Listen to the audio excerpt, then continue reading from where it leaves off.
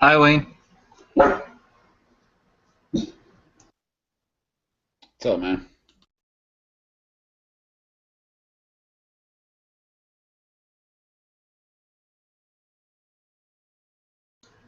Okay, sorry, my sound was down. I barely even heard you. But how are you doing today? Fine, fine. How about you? I went shooting with my son at the range today and spent a whole bunch of money on just shooting. uh, I probably spent like I I don't know. We probably shot like $400 or $500 in ammo today. Kidneys are cheap.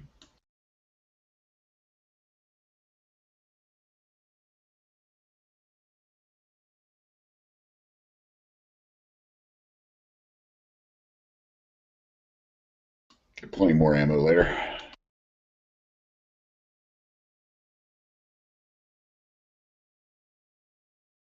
So was it all one type, or did you bring multiple ones? I brought 40 9mm 22 long rifle and 5.56. So I shot 400 rounds of 40, 200 rounds of 9mm. See, 650 rounds of 22 long rifle and 200 rounds of 5.56. Like we were there for like 6.5 hours for like pretty much all day. Sweet. Yeah, that's usually what I do. I end up making a day of it. I just bring like a cooler along or something and just hang out there for the day. Yeah, this new range we got here is like pretty much right next to a McDonald's. We just went to McDonald's and then came right back. Yeah, I wish mine was kind of like that, but it's a little more boondockish where I go. Like man, we didn't even we were the only people there today that even brought their own guns. Like the only other people that showed up to shoot came and they rented a gun or two. They came in and when they rent the guns, you have the option of buying just like 10 rounds at a time in these little bags, so you don't got to buy like a whole box of ammo. So there'd be like a guy walk in with literally 10 rounds and like a Beretta or something, shoot 10 shots, walk back out, walk back in with like an HK, shoot 10 rounds, walk out, and then buy one of them and leave. And like that's all that was there all day was just a couple people came and, you know, rented a gun basically to try it out. And then other than that, we were the only real shooters there all day. Yeah, so it was like nice most of the time. Like we could take off our hearing protection when we were just reloading, and like it was so nice.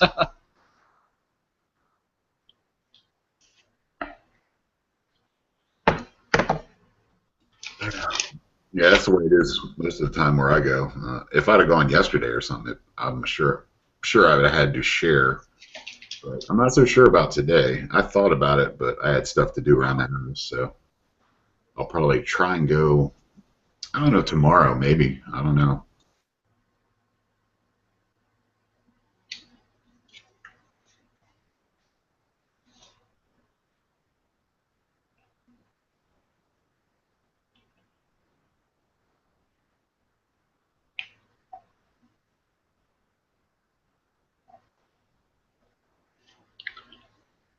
No, I'm done. Like I'm not gonna be able to do. Well, I'm not gonna be able to do anything at all tomorrow. Like I'm guessing here in a couple hours I'm gonna be popping some ibuprofen. Well, actually, I should probably take some now. Now that I think of it, before that, like my neck's gonna swell up, and they're just gonna be. And tomorrow I'm gonna be hurting. I'm gonna be hurting bad, but it was worth it. My son really wanted to go.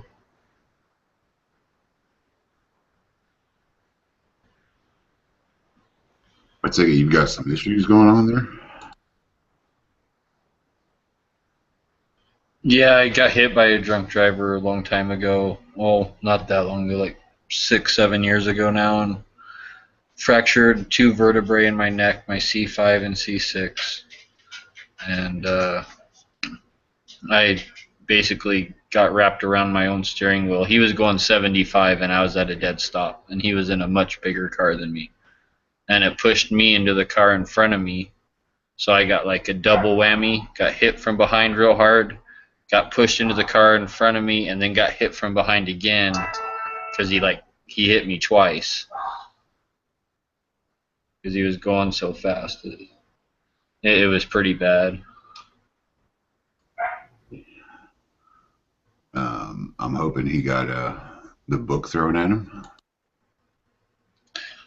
Yeah, he was 17, coming home from a party the night before. This happened at 7:30 in the morning, and he was at an all-night party, and he fell asleep, and he was intoxicated and everything, and he was driving his dad's big BMW 755i or something, and fell asleep at the wheel, and traffic was stopped, and there was actually a highway patrolman like next to me, a couple cars back, and the highway patrolman said that he saw him coming in the mirror, and he looked over as he went flying past the highway patrolman, and the kid was slumped like back in the seat, and head turned sideways, and the highway patrolman said that the kid never hit the brakes when he hit me at all. He just full on hit me with cruise control set at 75, and the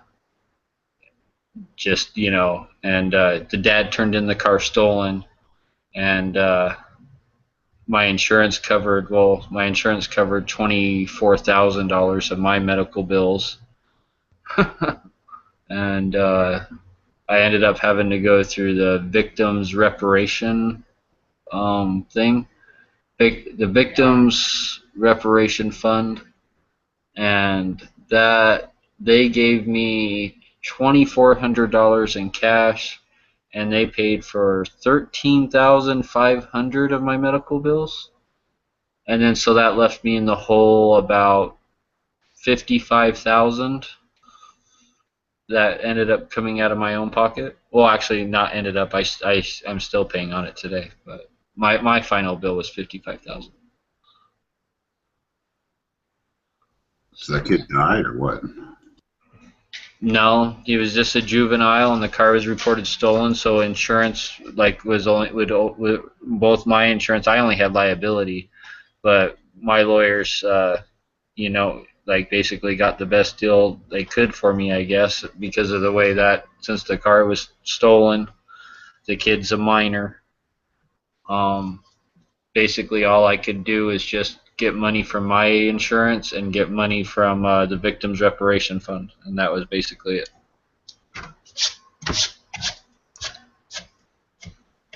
That blows. Yeah. So no, I got screwed. If it would have been like the dad driving the car or something, I would have been a lot better off. But since the kid was a minor, and the car was reported stolen by the dad the night before, there was nothing. I just basically got screwed, man, and I only had liability, and that's why I have full coverage now. That's why I pay for the full coverage insurance now instead of just basic liability, is because I got screwed like that. But Obamacare doesn't cover you? What the hell, man?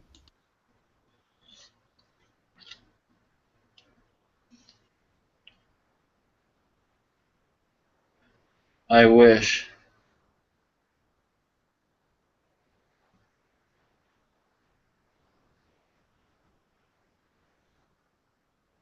It's liability only as far as all of my stuff goes. But I have some decent health insurance already, so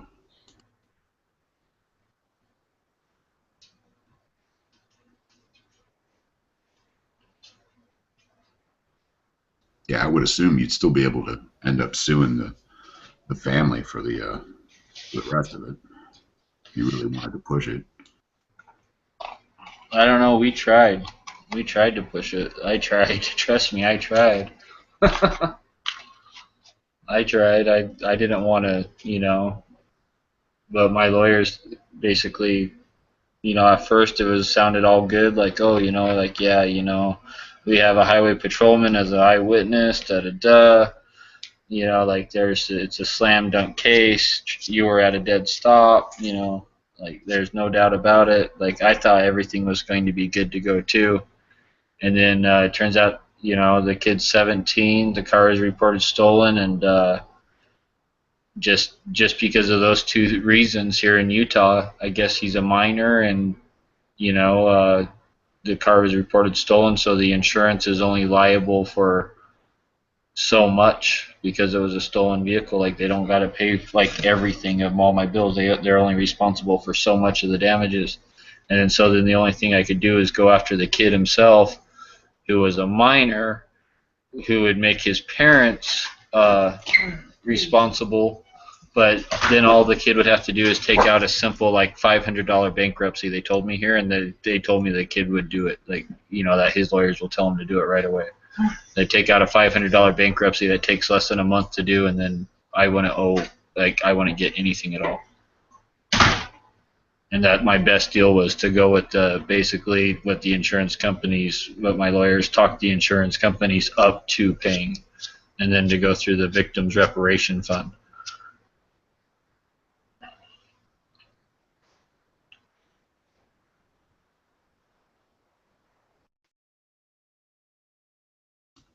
Isn't that fund like anytime anyone gets pulled over? I would think they'd have a larger pool of money considering how much money just I've put into it from traffic violations. No, they put 13,500 into towards my medical bills, and then I got a check for that from them for like $2,400, and they were just like, "See ya, that's it. That's all we're doing from you." So,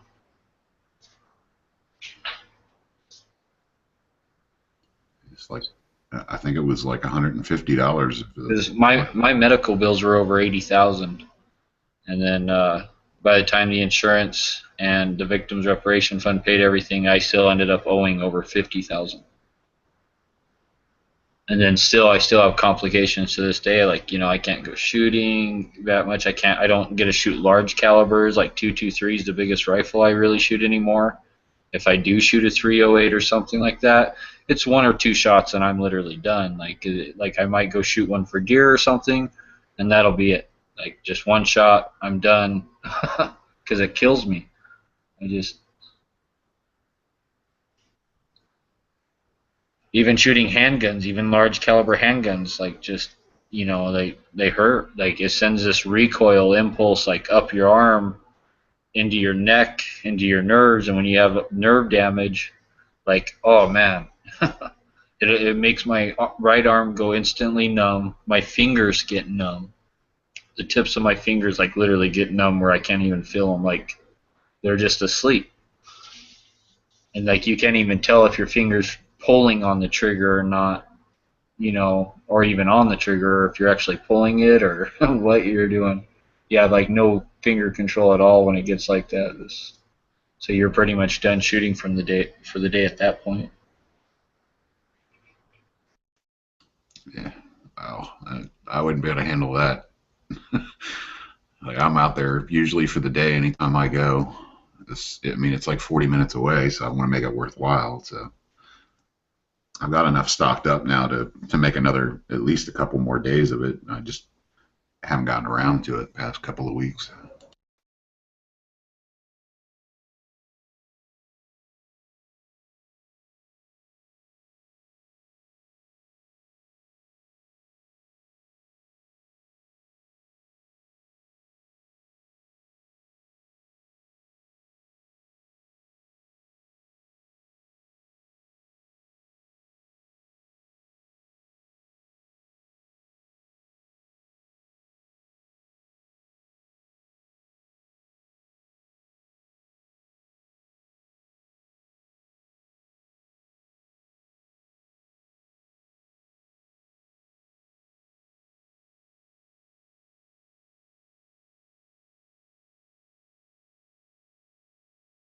Yeah, I don't know if those kind of massage parlors are the best idea.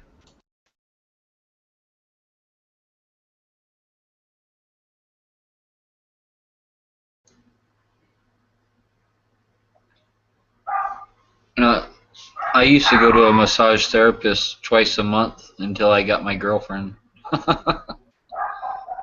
So now that's her job.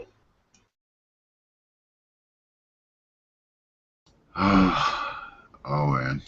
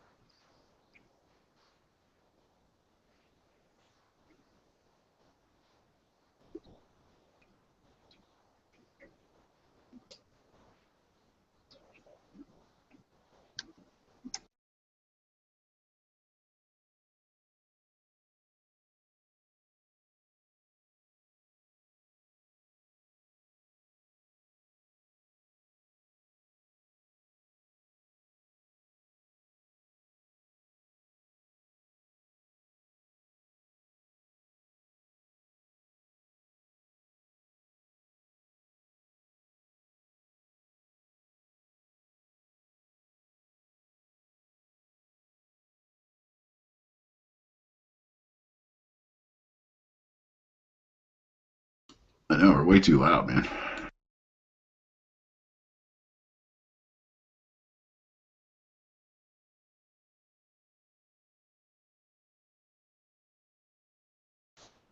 I know it's kind of loud at my house right now. My dogs are freaking out just because there's kids outside playing basketball. NBA hater dog. No, my one dog's a kid hater. He hates kids.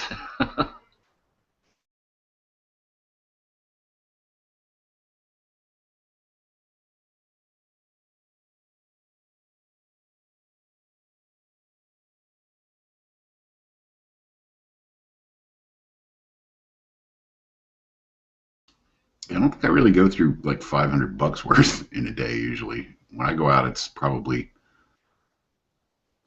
whatever, say like 200 rounds of. Yeah, but see, I only shot. Well, I shot less than half of all that. My son shot most of it. I shot maybe 40% of that. And my son shot 60% of it. So with two of us, yeah, it went pretty. It went pretty fast actually. Well, I can understand that when there's two people, but I'm just saying when I'm out there for like the entire day, it's I'm not sure what it comes out to, but it's I don't think it's that expensive. It's probably I really should get more time on the handgun range, but it's not as fun. But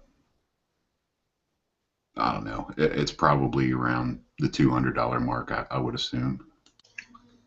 So now people now I tell people, this is why I like, wheel guns and bolt action rifles and break open rifles, and it takes a lot longer to shoot, and hence you don't, use up as much ammo as you do with the semi-autos. Yeah, you don't burn through it nearly as fast. Yeah, that's why Yeah. I try and take a break. Like I'll shoot for a little while, and if everything's okay, then I'll step away. If there's other people around, maybe I'll try and talk to them, see what they're shooting, what they're doing, that kind of stuff. We pretty much just shot, reloaded mag, shot, reloaded mag, shot, like nonstop all day.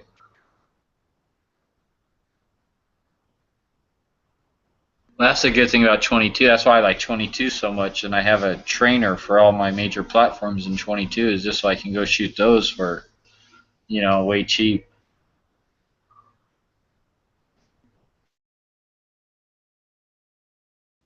Yeah, that's generally the way to go, unless you're hashtag reloading.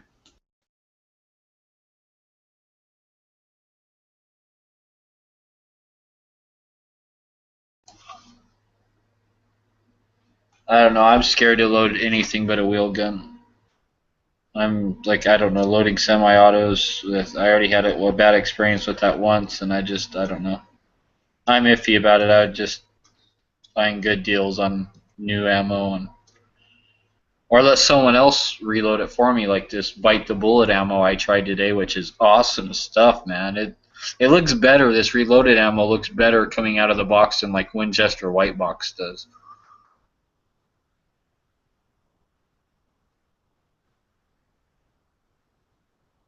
Nice. Yeah, DFT dot says free forte for everyone, says Obama. Yeah. I'm gonna call bullshit.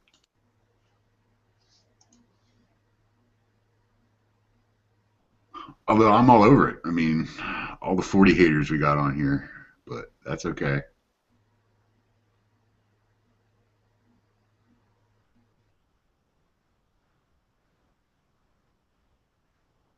I don't think I've actually shot any of my 40s for quite some time. Actually, yeah, I should probably actually get back to the range and do that, but I don't want to.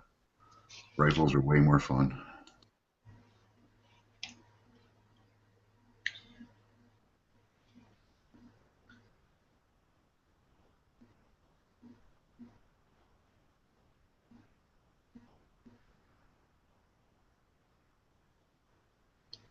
Yeah, you just wait for him to pay your bills. I'm sure he'll come through, man.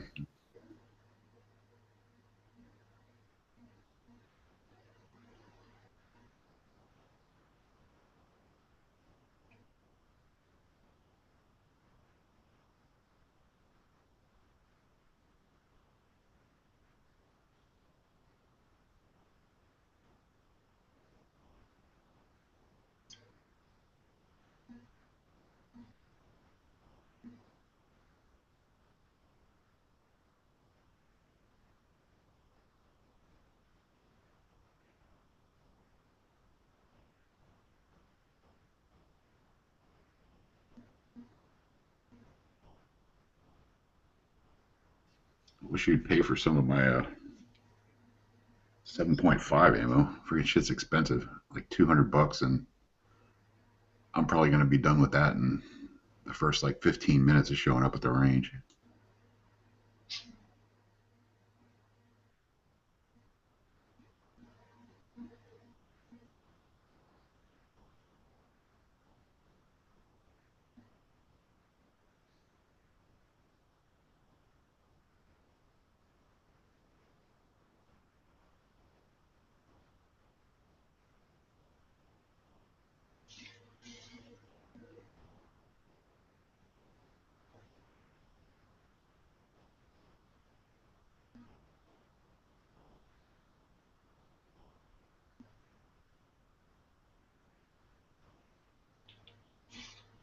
So the Enforce lights, I pretty much found out. I tried to put this Enforce light that I won, the APL, on a bunch of my different handguns. I put it on the Canic, I put it on the M&P full size, the M&P compact, the Glock 23.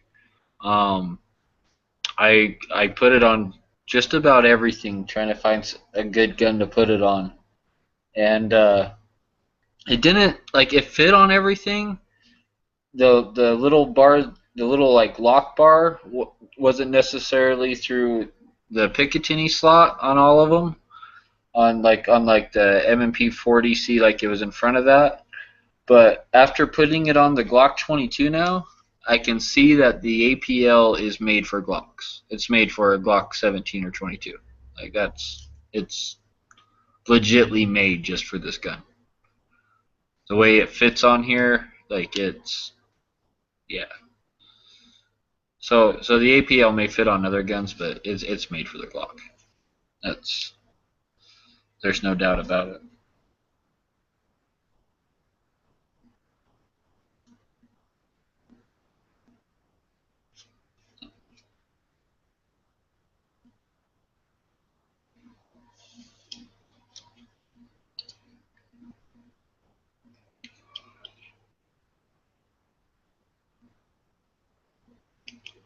The door's open. Go outside. Go play. Go. Go see. Go. Go. It's okay. Go see. You gonna make me get the gun? What is that?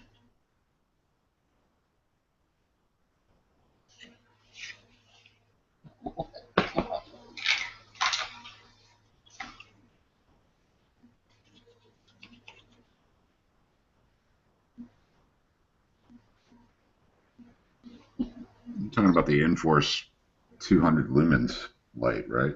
Yeah, the APL. Yeah. Yeah, I won both of them, the WMLX and the APL. You won them? Yeah, I won both of them on Instagram. Sweet. In that big giveaway, in one of the big giveaways I won. They're like $150 lights. I'm not, and I won each of them. I'm not complaining. I haven't put the WMLX on anything yet, but I'm going to put it on one of my ARs. I gotta buy a Picatinny key mod rail attachment, or not Picatinny, the key mod rail attachment. I guess is all they're called. Is the key mod, like in a 9-slot or 8-slot rail. Yeah, just the mount for it. Yeah. I have one for the key mod that I have on the one AR, but I don't even have it attached. I don't have a light on it. I don't have any key mod attachments or anything because these two guns I built, this matching pair is like they're the only key mods I've ever had. Yeah, both of mine have key mod rails on them now, but I don't have anything attached to them. It's just flip up sights, and that's pretty much it.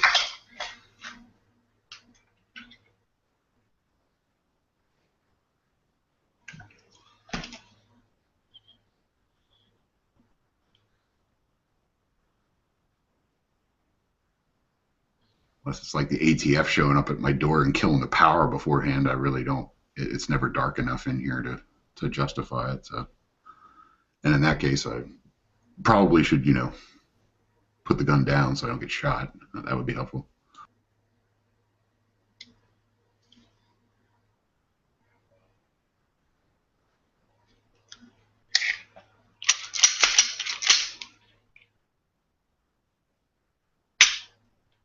This Glock has a horrible trigger.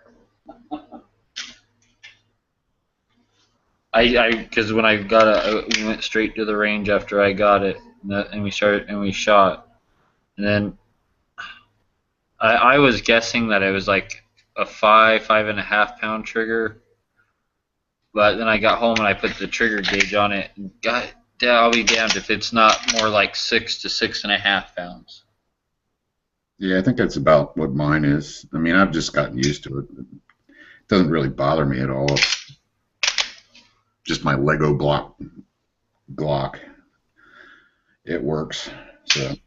You know, I want to say my 23 was something like maybe 5.5 pounds when I got it, and I tried that 3.5 pound Ghost connector and a whole bunch of other stuff, and then I ended up reverting back to stock. And but after like 10,000 rounds, it's literally like a 4 pound trigger. Like, you know, after you shoot it a whole bunch, it it lightens up.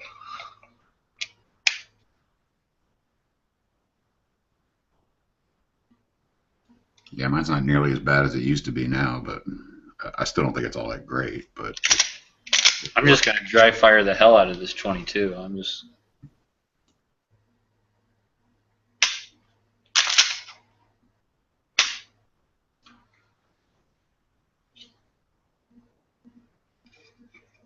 Man, this gun's dusty. Like, this gun has sat in the safe for like so long. There's like literally, like, even after shooting it today, like up inside the grip, like where those Glock butt plugs go, like it's like, I mean, it's just filled with dust, like dust, like so thick. I mean, like, I'm pulling out dust bunnies out of it. I thought this was one you got recently, like as a police trade-in or something, or is this one that you've had? No, this is the one I got today. I got it from a buddy who needs the money.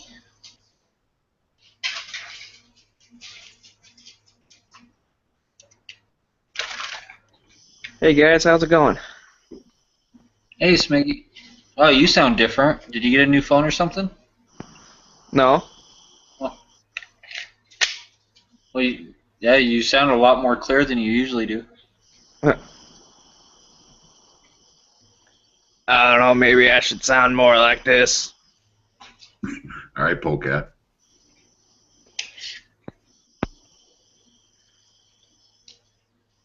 Well, how you guys doing today? Good. I got a new toy. Cool, what'd you get? A Glock 22.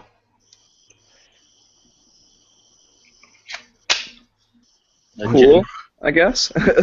A Gen 4. Gen 4, okay. So it's, and I didn't think I was gonna like it. I like really didn't, because of the finger grooves. But I actually like it. The finger grooves really are not like far apart. Like, it doesn't spread out my fingers. So I actually really like it. Cool, as long as it makes you happy.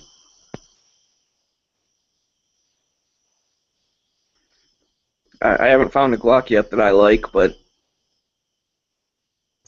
Well, I've always liked Glocks. I've never been like a huge fan. Well, actually, no, I can't say that. When I first got my Glock 23, I was a huge fanboy. Like, I thought Glock was the best thing in the world. But then I found 1911. So. See, I started with a CZ, so I already found the perfect gun. Well, there you go.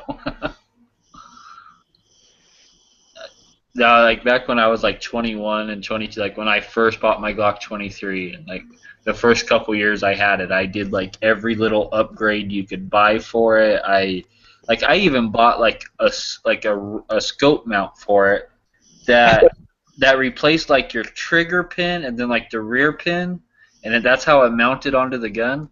Was like those two pins, and it was like a scope mount for my Glock 23. I actually had a scope mount for that gun at one time. And I like bought extended threaded barrel, and oh, like dude, I went all out and just bought everything because I thought Glock was just the coolest shit. And then I went and shot. Then I was at a pin shoot with it, and the guy's like, "Oh, here, you want to shoot my 1911?" I was like, "Yeah." And then I kind of never looked back. Yeah. Yeah. The only 1911 style gun I've ever shot is the oh shit, what was that called? It was a 10 millimeter like Delta or something. It was Delta something, but it was pretty cool.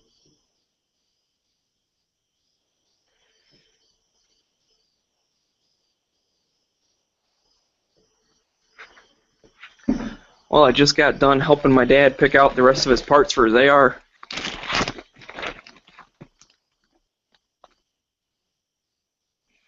I thought he was just going to get a buttstock, but we were looking at different stuff, and he ended up ordering the upper and all the other stuff for it too.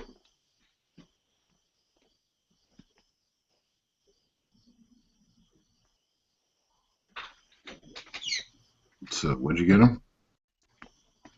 I got him. Well, he got himself the uppers from Palmetto State Arms. It's a stainless steel barrel, and then it has a free-floated M-lock handguard.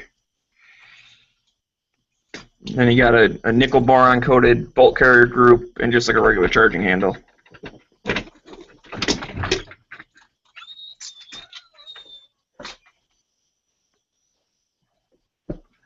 About the buttstock for it. Sorry, what was that? What about the buttstock for it? Oh, it's a Magpul. I forget which one. The one that's just kind of like a triangle skeletonized one. The MOE. Yeah, I think so.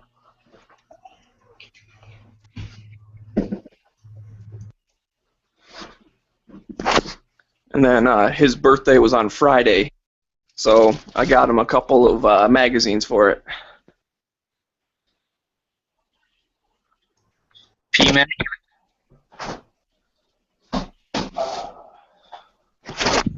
PMAG. No, I actually got him the metal ones. Oh, nice. What color follower did they have? I don't know. As long as they don't have the black follower, you're good. Okay. Because I got a couple for myself too, so. Yeah, if they have the black follower, those are the ones that can tilt and have problems usually, and then the ones with like green followers or orange, they're usually always anti-tilt. There's green, orange, red. I think there's even like a baby blue colored one, and those are all anti-tilt.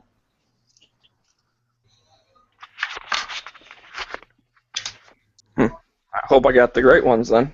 I didn't know there was a difference. Yeah, just the aluminum GI mags that have the black followers. They're the ones that's how you know that they can tilt. That's how I know. And they still work. I mean, like if you're just gonna shoot them at the range, yeah, man, they're still gonna work fine.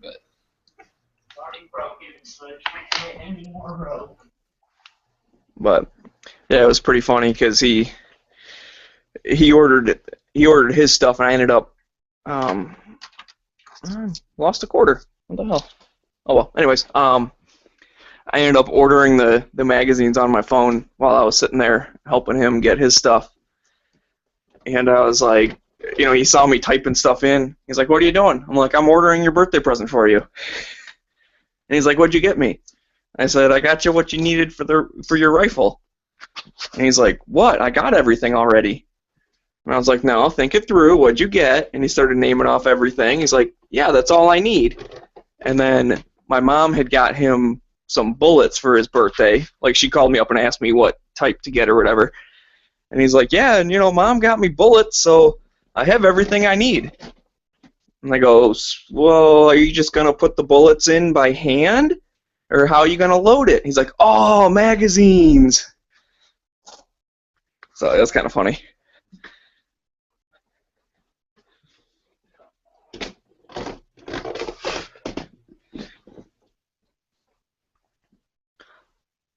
Oh, and actually, when I when I told him, I'm like, yeah, well, what else do you need for your gun? He's like, oh, my red dot. And I go, I don't love you that much, dude. I go, those are expensive.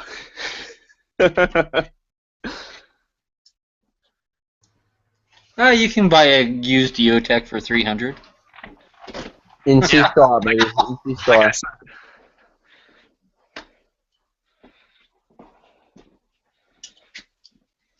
No, actually, I've had good luck. I have had a couple junk ones, but I've had really good luck with a BSA red dot I have that's super old, like over 10 years old. I beat the hell out of it. Casco red dot, True Glow red dots, Sightmark red dots. What other ones do I got that A are? lot of people like the Bushnell TRS-25, but I've never used it. I want to get one though. But That's what I have, and that's what I just sent back to Bushnell to be fixed. well, dang. That's What did what, you have it on? it was, but mine was broke right out of the package. So Oh, gotcha. and, That makes and, it a little bit better. and granted, the dot still works. It just disappears in the top 1/3 of the glass. Completely disappears. Anywhere up in the top 1/3 of the glass, the dot just disappears. So it's some kind of manufacturing defect.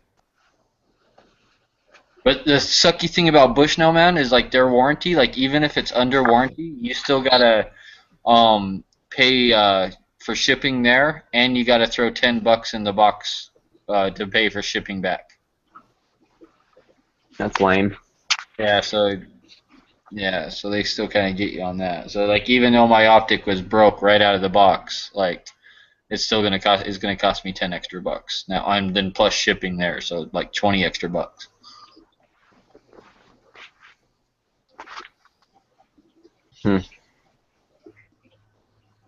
How's it going, Caleb? Yeah, it's going. How was your match? I mean, how Was was our- you put them yet? What? I said, have you looked at your scores, like your percentages? Yeah, I had them up. I don't have them anymore. I had a couple in the low 60s, which, one I had a mic. Actually, a couple of them I had a mics, and that's where it was. And then I had one up in the like a 75. I had a 71. Then I had like a one up in the 80s. So it was. Put the link in here if you don't mind. If you can pull it up. I want to look at Yeah. the ones you shot. Like what stages? Yeah, just a second. So Smeggy, you were talking about the rifle you got for your son, right? Because you were talking about getting him one a few weeks ago, right? for my dad. Oh, for your dad. Okay, never mind. I'm thinking somebody else. Who was it that was buying a gun for their kid? They're trying to figure out what to buy him. They were either just trying to decide between like an SKS or an AR or something. I forget. Somebody in the gun channel's chat. Well, as for a kid, they're going to want to pull the trigger as much as possible. I'd actually spring for the SKS because ammo's cheaper and less ammo in the rifle. Mm-hmm. Oh, I remember that, Chad, and they said that their son was into like surplus rifles. So Yeah. Who was that? I'm trying to remember. It's been like a week now, I guess, or a week and a half. I put that on the internal. Yeah, I see it. The only thing I noticed about the new update they did for that website, is there a way to see individual results yet? What do you mean? Oh, just like looking at me? Yeah, or anybody. I'm just curious. I don't think so, but I know that the registration got jacked up. What do you mean? Like on Pack Score in general? Yeah. Ooh, you can actually search for clubs. Yeah, I kind of like it. I think it's gonna work good when they get it Yeah. cleaned up. Crap. Oh, and you can even find. Oh, that's cool.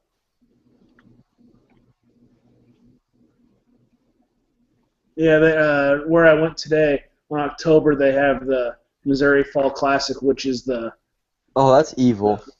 what? This classifier, they put no shoots behind a still popper. That's what it's supposed to. Yeah, and yeah, it's How fun. they? I guess they're just on a target standing right behind them. Is all it is. Yeah. And so many people plug that no shoot. Dude, I would slow down like crazy. I mean, not a lot. I'd probably slow down like 2/10. Probably like What is it? Just shoot, reload, shoot, or no? There's ports. Yeah, it's ports. You need to go underneath. T1. Yeah. So it's shoot the left side from the left port and shoot the right side from the right port. It's pretty Right, but the left, but you have to bend down because the ports start about waist high and go down. Yuck. Yeah. I've never seen a no shoot set up like that behind us. Still, like, what do? They just put it like right behind it as far as they can without the that way when the steel falls, it doesn't hit it. Pretty much. Yeah, it's probably like a foot behind the steel falling. Yeah. In that results you posted, how does someone get like a 4% and then someone else gets 100% or like 400 points? Like there's such a discrepancy between first and last place. Well, okay, if you look at, are you looking at the overall or what? What are you looking at? Yeah, I went to combined overall. Okay. So basically match points is 401. That's how many match points he had. If you win, you get so many points. So, or win a stage, you get so many points, and then everything's based off that. And so basically, they add them all up, and then whoever has the most gets 100%. And then my match points are 381, so I'm 95% of his 100%. Right. So think about that's what you think of it. Pretty much, whoever wins is the person who sets the percentage rate. Mm-hmm. So. Oh, okay, that makes sense. Right. I didn't understand that. I was like, I was thinking, is that like percents, like on target, or like what, like how? What does that mean? I had no idea. Yeah, it just means like that guy who won, he shot 100% of the stage out of all the people that were there, which means he won that stage, or in that case, the match. Right. And the guy I went was third, and I was second. But of course, if you look, there's mostly D's and B's. There's a couple GMs. There wasn't a lot of people in your division. There was only like, how many people were there total? 64. But wow. The thing is that there's a lot of people. Like, this is the first time I was at this range, but because it was a classifier, I knew 5 people that said that they weren't going to go. So. To the match. Yeah, because it's a classifier. 5? Where was that at? Was that in Arkansas? No, that was Rolla, halfway between St. Louis and Springfield, Missouri. About 2 hours outside of St. Louis. How long did it take you to get there? Driving wise, about 2.5. But I met a guy about an hour and 15 minutes into it, Jake. So we went up together. It must not. He's been there before. Y'all must just not have a lot of production shooters out there. Cause like we're going like what 12 of y'all or something. I looked at it earlier. Well, it's because it was that, and there were a ton of people shooting 40. A lot of limited guys. I was about to say I just went limited now. That's where all the guns are at. Which is really weird because where I'm at, it's mostly production guys. So. Jamie Choat. Never heard of him. For who? How does someone get disqualified in that? I noticed there's a disqualified. He probably broke the 180. Oh, no, I know this guy. His gun broke the first match. I mean, the first stage, his gun broke. So he went from that to an open gun, and he said, "Screw it, just disqualify me." He shot with an open gun. Okay, so he just shot with for fun after that. Yeah. Well, will they so if someone comes back to the firing line with a loaded weapon or something like that, will they disqualify you? Yeah. It's a cold range, so the only people that could have ammo or that could have ammo in their guns are the ones that are getting ready to shoot. Why didn't he just tell him to move him to open class if he had an open gun, and then all his previous scores would be counted as open on some, and he'd be taking a hit like on the first stage, obviously, but then after that. He was getting ready to sell it. So what? His open gun, so he didn't care. So I mean, yeah, it was a classifier match. That's right. So. Yeah. I guess it really didn't matter at that point. There's no point in being classified if you're not going to shoot the division anymore. Caleb, I'm sending you. I can't send you 6 videos. So hold on. Usually, whenever something like that happens, Dead Horse said like they'll put it in as a 0. They won't disqualify you. Like they'll just put it in as a. It's called did not finish, but it'll just show up as a 0 score on the sheet. I'm sending you a bunch. I can hear you sending them. Like gonna be like crappy quality because your phone format's different. Oh, really? Every time you send me videos, they come out super crappy because it's not because your phone, it's because it's a different operating system or whatever. I don't know how it works. Okay.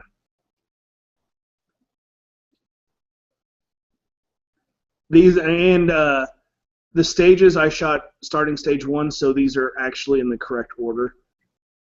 Here, let's see if I can't email them to myself and show them. Did you hit a no shoot on that first one, on that port A, port B one? Nope. I actually got like That's pretty nice run. It looked like. yeah, I got an 86. I think I got like an 86% on it. And I had 1 delta, all alphas. Nice. Are you talking about the whole match? No, for that run. Oh, come on, son. I know. 95% points, right? You gotta be like Stager. Yeah, right. Just post up in 2 days. That's what most people who shoot production do.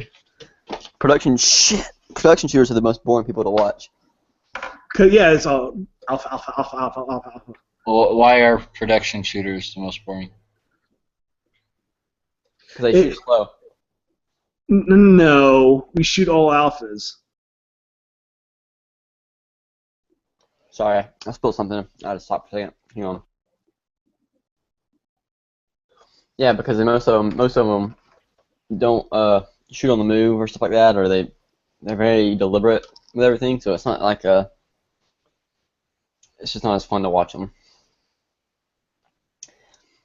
And when They're not like physically. They're not giving it like how do I put this? They're not pushing their limits 100% of the time like open shooters are. They don't have to win. But open shooters, if they want to win, they gotta be like pushing it the whole time. Well, running ragged edge. The reason is because we're a minor. We had to get the alphas. We had to hit in the A zone, or else we lose so many points. Pretty much the best way to shoot production is just to collect as many points as you can and just be very efficient with everything else, your movement and everything. So just yeah, that's pretty much it. So, and when you say a production shooter, are you talking about like a stock production gun? Well, it's their division. Modified? It's the name of the division.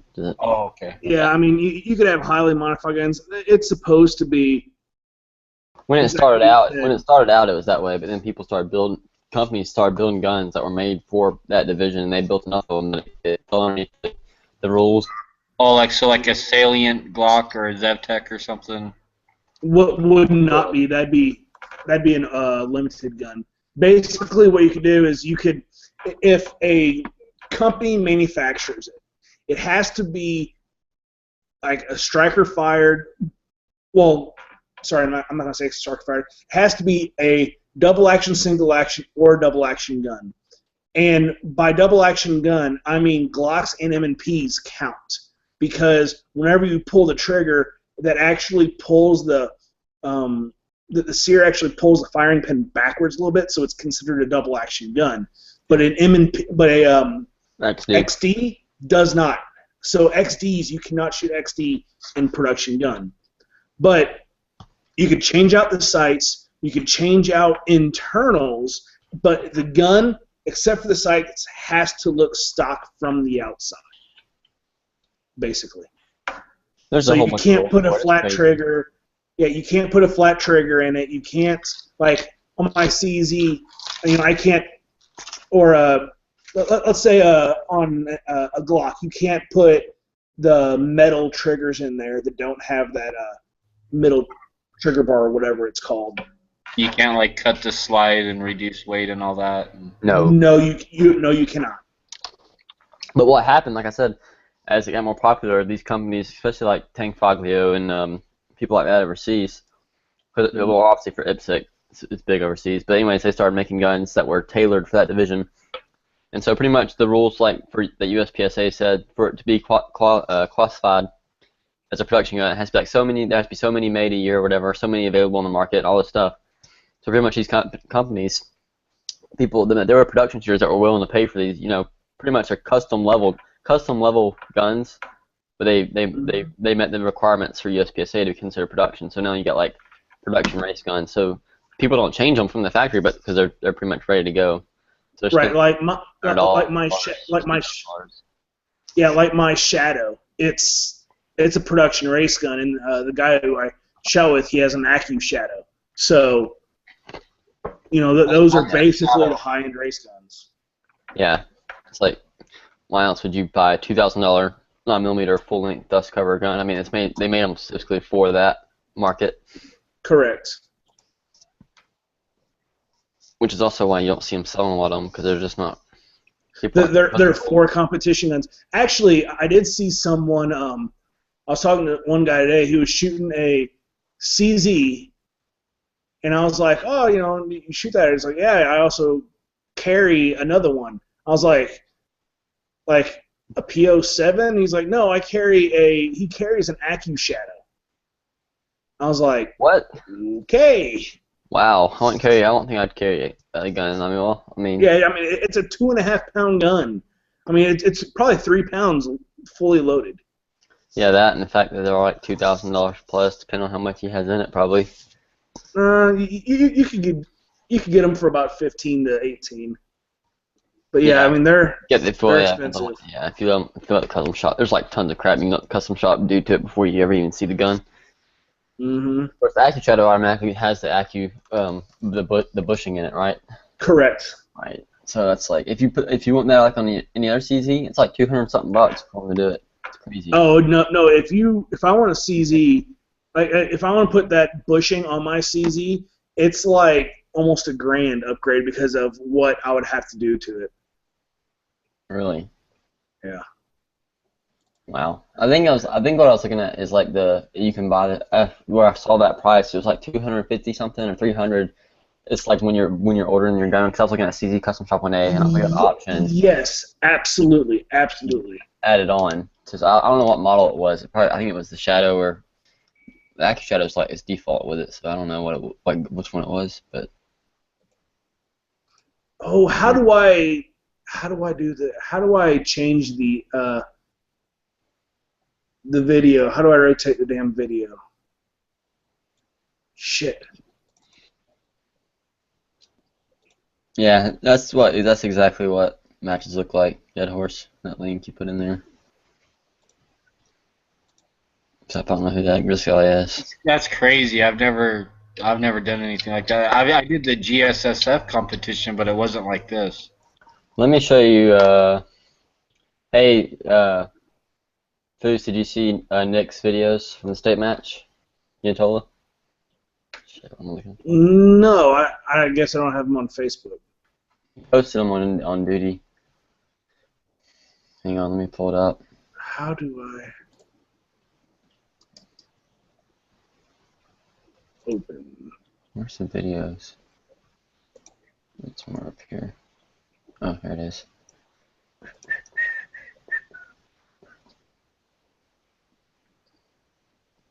Let's see if I can open this with iTunes. Yeah, I freaking woke up at 4:30 this morning to go up there. Alright, so watch this one. Now when you go to do these competitions, okay, how are they keeping track of and the scoring of like how many shots it takes before you hit your target, how many shots per target, whether you're hitting the steel, missing it, like do they keep track of total rounds used? Like how does that all work? It's all time based. This all time, like so it doesn't even matter if you're really. No, the time and then the hits on paper, and all steel has to do has to fall. So if it doesn't fall, then it's considered a miss. So like if I take 4 shots at a piece of steel, as long as I get it to fall. Yep. The only thing you're losing there is time. Okay. Correct. And then they actually go and look at the cardboard after and say yeah. like. Alpha And is Charlie it 2 Delta. shots? 2 shots per each cardboard? Yeah, typically. I mean, it'll say otherwise, but yeah, the standard is two Yeah. shots per 2 shots scored. Mhm. And, I mean, it's you can reset a stage pretty quick. Like if there's not a lot of steel on it, I mean, you can reset a stage in like 15, 20 seconds if you got enough. If you got it running good. Just with people with tape, just to tape it up, right? Yeah. Well, here we had to reset our own. That's what I'm saying. They usually get like, honest, even like even our local matches. Like I shoot with the same general group of people, so like there'll be like at least 2 or 3 ROs on the squad, so that helps. And then I'll run the scoreboard, and maybe 1 or 2 other people will run it, and it's like once you figure out a system for a stage, it's just like it's fast, pretty fast. Usually, depending on how the stage is set up, you can score it before they're done shooting. Like you can score half it. Like I'll score half of a stage while the guy's still shooting. I'll score the targets he's already shot that are behind him. Right. Absolutely. Let's see if I can open this. You look at that link in the side there, Dead Horse. That's Nick shooting, by the way. Foos too, if you want to watch it. I'm trying to get these videos so I can show them.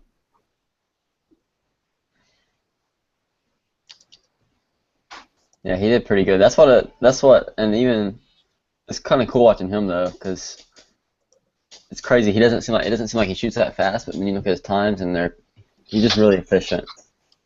Is that a 9 or a 40 you shoot him? That's 9. Most people shoot 9s in production.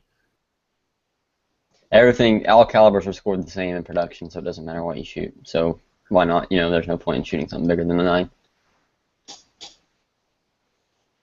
I was watching a interview with Max Michel. Yeah. Yeah. He was saying that he shoots 40. I don't know if it's for the same competition, but he was saying he shoots 40 because it shoots softer than 9. Some people do. That is pretty debatable. Like I've never shot 40 minor, but you can load 40 caliber to the same, power factor as 9mm, and some people will say it is softer. And I've shot sub power factor before, like when I was messing around loading up some lighter bullets, and they were really soft. I probably could have even went lighter, but I didn't. I mean, I'm not shooting minor power factor, so. But yeah, you can do that. People load 40 caliber, they download it to minor power factor. And would you still have a little bit of advantage knocking over the steel versus 9mm? Like, do you ever get any hits on the steel with the 9 and they don't they don't fall over? Yes. I mean, yeah, typically I'd say actually I saw one at the state match that didn't fall over. Usually they'll fall either really slow or won't fall sometimes if you don't hit them just right. Especially if they're closer, it doesn't matter. But like 20 yards plus, that's very possible. It just depends on how well the steel's calibrated and what your power factor is on your gun. But I don't know if it'd be different in 40 caliber. Like I said, I've never messed around with loading 40 that light. I'm sure it'd hit a little bit harder since it's a heavier bullet. Yeah, but there are some 9mm that'll have 147 grain, and if you load a 40 light, sometimes you'll even go. I mean, between 147 grain and 155 grain, you're not going to have a bunch. What you can get 40 calibers in 155, right? Or is it? Yes. Yeah, 155. That's like the lightest I've ever seen, I think. Yes. Yeah. 165 is more common. That's what I always see a lot of, but I've seen 155. Yeah, you can definitely get 155.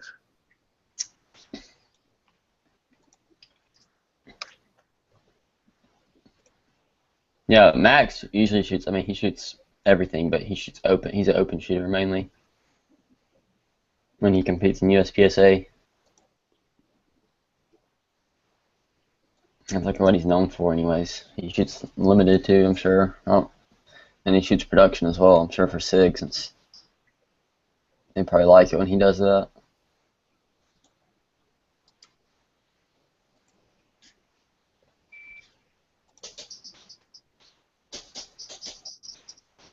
Nick's footwork is amazing. That's what's crazy. And that's what my friend was saying. It's like, it's funny watching him shoot. It's just like, it's like, okay, pow pow, pow pow, whoop, pow pow. It's like he's like warping to the next position. Yeah, it's absolutely crazy. And it doesn't seem like it until you're like, okay, that looks kind of, I mean, it looks good, and then you look at the time zone and you're like, holy crap. He's like, it's a lot faster. This doesn't look that way. That's why it's not as fun. It's not as fun to watch, like someone like Clint Upchurch or KCU Sevio shoot an open gun, because they're just like moving the whole time. It's like they never stop to shoot really, unless there's, if they can shoot something on the move, they're gonna shoot it on the move. Right.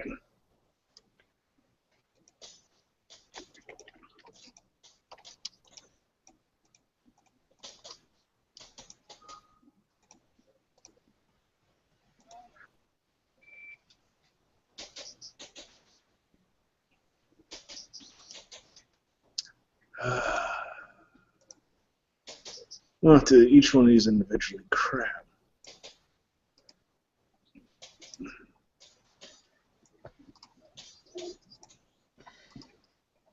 Holy crap, that was fast.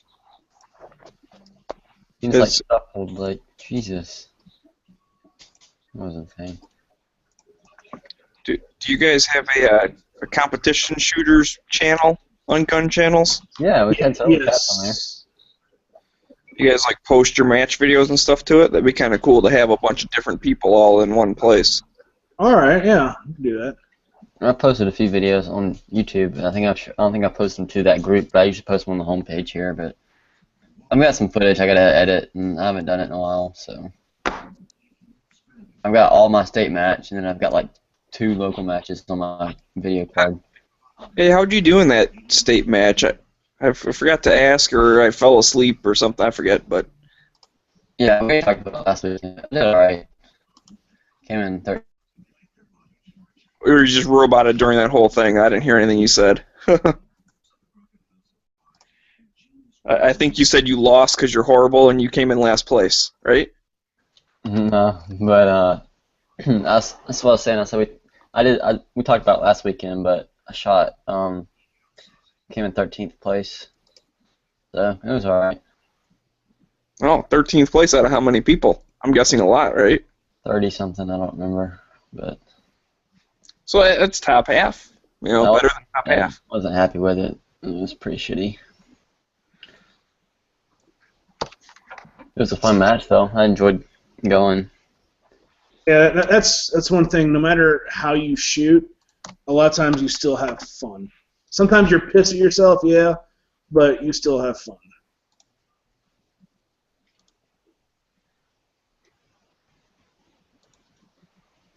Yeah, I've only ever done that like practice IDPA thing, and I had a lot of fun with that. Even though I didn't do very good. Yeah, IDPA is totally different. Yeah, I know it's different, but it's kind of similar.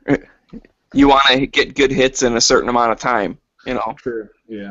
It's sort of Maggie, you know IDPA stands for I don't practice anymore, right? well, that fits me perfectly. I've only shot one IDPA match.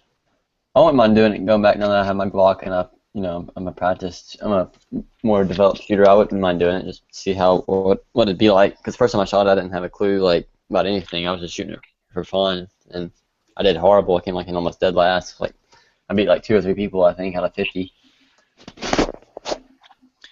Yeah, I've never even done a full match. What's that? Said I've never actually done an official full match. This is just I think I mentioned before. They set up 4 stages. You kind of shoot it. They do score it, but you never get compared to the other people. It's not like an official thing. Oh, that's weird.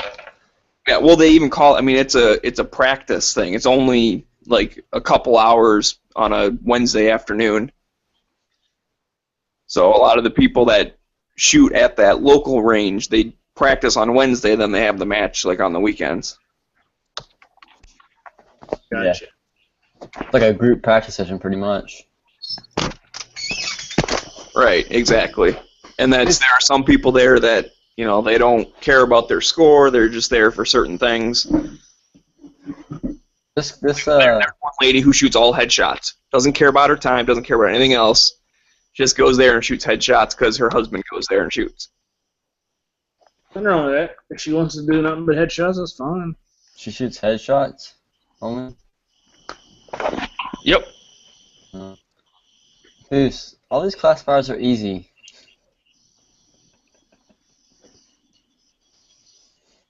You should have hunted on all of them, except for Yeah. Fluffy. Oh, Fluffy's Revenge. The first one's not that bad. I've only shot the second version of it. How far is it though? I don't know. I mean, you do have to think this is the first weekend I tried to shoot with both eyes open. Yeah. I don't focus on it that much. I don't think about it. I usually don't. I don't shoot both. I mean, I really don't shoot both eyes open that much. Really, the only time I do it is when I'm shooting like targets. When I'm not even aiming. That when it's more point shooting at that point. I mean, I'm aiming, but it's not very focused. Only see what I need to see. Okay, I take that back. That TikTok stage, that looks ridiculous. Which one's that? Wait a second. Yeah, I'm trying to get. That's the one with the 4 targets around the no shoot. No, that's not too bad. You just shoot them, reload, shoot them. Oh yeah. That's only Right, 7 yards. No, that's not too bad. Yeah, it's super fast. Yeah. Like the, I think I got like 75% on that. Dude, But I there hate is single start. So if well, you don't have to sit down on this one though, do you? Never mind. no, you're outside the box and then you get up and you go with empty mag.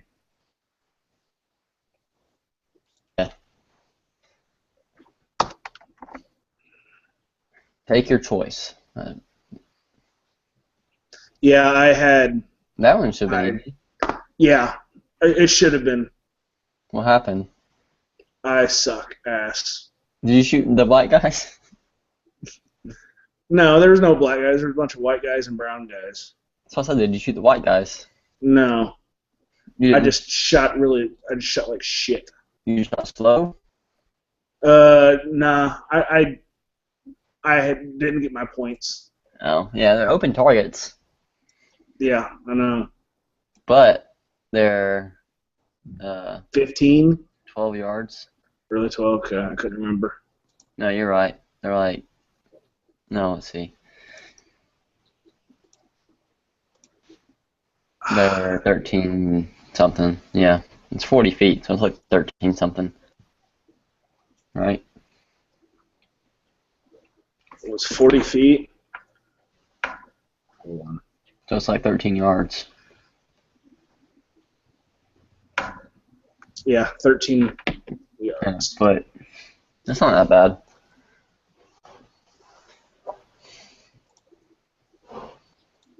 What happened to Smeggy? Smeggy.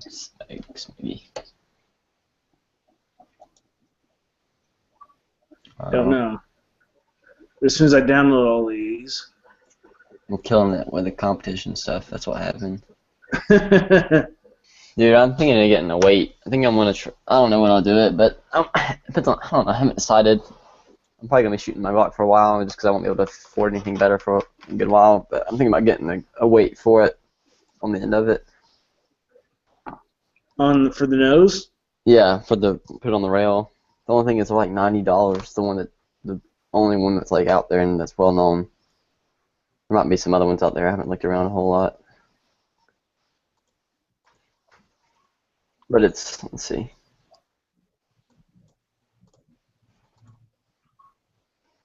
JC Custom.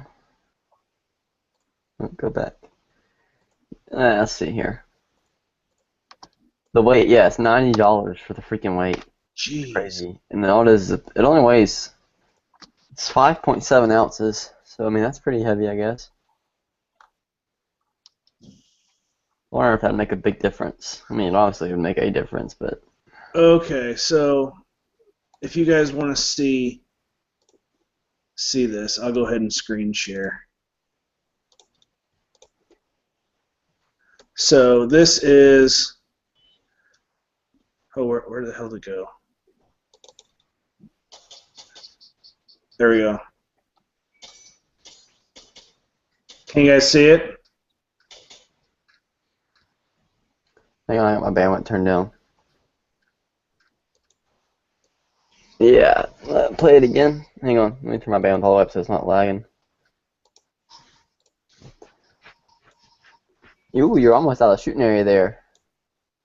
I know. Looks like you were. Looks like your foot was touching. No, it was not touching. It was not touching on either side, even though it looks it. No, you can see my foot is off the ground. What, your toe? Is it on the fault line? It's on the fault line. That fault line's up about an inch. Yeah. So Oh, you're it's on on the fault video. line. Yeah, and then same here. I would have never saw it anyway if he's on the other side of you. Right, but look on the right side. It's not. It looks like it's touching, but it's not. Sure. I'm Cheater. on it. I'm on it. I'm not touching Cheater. on the outside. Go back to that port. Was it just like... never mind. Forget it. Let's watch this one. The port. It's just like a stick coming out. Yeah, and you shoot from underneath it. Yeah. That's not bad. At least it wasn't like solid or something like... Yeah. But it's still it sucked whenever. That's not like waist high. That's like, dude, I could...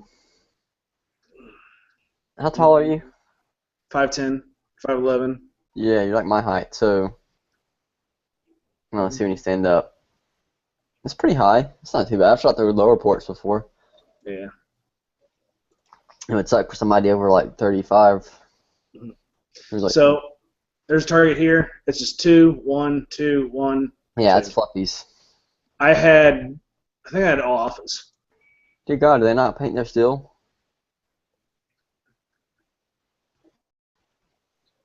That was a good run. They don't paint their steel? They didn't. I shot this one yesterday, and I shot it twice yesterday, and I shot it once today, and I actually did a little bit better today. Like, Really, the match? yeah. Mm-hmm. And what is it? It's one here, and you could see there's one here, there's one there, and then one over on this side of the wall. You could see 3 of them from either side of this box. We timed it out yesterday.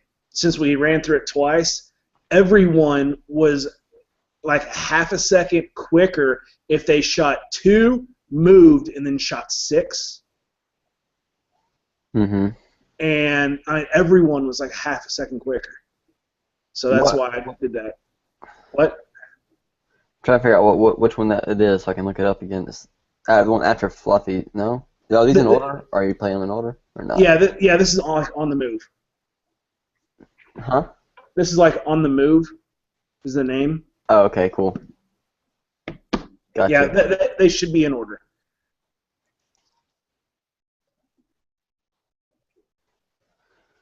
Alright. So, and that was like 4 seconds. And then you redo it, starting on this side. It makes sense it'd be faster shooting it right to left on the right side because you're already moving that direction anyway, so your momentum's already going that way, so you drive into that one and then you just come back across. Yeah, it's actually... It'd be a lot better for your movement because if you were to shoot the first 3 from the left side, it would you'd be shooting. Well, no, you'd be shooting to the right. You'd be shooting left to right. Well, whenever I did this, the first time I really messed up. So I shot this far left, and then I shuffled over, and I went right to left instead of far left, shuffle, and then continue to go left to right. It would have been faster. If you would have shot left and then shot left to right after you moved? Yes, and then coming back, I shot the right one, moved, and then shot right to left. And I was faster going left than I was right. Oh, you started on the right side of the box. Well, you can start on the right side of the box or left side. It doesn't matter. Right, yeah. And then you just pull and you shoot. And you can see 3 targets from either side of the box. It's you had to run it through twice. One from the left side and one from the right side. So you'll see. Oh, See, it's 2 strings. Now I get you. Okay. Yeah, it's 2 separate strings, sorry. But you can shoot it. You can shoot it both ways if you want to, right? Or no, you gotta do the opposite. Yeah, you have to do opposite. And Fine. it doesn't matter which side you start off with. If you want to start on this side, you can.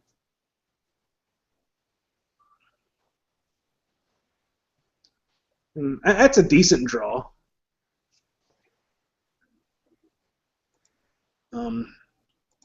And then this one, oh, yeah, I had ton of alphas, and I had a freaking mic. On I open target? was, yeah, because you'll see here. Man, what happened? You were tracking. Oh, that's why. No, all those were alphas. What? Hold on, watch here. Weak-handed?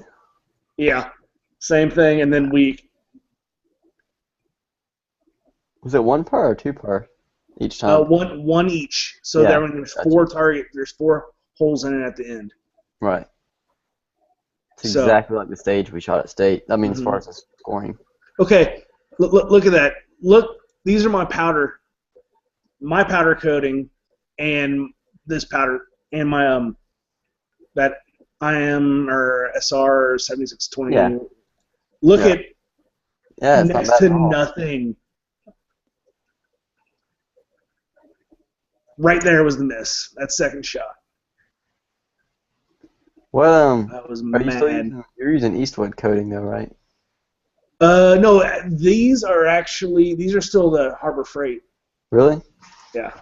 Maybe I need to double coat mine. Maybe that's what it is. Maybe it's just because it's not covered enough. Maybe it's some of the lead getting smoking Yeah, through. I'm definitely double coating. I think I'm gonna start doing that. But This is the one I threw a couple D over here. I think I had an Alpha Charlie, 2 alphas, 2 alpha, Alpha Charlie, Alpha Charlie. I hate shooting in those barricades. I don't know why. Mm-hmm. They're just uncomfortable. Mm-hmm. Well, this one is fun. You didn't really have to move. That one went too bad. He was far back enough. Yeah. I mean, you could see. Well, yeah, I just don't like what it is. I don't like shooting close to the barricade. I don't know why. For some reason, it just screws me up. Who's that? Oh, that's me, and that is another guy. He's a A-class shooter as well. That's you shooting now with the hat on? Yeah, this is in the spring, I think. Oh, okay. Yeah, it's a different match. This is about an hour from where I'm at.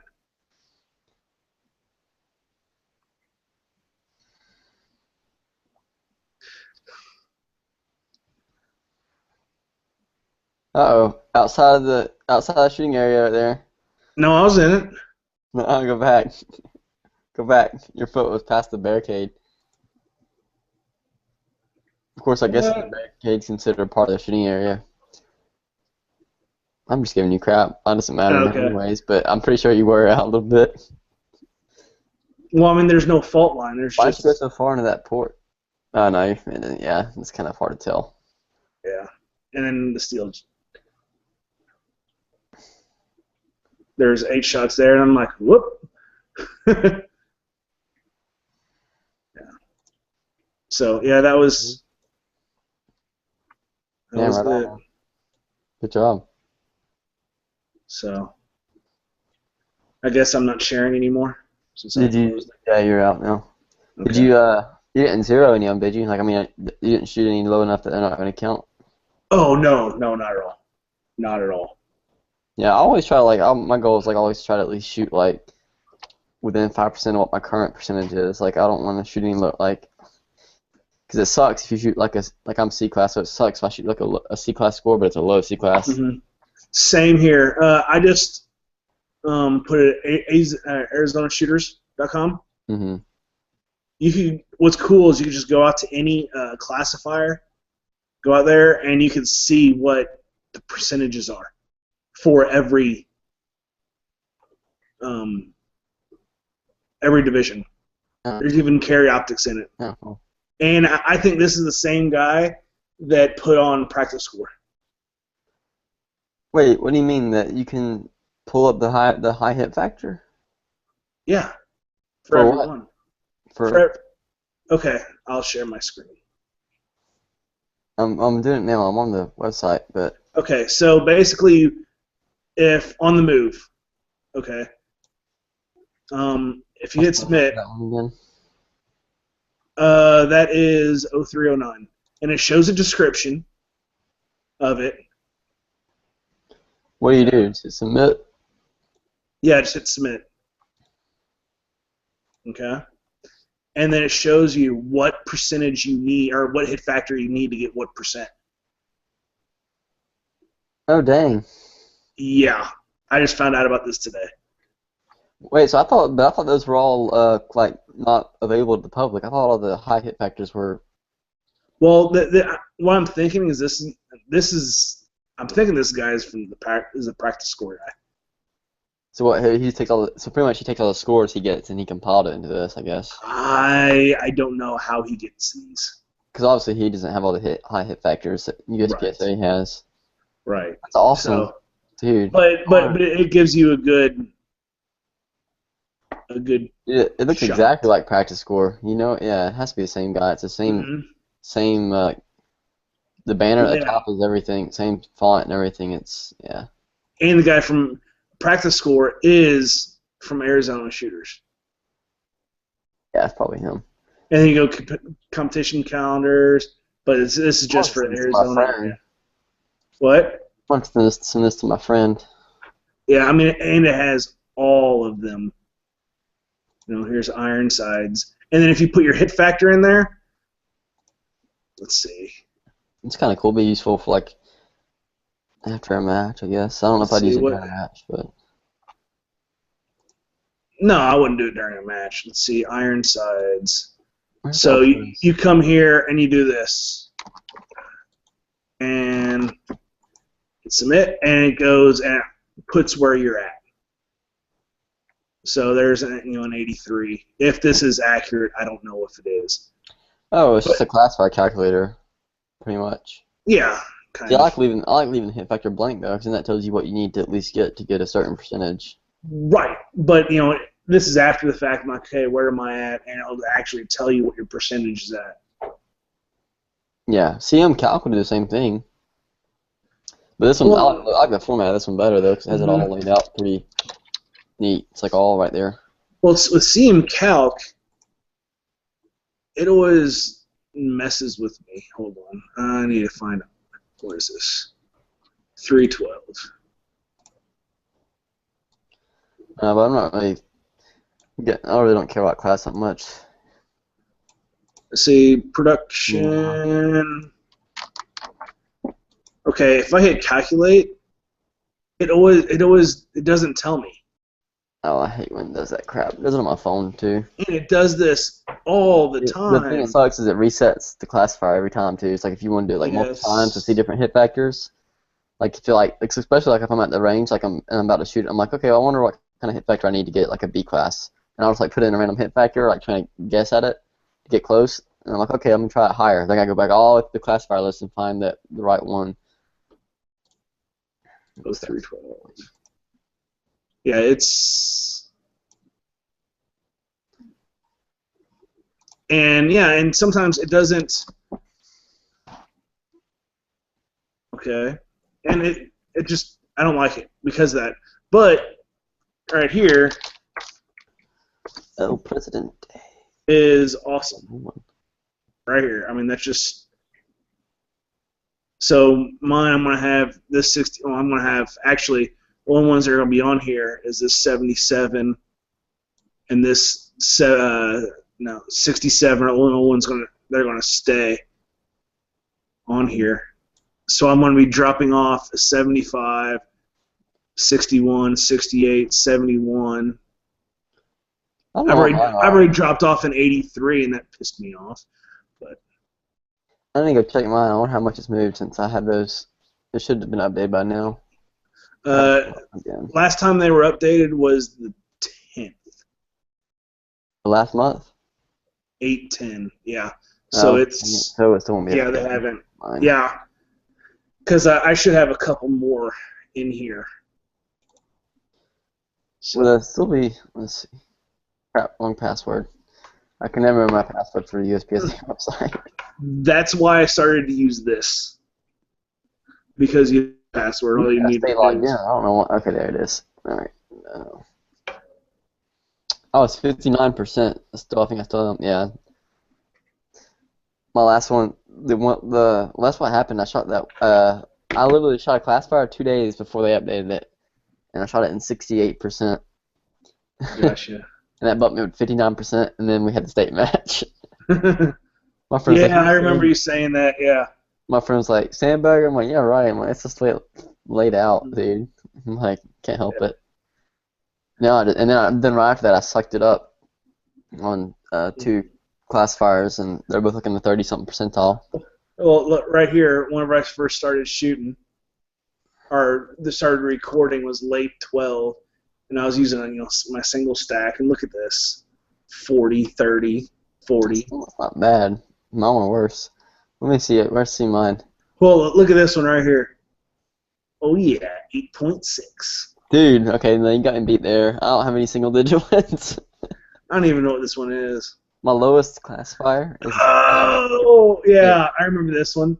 I remember shooting this one. Dang, I have 3. No, crap. My lowest classifier is 15%. Oh yeah, I remember this one. I plugged no shoots like crazy. Yeah, it looks like fun. No. When you count. All right, let's see. My first one I ever shot was 18%. But it was an easy classifier. I don't know. Oh no, it wasn't. It was one-handed crap. Yeah. That sucks. No wonder I did so bad. Then the Also, that there's a couple people today that I'm like, they're scoring it. I'm like, this is Virginia count. And he's like, oh, really? Shit, sucks. So. Oh, I've shot this classifier twice. Dang, I didn't realize that. This is the one I just shot that hasn't been entered in. And let's see, the last time I shot it, was 18%. I've doubled it since then. I shot like in 36% this last time. I don't think Moon likes us talking about competition. Yeah, but can you guys 360 no scope? Well, Exactly. of course not. Well, actually, yeah. Wait, on what, a 2-yard target? I used to be in a clan in Call of Duty. We used to do work. Crap, I didn't want to close that video. Yeah, we used to tear it up on Call of Duty 4 back in the day, man. Or I did anyways. That was my game. On all those, I played about 3-4 weeks, and then. Oh, dude, I had days worth of like game time logged on Call of Duty 4. Like literally go into my profile and be like, how many days I've spent playing the game. It was crazy. I don't think it was over a month. I don't think it was over a month, but it was like in the teens or something. I mean, it was pretty. I think it was over 10. Mm-hmm. Maybe, I don't know. Maybe more than that. I can't remember. But now I don't play anymore. I try to get back into it, dude. I got that War Thunder game on my computer. I haven't played it in like 3 weeks. I've been so freaking I just find other stuff to do. Yep. Come on. She posted. I can't believe I shot 15% on this one. Let's see what it was. Oh my gosh. Oh yeah, this one did suck. Look at this one. So I'll put it in the internal. This is where I remember shooting this one. This wasn't too long ago, and it sucks really bad. That's my worst classifier I ever shot. Yeah, that was back in January. Oh, I've never shot this one. Yeah, it's bad. Virginia count. 5 feet high. One star signal behind fault line. Wait, scanning chair. Okay. Knees under tail. So you can either shoot sitting or you can stand up and shoot. Yeah. And it's freestyle first string. Okay, and then Long hand, and then weekend. that's.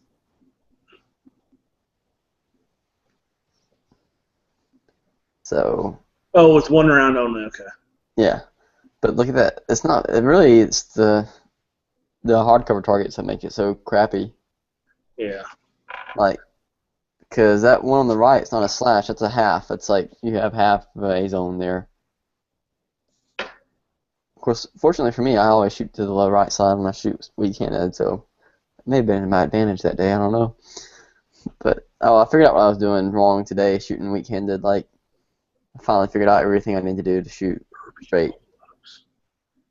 Holy shit, that's gonna suck tomorrow morning. I started doing CrossFit about a week and a half ago now, and they're having 2 classes tomorrow, and I'm like, this is gonna fucking suck. This is gonna suck. 8 o'clock in the morning.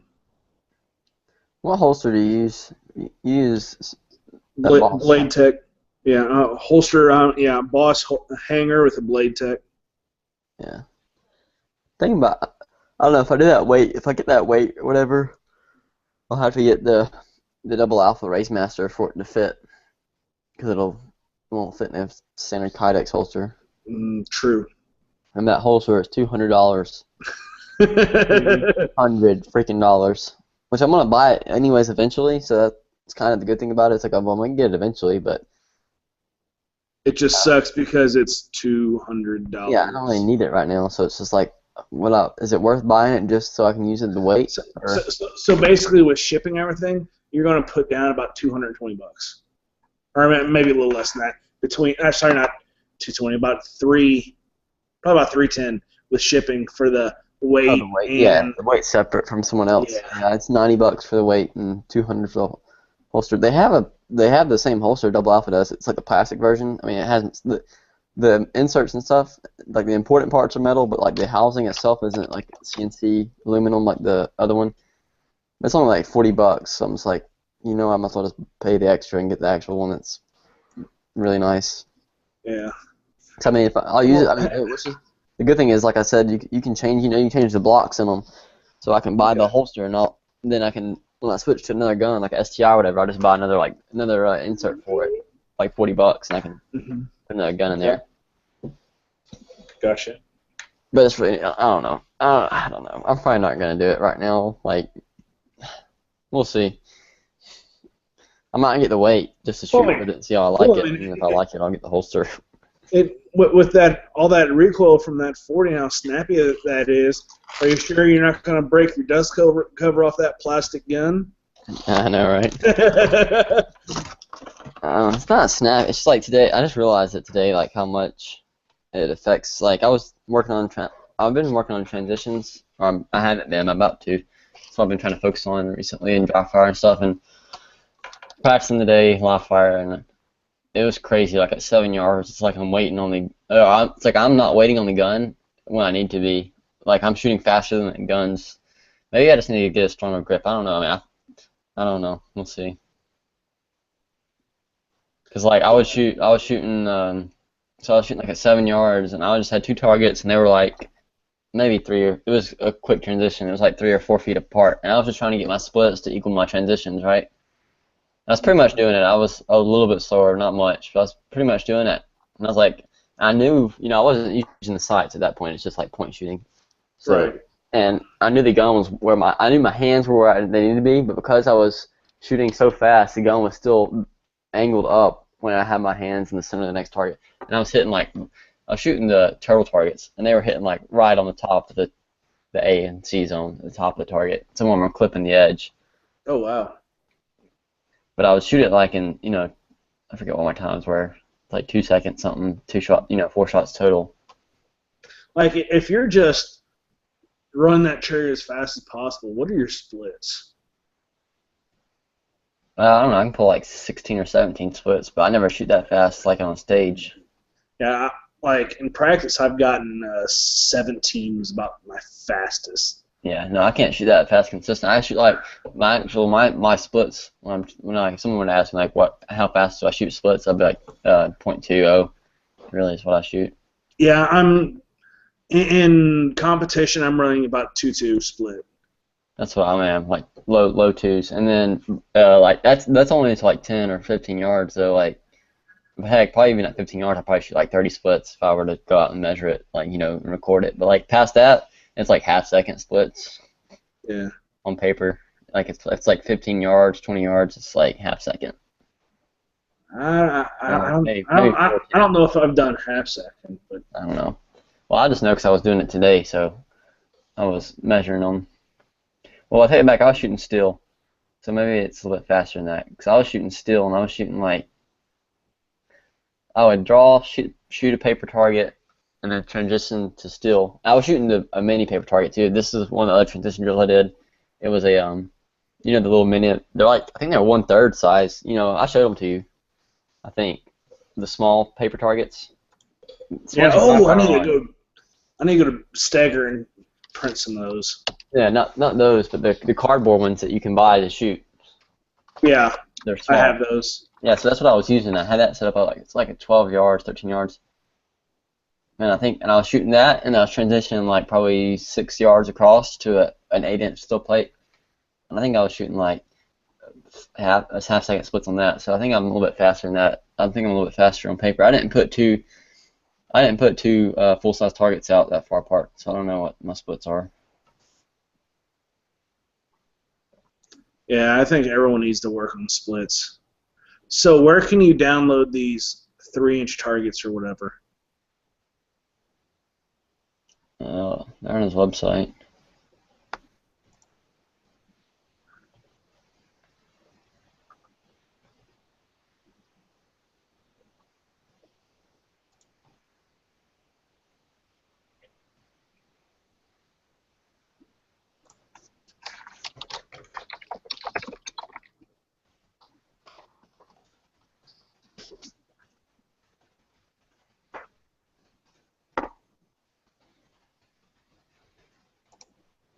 I think I might have found them.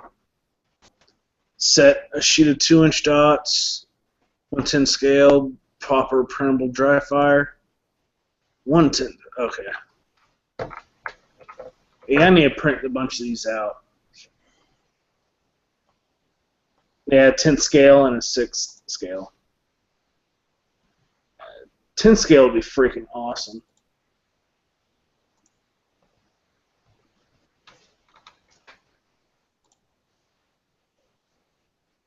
Because that means every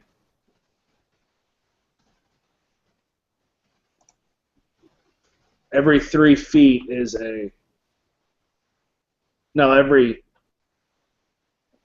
would that be? 10 scaled.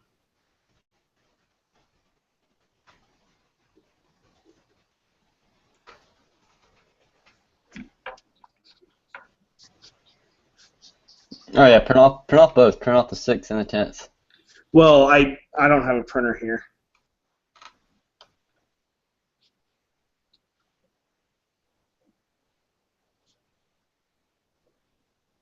So that means every 3 inches is considered a yard?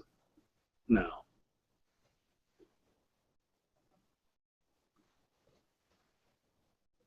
Oh well. I'll figure it out. Yeah, I don't have a printer at the house. But yeah, I have the You cardboard. don't have a printer at your house? No. Hey, come on. Dude, for how much I print, I don't need a printer. I buy printers cheaper than the cartridges at Walmart. That's true. And it comes with the cartridge, so you just go buy a brand new printer every time, then you take the old one and shoot the shit out of it. Yeah, I'm not gonna do that because I'd be buying a printer like twice a year. So yeah, I'm not gonna do that. I'll just print them out somewhere else. It'll be cheaper. AKA free. Anyway, they got a match this weekend though, so. I got one on Sunday. I'm only shooting like 2 months now because I've been so busy with school and stuff and can't afford to be traveling all over the place. Really don't want to be taking up all my weekends. You guys have shooting matches on Sunday? Yeah, I went to one today. Oh, dude, I could shoot like probably 6 matches a month if I wanted to, 6 or 7. I could do 1, 2, 3. Right now, I could do 4 a month. 2 the first weekend, which is this weekend. 1 next, and then 1 the last of the month. I don't know, but I think there's. Let me go to the website, the Georgia USPSA website. There's like two. There's like two in Atlanta that are on Sundays, but I never. There's literally like 3 or 4 matches here that I've never even shot. Yeah, we're lucky to even have like a range open on Sunday here. Most of the ranges are even closed Sunday here. Most of the gun stores are closed Sunday. All right, so check this out. First Saturday, there's actually one in South Carolina, so that's when I shoot. But there's also another USPSA match that Sunday, so there's 2 matches there. Second weekend, there's only a Saturday match, so that's 3 matches. Third weekend, there's 1, 2, there's 3-gun match, so I guess if you don't want to count that, that's still 4 matches. And then the fourth Saturday, there's 1 match. Well, I mean, there's 3 matches, but they're all on Saturday. That's 5. And then you've got some. There's a Wednesday match in there, and there's another Tuesday match in there. So that's 7. Plus the 3-gun match I didn't count. So potentially you could shoot 8 matches a month if you wanted to shoot. If you shot Al State, you gotta shoot that one. That one match you gotta shoot in South Carolina that I shoot. It's not on this website because this is the Georgia website, but it's closer than some of these that I shoot. Yeah, like today was. Let's see.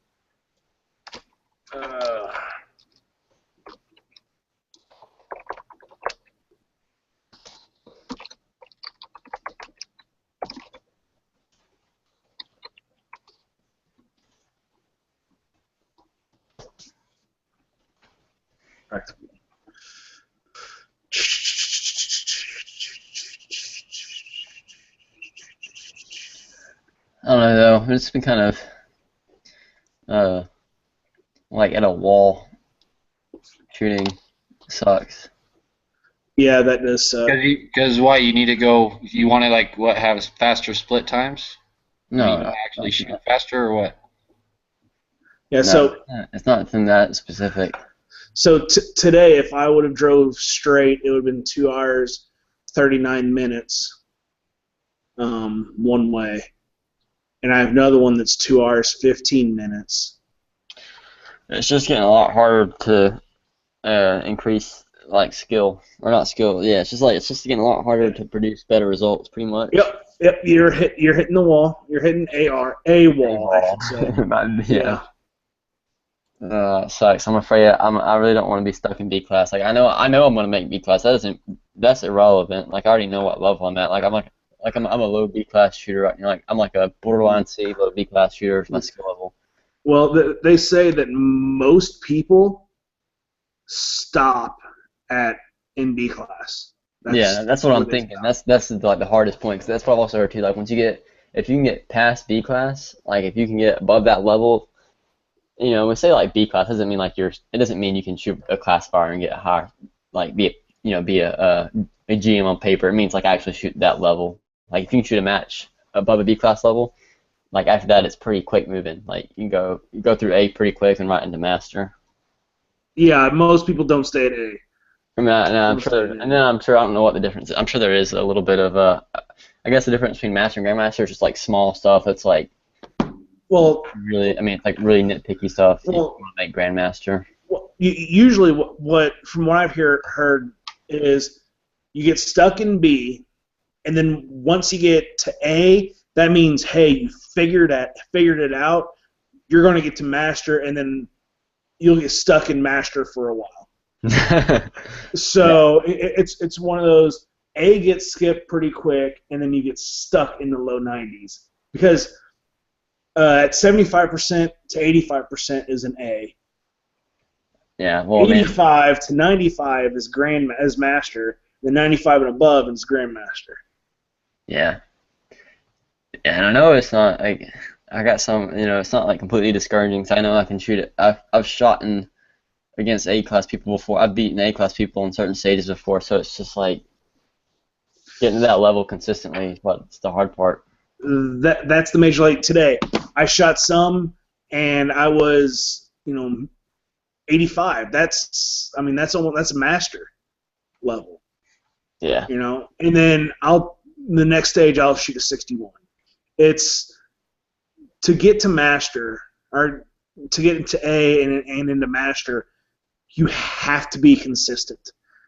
And then once you get consistent, then you start looking at okay, I need to, be able to drop splits or really work Right, on. that's what I was saying, like getting the small stuff worked out. It's like Yeah. stuff you really don't worry about or think about when you're lower class. Mhm. When you get higher, it makes it a lot bigger. Oh crap! That was Right. out. Oh, sorry. Horner. Yeah.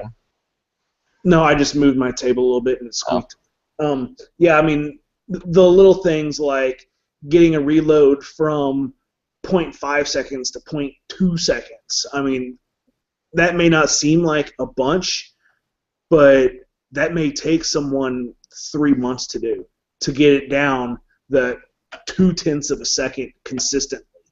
I mean, yeah. You may be able to go, and on a great day, you may be able to grab that mag and shove it in your gun in a second, but then the next day you'll be at 1.5 seconds again. Or, or like, in one of them that I showed here, you had 2 strings where there's a reload in each. Well, one reload may be a second, the other reload may be a second and a half. And that's the crap that really matters like classifiers too. Like it's not as big a deal. Like you could be match class and you could beat GMs at matches. You could be like, you could be like a legit. People even like on the national level, you could be master class and you could probably beat GMs. Yep. Like, at regular stages, but like that kind of stuff. So that's what keeps you from getting the actual classifier card, is because you're standing still, so there's no movement involved. When you throw that dynamic of movement in, it gives you kind of a little bit more window of opportunity to gain some advantage. It's like when you're standing still, like just shooting, it's like it's pure shooting. So that's pretty much what it comes down to. Same thing with like you're talking about the reloads, yeah. Because like it doesn't matter as much. Like even now, like if you're moving when you reload, it really doesn't matter if your reload's a second or a second and a half, because you're not shooting anyways. Mm-hmm. That's why standing reloads suck so much. That's why they kill you so bad. Yep, because I mean, like in production, we sit there and we move. Like basically every time you pick up your feet, you're putting a new magazine into your gun. Same with single stack. Anytime you move, you're reloading. And so, I mean, there's very few standing reloads. If you have to do a standing reload, that means that in production, either number one, you missed, or number two, the stage designer wants to say, "Hey, fuck you, production guys." Yeah. Which I've done that. I've seen that before. Where they're like, "Okay, guess what?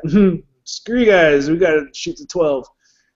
Yeah, well, that's a rule actually, like a legal, like for a level 2 match, any stage, any course of fire, like you can't have more than 8 target. How many targets is it? It's 8 shots. You can't shots have for single stack. You can't have more than you can't have more than 8 shots available from one view. Well, one view could be considered a port and then a position like literally 2 feet to the left of that port.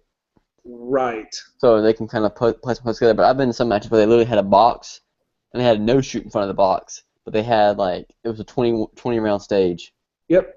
So it's like that's an illegal stage. It wouldn't be approved for a level 2 match. Now I've seen some where you could hit stuff like at the state match down here in Arkansas. There was one match where you could stand up. From somewhere else, it doesn't matter.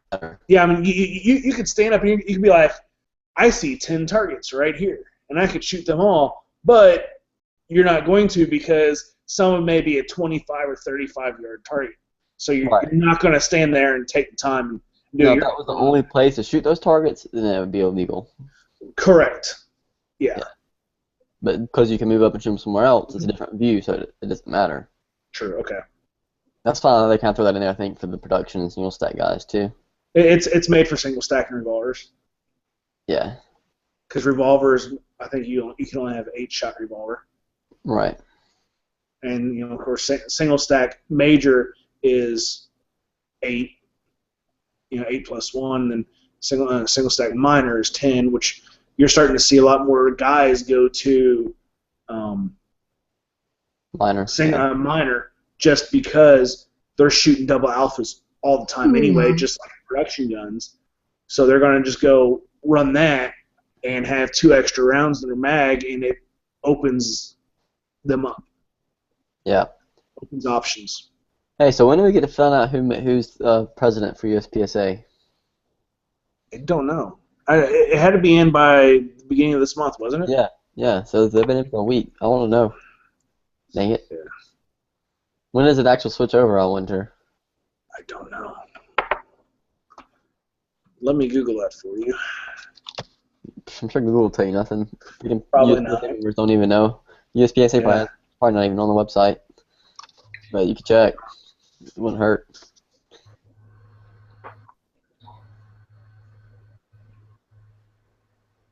Is it like a big political thing, like, Oh, yeah. Hillary, Trump, Pretty much. It's each person, like, there's really only 2 good candidates. Mike and Jack. How many was running? 4. 4, yeah. Yeah, okay, there's Mike Foley and Jack Stuber. Those are the 2 main guys. Manny Bragg, he is running basically on name, and then Paul it's Hyland. Mhm. Yeah, no one cares Paul about Hyland's him. going to get elected because he didn't, campaign hardly any. No one even knew who he was. Right. That's where if Manny Bragg gets elected, we're going to be stuck exactly where we're at because he's not, technological. He's not going to change anything, I don't think. On the technical side, people Practice Score, the guy who's doing Practice Score was offering, he was ready to integrate Practice Score into the USPSA website. Right, and the president right now, did you hear Stovers? He said that he wants them housed on USPSA, not on Practice Score. And the guy on Practice Score, he's like, I want you to come to Practice Score because that's where the data lives. That's where he wants it because he wants it to be able to leverage off of for advertising and stuff in case he ever does that. Who, Practice Score? Yeah, that's what I'm thinking. Yeah. Let's see. View the 2015 presidential candidates. Okay. That's it. Yeah, I'm not seeing anything. That's all I see about it. Yeah. The website's so updated so bad. Oh God, yes. When you have a website that doesn't even have a search function, it's pretty bad. Yeah. You really have to just go click on stuff and find it. Well, there's a contact us. There's a frequently asked questions. Yeah, Steel Challenge. I don't even know why the hell they have. Oh God. What? Steel Challenge. What about it? They bought it. I know, but they bought it and didn't leverage it. I mean. Oh yeah, they almost didn't have nationals, right? Or did they have nationals? I don't know. Yeah, USPSA almost screwed it up. Well, what they need to do is they need to take that and add more. There's 8 stages that has been Steel Challenge for years and years and years. They need to add some new ones and take some away and keep them on rotation, keep it fresh. Mm-hmm. My thought. Yeah. I don't know though. I think it'd be good. That'd be something good for publicity, television wise. Oh no, I didn't remember. I didn't think Single Stack Revolver and production was in Barry, Illinois. Oh, I nationals? didn't know that. Yeah, and then Frostproof open. Limited and open. Yeah. And limited 10, which is nothing. 8 5 people. Yeah. I don't know how many people actually shoot that in nationals. I mean, there's obviously got to be a few because there's money in it. If there's at least 5. Yeah.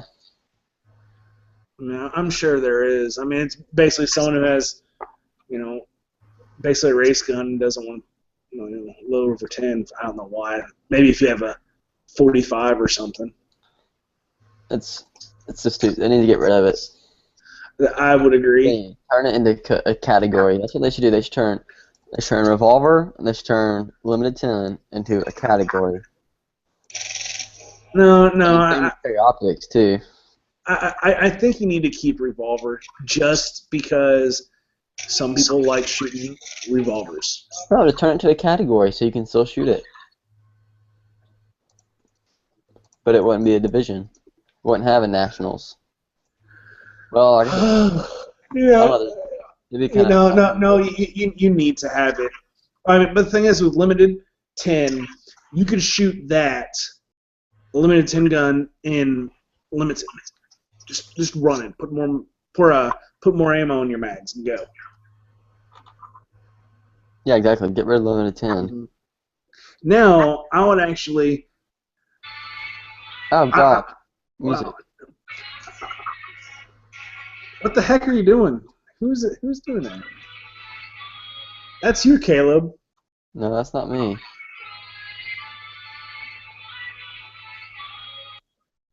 Got him. That's dead horse. Sorry. Yeah. Okay, so basically, I wouldn't mind having a pure, like a stock division. Like there's a production division, and then there's a stock division, meaning Right. it has to be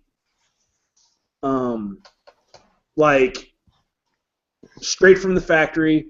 Can't set no different sights, no nothing, and put a starting like a price point like $700 and under. I don't know. That's kind of Or something. That's too hard to regulate. Like the original production rules were okay until they started loosening them up. Like they used to be. Didn't they used to be tighter or something? There used to be a weight limit. I don't know. I don't know. I don't know. I would put though. I think there's still. Is there still a weight limit or on production or no? No, but there is for the carry optics. Yeah, so I'd put a weight limit on production or productions, whatever you want to call it. Like, maybe they should just take. Maybe No, because I mean, well, think about it. A regular CZ75B or BD. I mean, I think you should be able to run those. I think that it shouldn't be these custom guns like a Shadow. It has to be the base model of that gun. Yeah, that could be it. It could be called stock guns, and it has to be your absolute base model. Right. Well, just anything from the. See, that's what's so tricky. So like because now all the CZ stuff and all the Tank Fogger stuff falls in that. So you gotta do something to keep that kind of stuff from being legal. That's why you say it has to be your base gun. So like the CZ75 SPL1 Shadow, you can't do it. It has to be 75B or BD.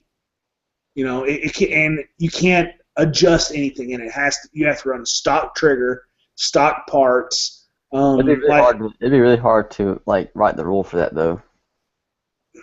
Yeah, but it's hard for any rule because you probably end up having to do another approved handgun list. Is what would happen,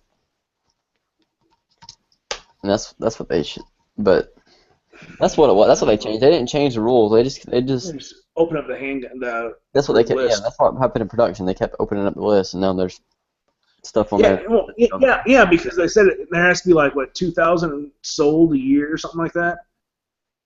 Yeah. In the U.S., I mean, it's not.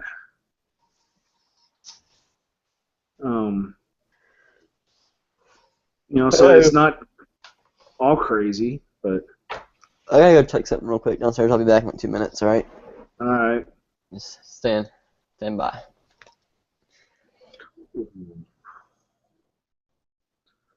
Oh man. Oh, I still have brass tumbling. It's outside. Or in the garage.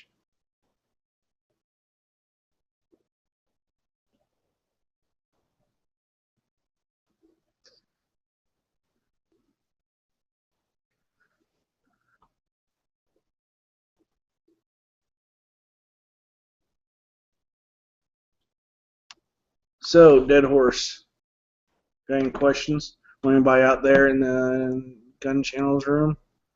Let's see.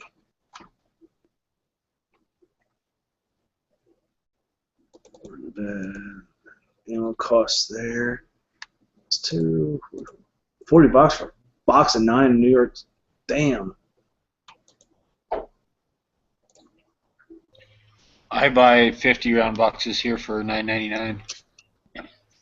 Yeah, but they're talking about it up in New York. I know that's 4 times as much, you know, and it's I don't understand that other than politics. But it's illegal to have more than 2,000 rounds in your home in New York. Holy shit. Thanks, Meggie. It's illegal to have more than 2,000 rounds? 200. It's illegal to have more than 200 rounds? Yeah, I think this death metal accountant needs to jump in here.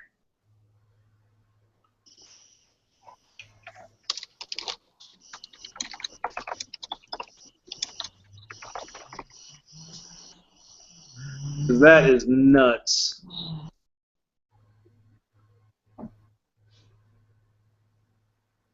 That is absolutely bonkers. I guess And they they're don't ship ammo to New money. York. You know, buy bulk ammo, you save money, and they're apparently against people saving money. Well, I mean, they are New York.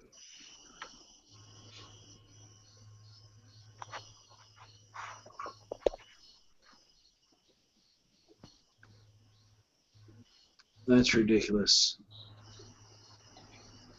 The price of that bus stock Sean posted in the chat's ridiculous. Oh my gosh. $480 for that? I didn't see it. I'm going to scroll back and... Here, I got the... Oh, the... I posted it in the side there, the sharp shooting stock. Oh, yeah, that has a monopod. Monopods, I don't know why, get crazy expensive. There's nothing to that should make it crazy expensive. No, You know? it's a bolt. It's a bolt and a hinge. I know, and that looks just like a polymer stock with like a cheek weld adjustment and a length of pull adjustment, and that's it. And and it's just like a polymer piece of plastic with a bolt on it on a hinge. He's gonna put on his 6.5 Grendel. Oh my god, what is that? Jesus. That Sharps shooting stock? People actually use that? That $480. Oh wait, never mind. I see the bipod it's one. Okay, I thought it was like 3 bipods coming out of there. No, but I mean that's crazy. Yeah, that looks pretty awesome. That is absolutely crazy. It's crazy. I mean, no. I mean, I can see there's all the adjustment, but not $480 worth. No.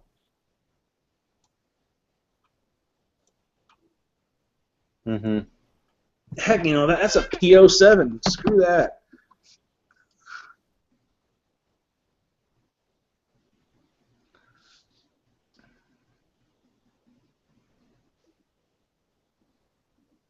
Jesus, that's expensive for a stock. Nah, it's not really though. I mean, well, for just a butt stock it is. It'd be better if it came with a forend too, of some kind or something. Well, that's like I know I mentioned already that I was helping my dad pick out AR parts earlier tonight, and he had done some research himself, and so he's like, yeah, I really like this one stock, and he typed it in to search for it, and God, I forget what it was, the UTG or something. It was like $250. Yeah. I'm like, yeah, you probably don't want to spend that much on just a butt stock there. And he was like, oh, yeah, I didn't even look at price. Yeah, you gotta do that. I mean, some butt stocks, if you're gonna put it on a precision rifle, they are worth it, but most of the time, a straight Magpul stock will work for 95% of people, even in that sniper or the precision rifle role. I mean, I guess it's all what you're building it for, Yeah. Damn. This video is awesome.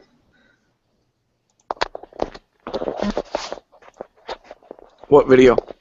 It's the one that Robbie linked in there way earlier. So I think I've watched it before, so I just forgot about it. I remember him showing it to me a while back. It's a still shootout. It's a I don't know what kind of PSA is the name of the sport. So Put it in the internal. practical still something, I'm sure what it stands for, something like that. I don't know what it stands for, but it's really cool how they set the stages up. Put it in the internal, bastard. Thank you. These are hard targets. See, some of them are small. Triangle still. Oh, jeez. Those are itty bitty. Are you looking at the first stage? Yeah. Those aren't small. Or I click in the next No, they're not. all back. It's a still shootout. It's a I don't know what kind of PSA is in this.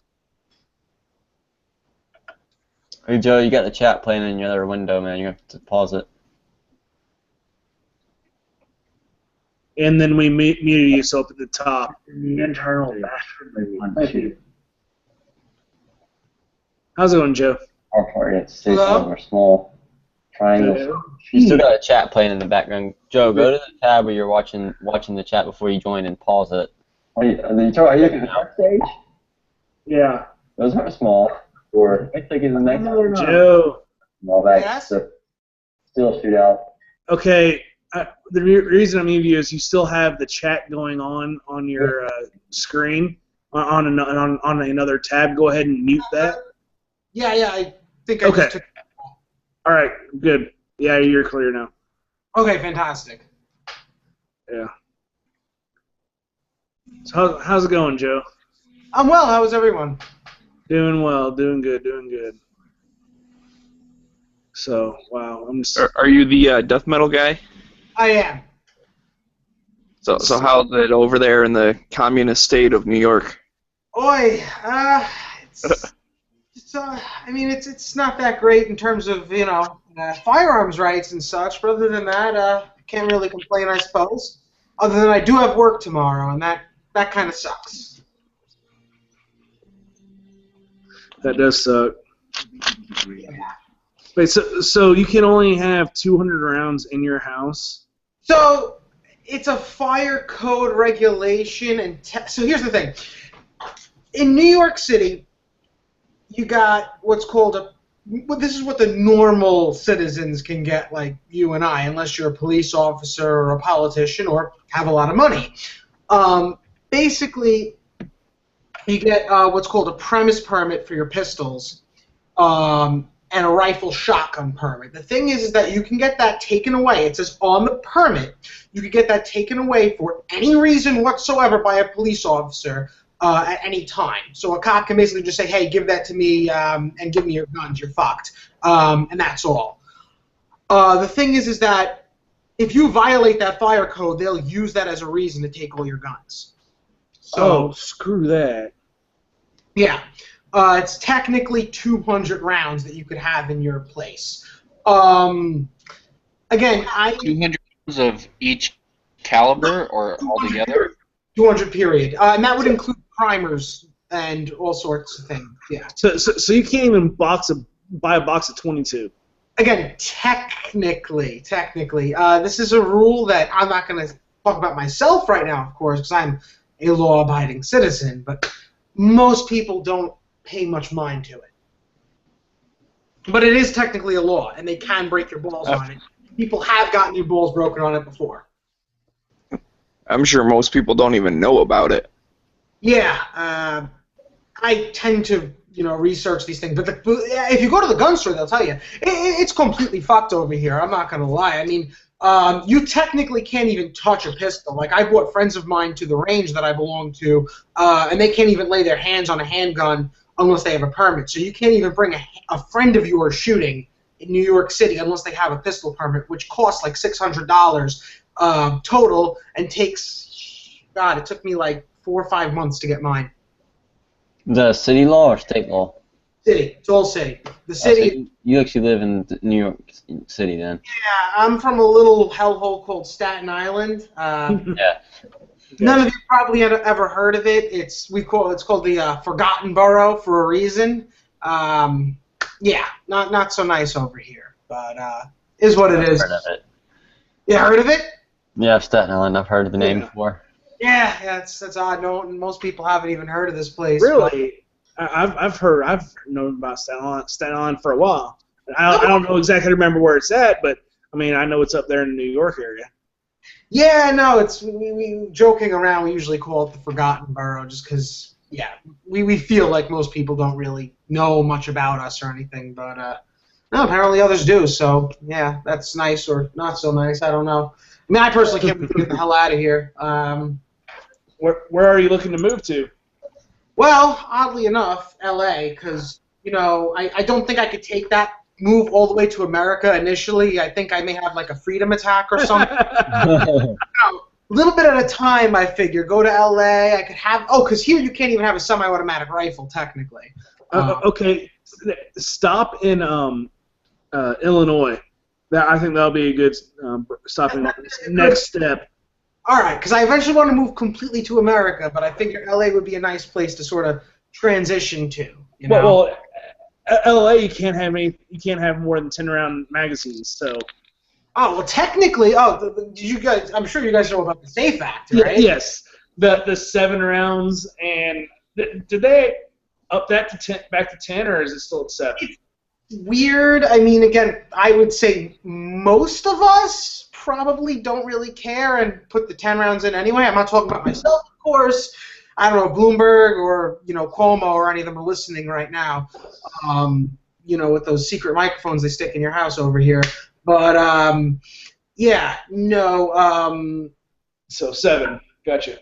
It's weird. Yeah, it's just weird. It was hysterical because originally in the actual law, they said basically for CNR guns you can actually stick 10 in them.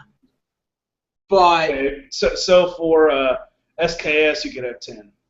Yeah, I was actually going to buy an SKS, but so here's another thing that's rather interesting. A transfer fee here is unreal. They charge you like $150 for a transfer fee. The last transfer fee I had was $10. Sure, that's beautiful, dude. I wish. I remember one time because I had a place upstate, and that was before the SAFE Act and all that. And I actually had an AK at one point, a Romanian G code. And I remember when I was like, it was lovely. I was like 17 or 18 at the time. It was my first rifle I ever bought. I paid like $30 for the transfer. I had to have the whole New York legal thing done to it. I had to have the bayonet lug ground off and shit. But I was so happy with that thing. I had to have that taken away, unfortunately, which wasn't so nice. But yeah, is what it is, I suppose. I'm just looking to get out of here. So are you moving to LA? Are you moving to LA for employment? Well, so I currently live at home while I'm here, and the main reason I haven't really gone anywhere is because I don't really, except for in like Europe and such, I don't really have many buddies elsewhere, and a couple buddies of mine from the city are moving to LA, and my sister's actually moving to LA as well. She's going to go to university over there. So I'm just like, it just kind of makes sense, you know what I mean? Why wouldn't I head out over there? Plus the weather I heard is completely awesome. Mm-hmm. So I figure give it a go, right? Why not? How close is LA to the border of Arizona? What border is California? Arizona, right? And yeah. LA is on the coast, isn't it? Yeah, LA is on the coast. Actually, what's pretty interesting about California is concealed carry. So apparently in California, concealed carry is based on whatever county you live in. So if you live in LA County, they're not going to give you a concealed carry permit.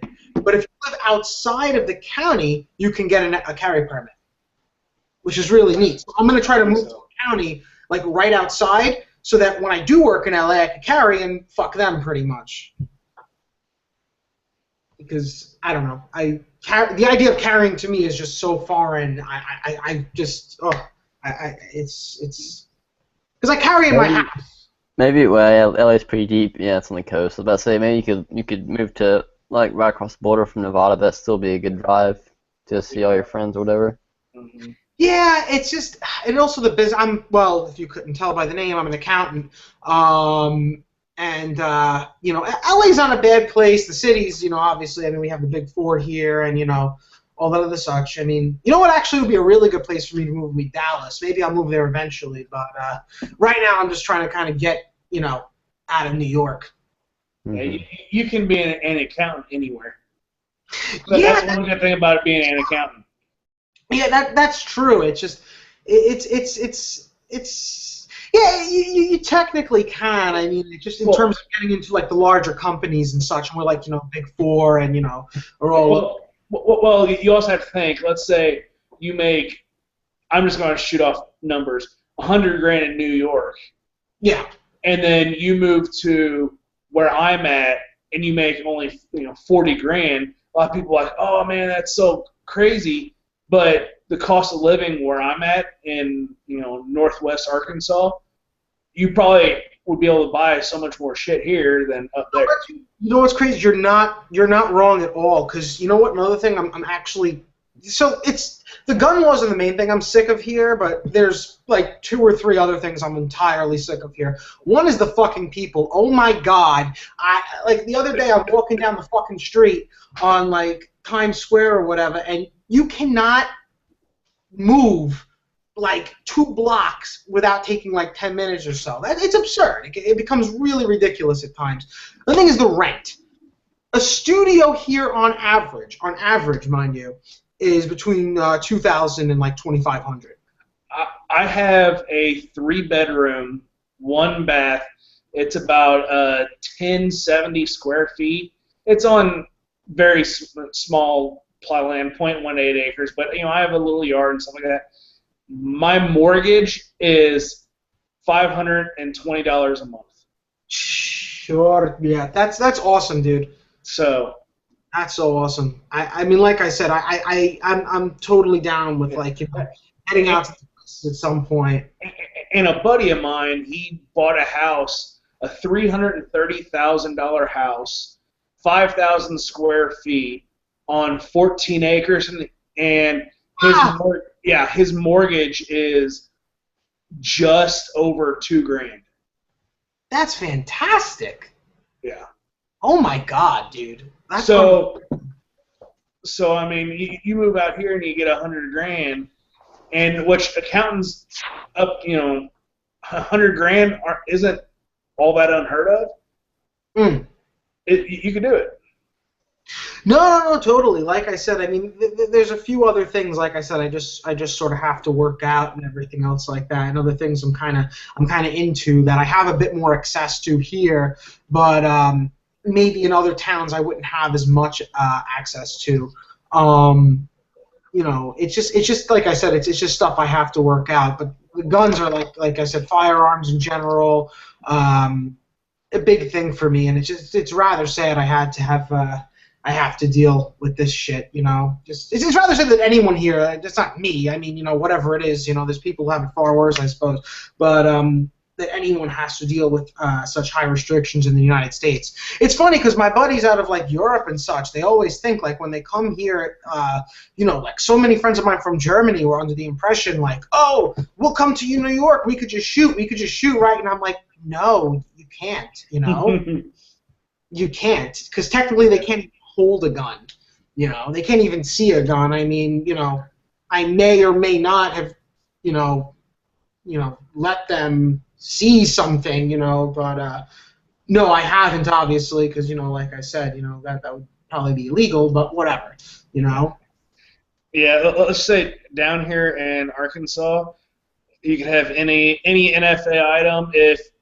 Let's say if a buddy wants to borrow a gun, well, here you go, shoot it for whatever. It's all good. Well, my original plan was to head out to Connecticut because originally, now it's horrible, but they had gun laws that really weren't so insane. I was going to head out there for a little while. Like, they had no magazine restrictions. They had an assault weapons ban, quote unquote, but it wasn't so bad it was kind of just stupid. Like, you could have an AK as long as it wasn't in 7.62, and you could have NFA stuff all you wanted, except if you bought a full automatic, it could only be on full automatic. It couldn't be select fire. So Yeah. that basically, keep you at belt fed. Yeah, it was. That makes no sense at all. Like, No. well, you can get like a what are they? The Sten guns, aren't they full auto only? Yeah, stems are. Yeah, stems Yeah. are. Just like Well, that. stems And, are and, just and then the AK, that for me that'd be no problem. I'm like, oh, it can't be 7.62. All right, give me a 5.45 gun. Yeah, but that's perfectly legal. And if you wanted to buy, like, for instance, a VZ58, that's fine. You just can't have an AK in 7.62. But the thing is that, and you could CCW there. They changed it because of the unfortunate tragedy that happened. The governor figured he'd capitalize on that, and they passed a whole bunch of insane bans there, and it's just not even worth it to move over there anymore. I would have went. I would have went already, even though my commute cost would have went up like crazy. And I would have had to pay rent, whereas right now I pay nothing. I would have still done it, but it's just not worth it anymore. It's just not. They went berserk over there. They got the 10-round limit now. They got an insane assault weapons ban. They got the whole universal common sense background check bullshit. So I can't even bother, honestly. I can't be bothered with that. It's just there's no point in relocating myself like that. Oddly enough, my commute would actually be shorter if I moved to Connecticut. Because over here we're so out of the damn way. It's because of traffic or it's because of the distance? It's actually the traffic. My commute in Connecticut, if I move to Stamford, to my office, which is in Midtown, New York City, would be like 40 minutes to an hour. Now my commute is like an hour 30 to like 2 hours. And how long? Like, how many miles is it from your house? Honestly, let me take a quick look on my iPhone. I honestly couldn't tell you, dude. I've been doing it for so long, though. Oi, let's take a look. Please go.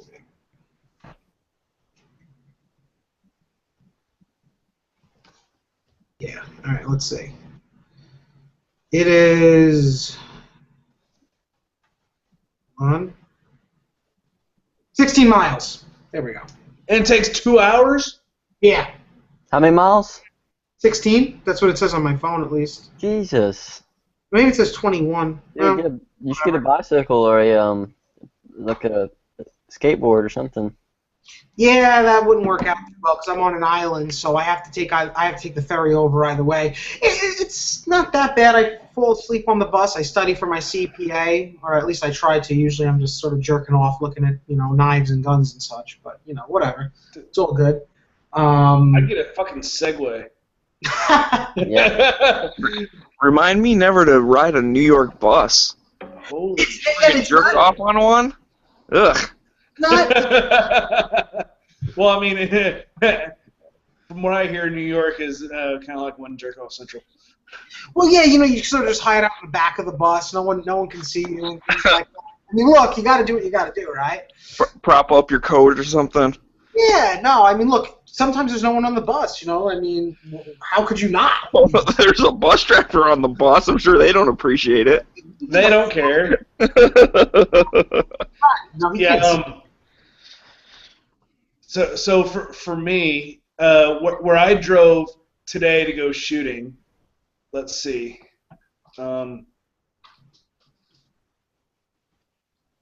Let's see.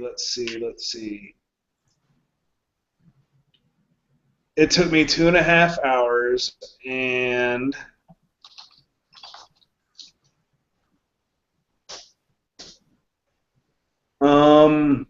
it was 168 miles. Short. That's crazy, dude. Yeah, and that was 2 hours 38 minutes.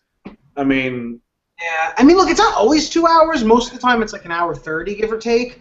But like 2 hours is a bad day. On my worst, oh man, if you get a snowstorm, dude. One time it took me like 4 hours. That sucked. That fucking sucked. Okay, an hour 30. I could probably be. So that's 90 minutes. I could be 110 miles, 120 miles away. It's the traffic here. Like it's just, dude. Like Screw New that. York, New York City has just so many people. Like I said, I mean, you're walking in the street and it's unreal. Like I said, they go through all these like measures and shit to try to get people not to drive. But it doesn't seem to. I mean, most people. Well, here's what's funny. Most people in New York City just don't drive. Like me, even. I mean, I think I haven't. I drove recently just because I really, really had to. But before that, I hadn't driven in a year. Just because you just don't need to here, you know. You just go to the bus, they take you to the city, and then, like I said, you could walk wherever, or just take the ferry. I'm sorry, not the ferry, the subway or whatever. Let's see, my town, I think we have like 3 cabs. Hmm. Other than about 13,000 person town. Yeah. There's a couple of cab companies here in town. No, I'm not talking about cab companies. I'm talking about cabs. Yeah, totally. Yeah. no, Like 3 vehicles. That's nuts. No, here we got the yellow cabs everywhere. Even though sometimes, like during rush hour and such, like what was it? Last year I went out in the city and I had dislocated my kneecap, and it was just when I just got back to the city and I wanted to go out and I was so excited and I wanted to take a cab down to like 9th Street and none of them were available. It was just so fucked up. It was unreal. I had to like hobble my way down a couple streets, and then eventually someone picked me up. It was, you know. It is what it is. Screw that. Yeah, honestly, dude, like a lot of people love New York City. Like they flock here for some strange reason that I don't quite understand. It's nice to a point. There's some nice things we have here. I would totally say like if you're down with like trying to live under communism for a little bit and just seeing what it's like, I say give it a visit, a week or so. But I can't wait to get the hell out of here personally. I mean, you know. How ironic too is that the Statue of Liberty's there. Mm-hmm.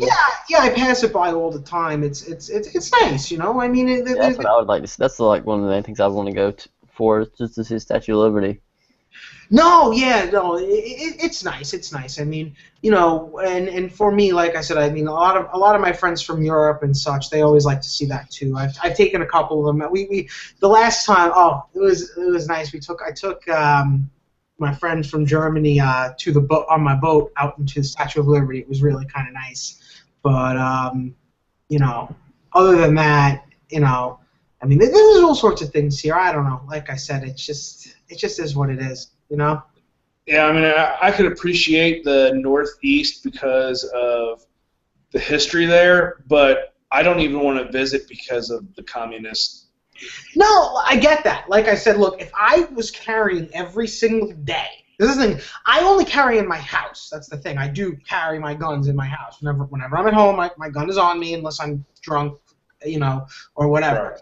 But, you know, if I was used to carrying my gun every day like most of you guys are, fortunately, you know, I don't know how down I mean, I would still take the risk, me, just because I'm used to traveling around and such. Like, I go to Europe and such, you know, as often as I can. But I honestly, I don't know. I think it would probably freak me out, honestly, if I was so used to carrying, like, every day in and day out and such. You get used to it, I suppose. Well, let's just say this: if you move to a free state, you Mm-hmm. probably wouldn't be able to afford to go over to Europe as much because you'd have so many fucking guns. That would be nice.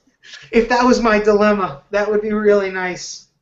Yeah, let's just say at one time I figured out how much I had in firearms, and I got depressed because I could have bought a truck. And I was like, I'm like a brand new F-150. I'm like, I could have bought that in cash if I wouldn't have gotten into firearms. Yeah, but it's like only lasts like 10 or 15, maybe 20 years from those will last. That'll last you. Right. You can't shoot a truck. So I mean, look, I Well, personally, yeah, actually, you could Yeah, shoot you a can. truck. you can shoot a You just truck. you just park it down range and you just You blast can away. shoot at a truck, but you cannot shoot a truck. I prefer the guns. That's just me personally. A truck Me doesn't too. do anything for me. Guns do though. I'm really no. But no. The thing with me, I suppose, is like I said. I mean, I love the travel thing a lot too, and that is kind of one thing that's rather nice about living in New York. Not because living in New York, just because of living this close to the coast and such. Like I'm heading out to Iceland next week. It's only taking me 4 hours 30 minutes. It's pretty nice. Oh, to get to your airport? Huh? Just get to the airport? Yeah, it's just because it's close by, Yeah, that's gonna be a fun trip, I'm looking forward to that, and like I said, I think that's even shorter than the last time I went over there. So it's just it's not so bad. It's in that regard, it's not so bad. I mean, I could drive an hour and 10 minutes, get to an airport, and then within 2 hours get to Atlanta or Chicago O'Hare or Dallas, and then I can go anywhere I need to. No. Look, I realize. Like I said, I mean, look, I'm like I said, I'm looking to break the hell out of here and eventually go to a place like that. And even though I realize, I won't have those conveniences like I do now, honestly, for the freedom, and it's worth it to me, But no, I'm just basically trying to make myself feel better, I suppose, but with what I actually do have, and compared to what I don't.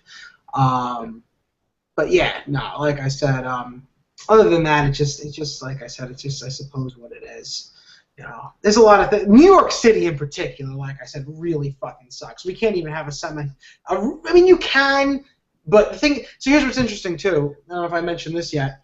In New York City, the magazine limit for handguns is 10 or 7 rounds, however you want to look at it for your pistol. For a rifle, no matter what it is, or a shotgun, be it a bolt action, a semi-auto, whatever, it's 5 rounds. Oh. Yeah. No. Oh God, that's so horrible. Yeah, man, it's totally fucked. Sean said, why don't you just go to Vermont? Vermont is stupid far. That's why. Okay. Yeah. Yeah.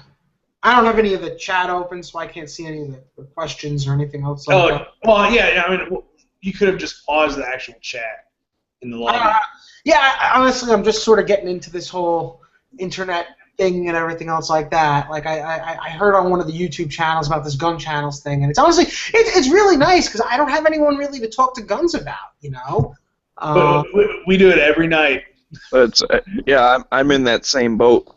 I mean, my friends are kind of gun people, but it's more I'm teaching them the stuff that I know, right? And I don't know very much, so I come here to learn things and then pass it on.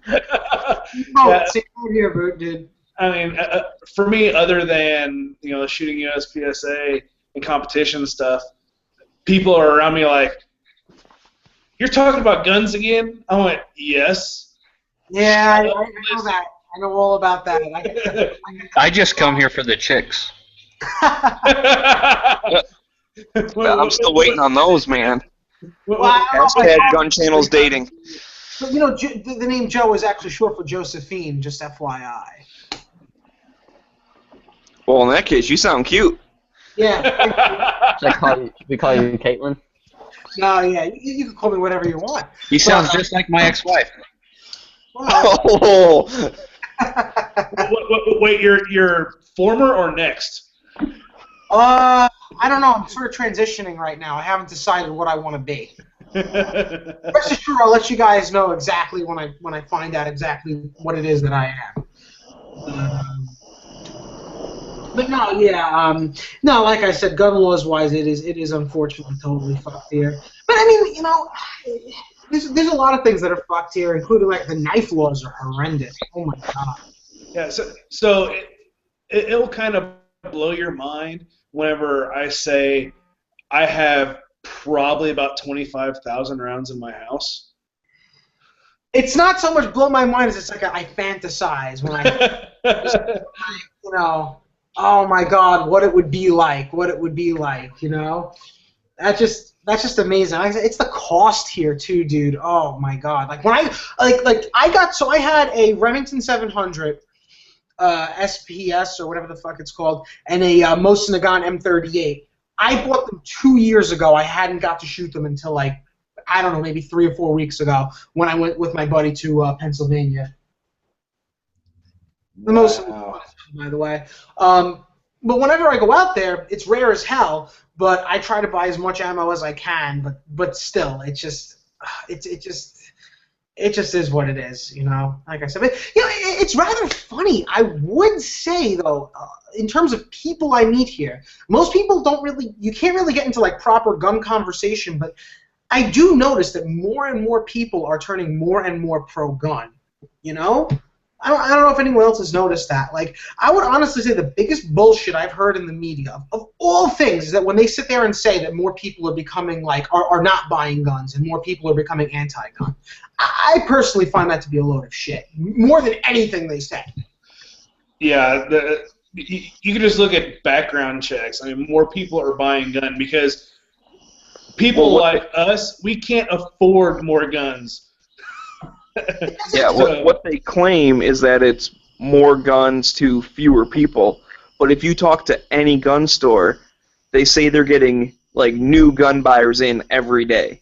Yeah, dude. Like I can't even tell you. Like I said, like people who you would peg as anti-gun, you know, like I said, European, dude, like I said, like my buddies from fucking Ukraine, you talk to the fucking majority of them, they'll all be like, oh, no, yeah, we're totally pro-gun. Yeah, I believe in the Second Amendment and everything else like that. It's very interesting. It's fascinating, honestly. The only one, the ones who tend to be really anti-gun, which is pretty funny from what I noticed, are like the Japanese. And a lot of like the people from like Asian culture, usually the Japanese though.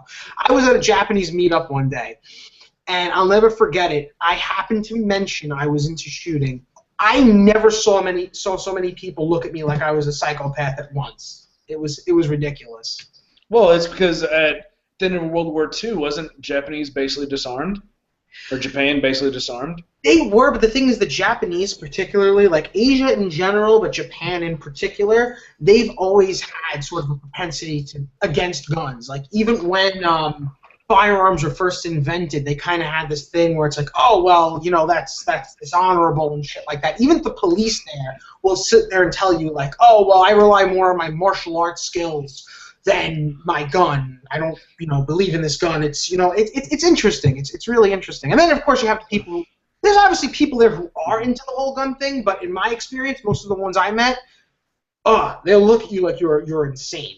Yeah. I'm like, okay, you go 10 yards away from me, do your martial arts shit, and I guarantee 1,100 feet per second will hit you faster than you can hit me.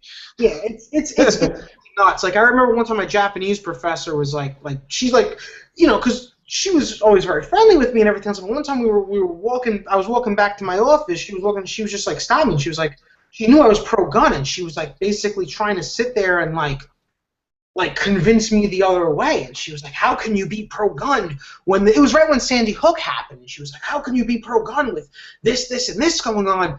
And I'm trying to kind of kindly explain to her so she could like see my side of things. And I was like, listen, I understand and respect your side, but can you try to see and respect my side? And you're like a sweetheart of a person and just really nice human being, but she just looked at me and was like, no, I can't understand why you would think that anyone but police should own guns.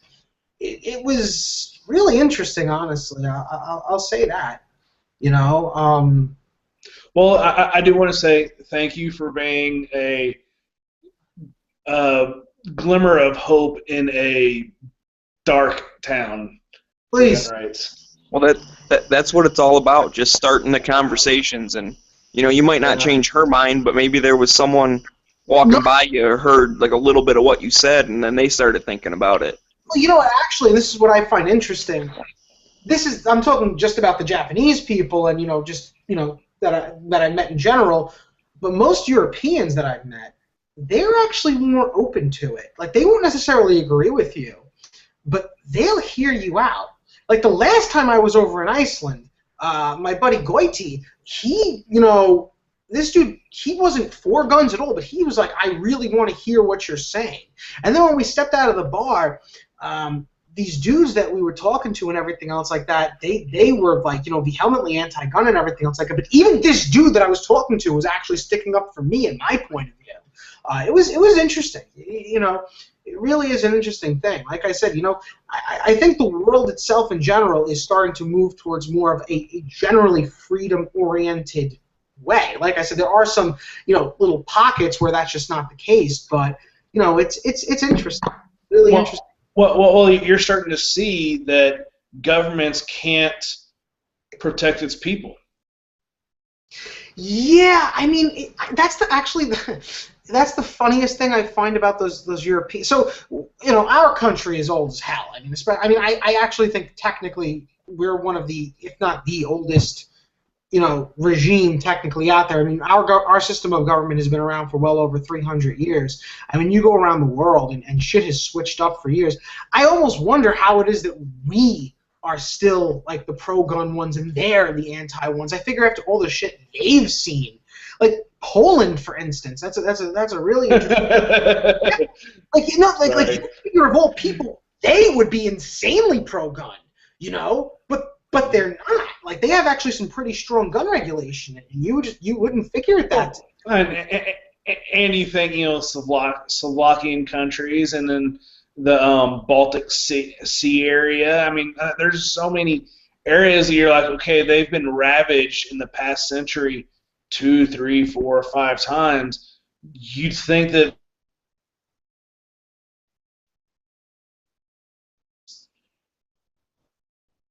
I mean, especially in those smaller, think about, was it Sweden or Switzerland that has never been attacked because their populace is armed. Everyone's armed. Yeah, there. They are. I mean, there's that saying that, Hitler was like, hey, who says we can't roll through your country like we have everyone else? And the Prime Minister of Sweden, I don't know if this is true or not, but it's saying is, or Switzerland, sorry. So we'll shoot 4 times and go home, Yeah, they do have that history of the whole the state militia thing and everything else like that. It's really neat over there, actually, in that regard. Although I'm not gonna lie, one of the most interesting conversations I had about guns were with a Swiss girl, and this girl was a total she said some shit to me that was really fascinating, but in a bad way. But no, yeah, that area. Well, you know what's cool actually, and a lot of people don't realize this and everything else like that. But people always say that over in Europe they have really, really, really low gun crime rates and everything else like that, and that's because they have gun control and no one carries guns. There are actually countries in Europe where they do carry handguns, and gun laws aren't really as strict as you think they are, and their gun crime rates aren't as high as the other places. Mm-hmm. Czech Republic is an example. In the Czech Republic, you can actually, without much problem, get a concealed carry permit, and their gun crime. For the win. Yeah, right. Yeah, no, like they actually. There, and if I'm not mistaken, Estonia are the 2 countries in Europe that a concealed carry permit is not difficult at all to obtain. And they don't really have any kind of issues. There's no insane violence. They're very safe countries and everything else like that. I mean, people try to always paint us against Europe and all these other places. What they don't realize is that the United States of America is a very different country, and we kind of have our own issues unto ourselves. Yeah, there's a lot of different factors you have to take into account when you're comparing like one country to another. Mm-hmm. Yeah, you have to think about the overall culture and then disparity of income, and there's so many different factors that the U.S. has that I'm not sure other countries have. They don't. I can tell you that for them. I mean, some do in an even worse way. I mean, like if you want to look at Russia, for instance, like it's funny because like I have a fair amount of friends from that general area, and they'll tell you like, oh, you think that your ghettos and your bad neighborhoods are shitty here. They're like, come over to where we are, and it's not even comparable. It's far worse where we are than here. Well, that's a socialist country for you. Or coming out, formerly socialist country. Ex-communists now. What do they call themselves now? I don't even know. Yeah, they're an interesting bunch. But the point is that the United States. I mean, like compared to Germany, for instance, the United States is just we're completely different place. Our culture is completely different. I mean, shit, the nation itself is gigantic compared to these places. Oh, heck yeah. I mean, you think you could probably fit 2 Europes in the United States. Pretty much. Certain countries and such, yeah. I mean, I'm in like the mainland, from probably Spain all the way to Germany and even Poland. The bulk of Europe could probably fit in the U.S. twice. Yeah, the United States, like I said, the other thing the United States has that a lot of these countries don't have is the mass disparity of income. Like I said, I mean, look, if you were to walk around like my neighborhood, for instance, you wouldn't have much of a trouble. I'm in a suburban area and everything else like that. But you go up to like the bad areas and such like that, it's pretty fucking scary. I mean, I could tell you one thing, but the entire time, whenever I'm over in Germany, I feel safe. Like, again, I would love to have a gun on me and everything else like that. But in terms of just, how you feel and everything else like that regarding the environment and such, you don't really feel, like you're in, ever any kind of like imminent danger and things like it's just a very, very different place, and there's a lot of factors involved, especially like places like the Scandinavian, but that shit happens there too. I mean, my buddies in Germany were telling me about a story about some fucking nut job who was leaving his garage door open, and like he was leaving his refrigerator open, apparently like enticing kids to come in and fucking take beer or something, and then just shooting them. Jeez. Yeah, shit happens there too. It's not just here. But whenever it happens over there, is it a local televised matter or is it national? I honestly couldn't tell you. I mean, I but like it most things there do tend to be rather nationalized. That I think was nationalized because I don't think that was in my buddy's town. Because that's one thing that I think is the matter with this country. If it's like a lot of these shootings shouldn't be national news. Honestly, it should be local news. Maybe, a tri-state area, something like that, but not national news for 3 months. Well, here's the thing about that. So, do I think that the stories themselves, and I think I probably agree with you 100%, the stories themselves and a bunch of people getting shot, does that deserve nationalization? Absolutely. But the thing is that we tend to focus not on the victims, but on the fucking shooter. His name is in the paper, and his name is in the news 1,000 times. And what that goes ahead and does is it fucking creates the, copycats. Because a lot of these people are weak-minded little fucks who all they want is that kind of attention. They want that kind of power. And then the rest of them see that, and they go ahead and they use that as an opportunity to become a copycat.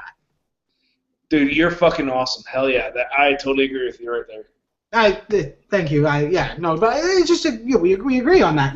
It's just what it is. It's very unfortunate. It really is. I mean, like I said, it does happen there. What about Anders Breivik, the dude? And I should not even mention his name. I apologize for that. I don't even know who you're talking about. I don't know that guy. In Norway, that fucking Ashlocha who fucking shot all those children on that island. Yeah, I was like, it wasn't like, how many was that? Like 77. 77. Shot 77 and blew up 20 others, or was a total death. Yeah, it was unreal. But we're talking about a place where there is gun control. It's funny. I was actually reading an interesting article. It's funny. I remember reading this actually kind of a couple of years ago on Der Spiegel, the German newspaper, and it said, I remember reading it, and like my German at the time wasn't all that hot, but if I remember reading it correctly, it said like there's like between like 900,000 and like a fair amount of guns registered in Germany. I think they said the highest amount was in Berlin and that general region, the München region, and they went on to say between 20 and 40 million guns were illegal and unregistered. Wow. Yeah. And I was watching a video recently on that, and like I said, I couldn't. I had kind of a hard time. It was on this website called it's like the German version of the NRA or something like that. And I had kind of a hard time understanding what the dude was saying. I want to watch it a few times because I don't understand German as well as I speak it or read it. But he was pretty much. I think he was pretty much referring to the same thing in terms of just the way that it's broken down and everything else like that. It's fucked. A lot of these places, the people will always get the guns no matter what. I mean, France, there was a terror shooting there rather recently. The two dudes were able to get their hands on an AK. What the fuck? I thought that this gun control is supposed to protect the people, but what the fuck happened there? Right, and speaking, I was about to say this too. Is like people are like, oh, there's so few gun crimes over in the UK. I'm like, well, if there's no guns in the UK, how could there be gun crimes? It's like I said again, people love to compare us to the UK, but the UK again is a very different country than what we are. Oh, I totally agree. Different, hugely. I totally agree. But no, I was just stating the fact that. I'm just stating the fact that it's an island, and they're the only way into it. Well, besides. But they do have gun crime there. Right, exactly. So I'll never forget. Crime if guns are illegal, basically. Yeah, but I was laughing my ass off one day, and I didn't mean to laugh at this because it was pretty horrible. But I mean, I remember reading this story. Again, this was going back years and years ago. This was when Obama was first becoming popular. And if I'm not, it was either he was wearing an Obama shirt or something like that, and a dude got shot. It said he got shot with a handgun in the UK for wearing this kind of a shirt or something like that. And I was just kind of like, well, I thought that guns were illegal there. I mean, you're talking about a fucking country where they wound up,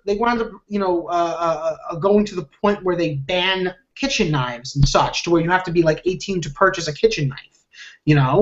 It's a little ridiculous over there.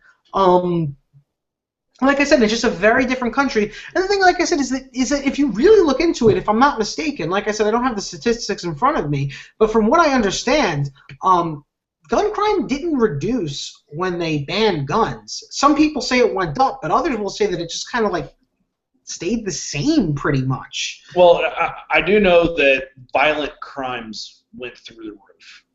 Violent crime is pretty bad there. And I mean, and that's the whole thing of guns. Gun violence, sucks if it's against an innocent, citizen. But guns are there to help keep violent crime at bay. I agree 100%. I mean, look, let's just be honest with each other. I mean, a gun is a tool. Mm-hmm. You can say whatever you want about these things and everything else like that, but like I said, I seldom see when there's issues like with high mortality rates from lots of car related deaths and such like that. A lot of it honestly due to alcohol. I mean, shit, motherfuckers will sit there and say, well, you don't need a gun, you need a car. A car is meant for transportation. I'm like, well, yeah, but why do you need alcohol?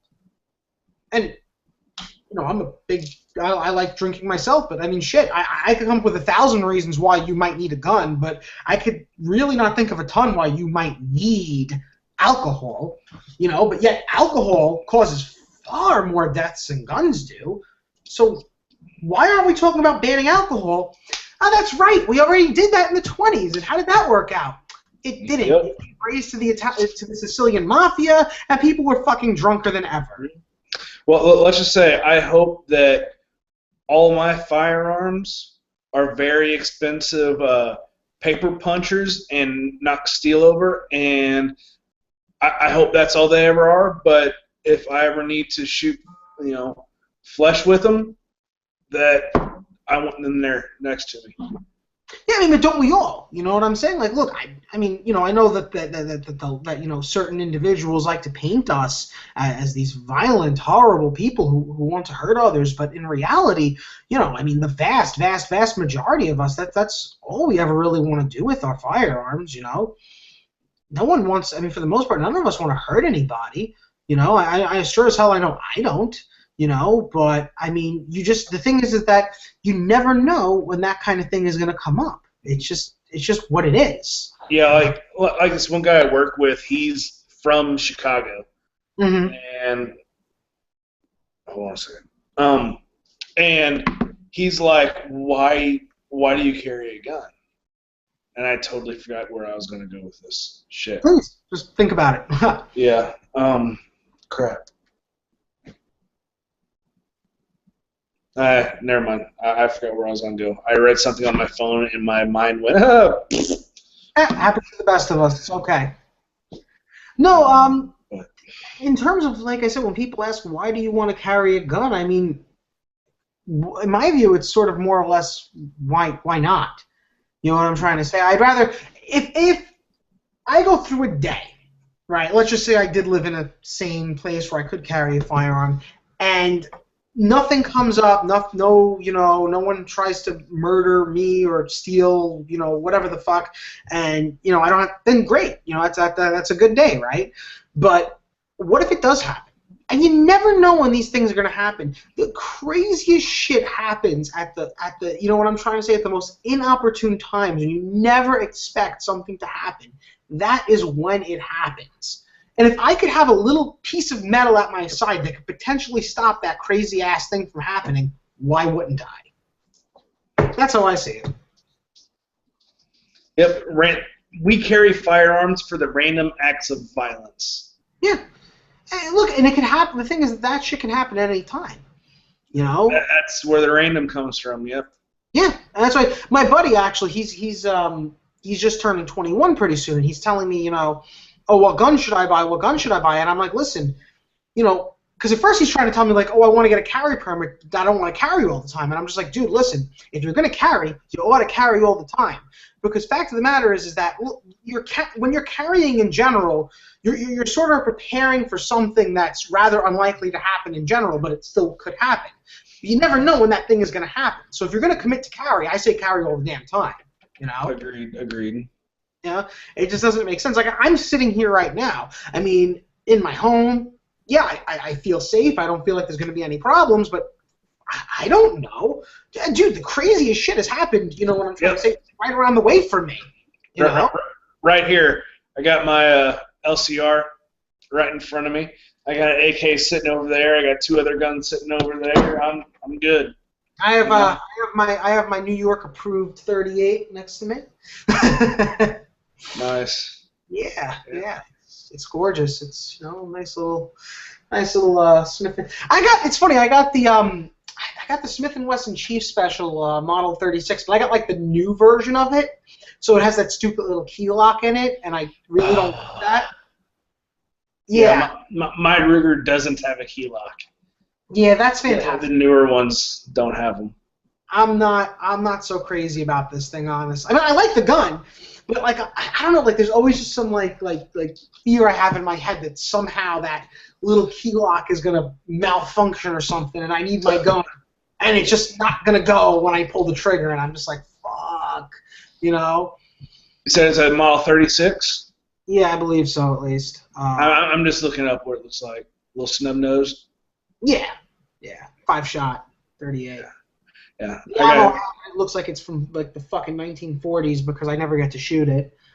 But yeah, mine's a Chamberlain 357. It's about the same size. Awesome. A little LCR.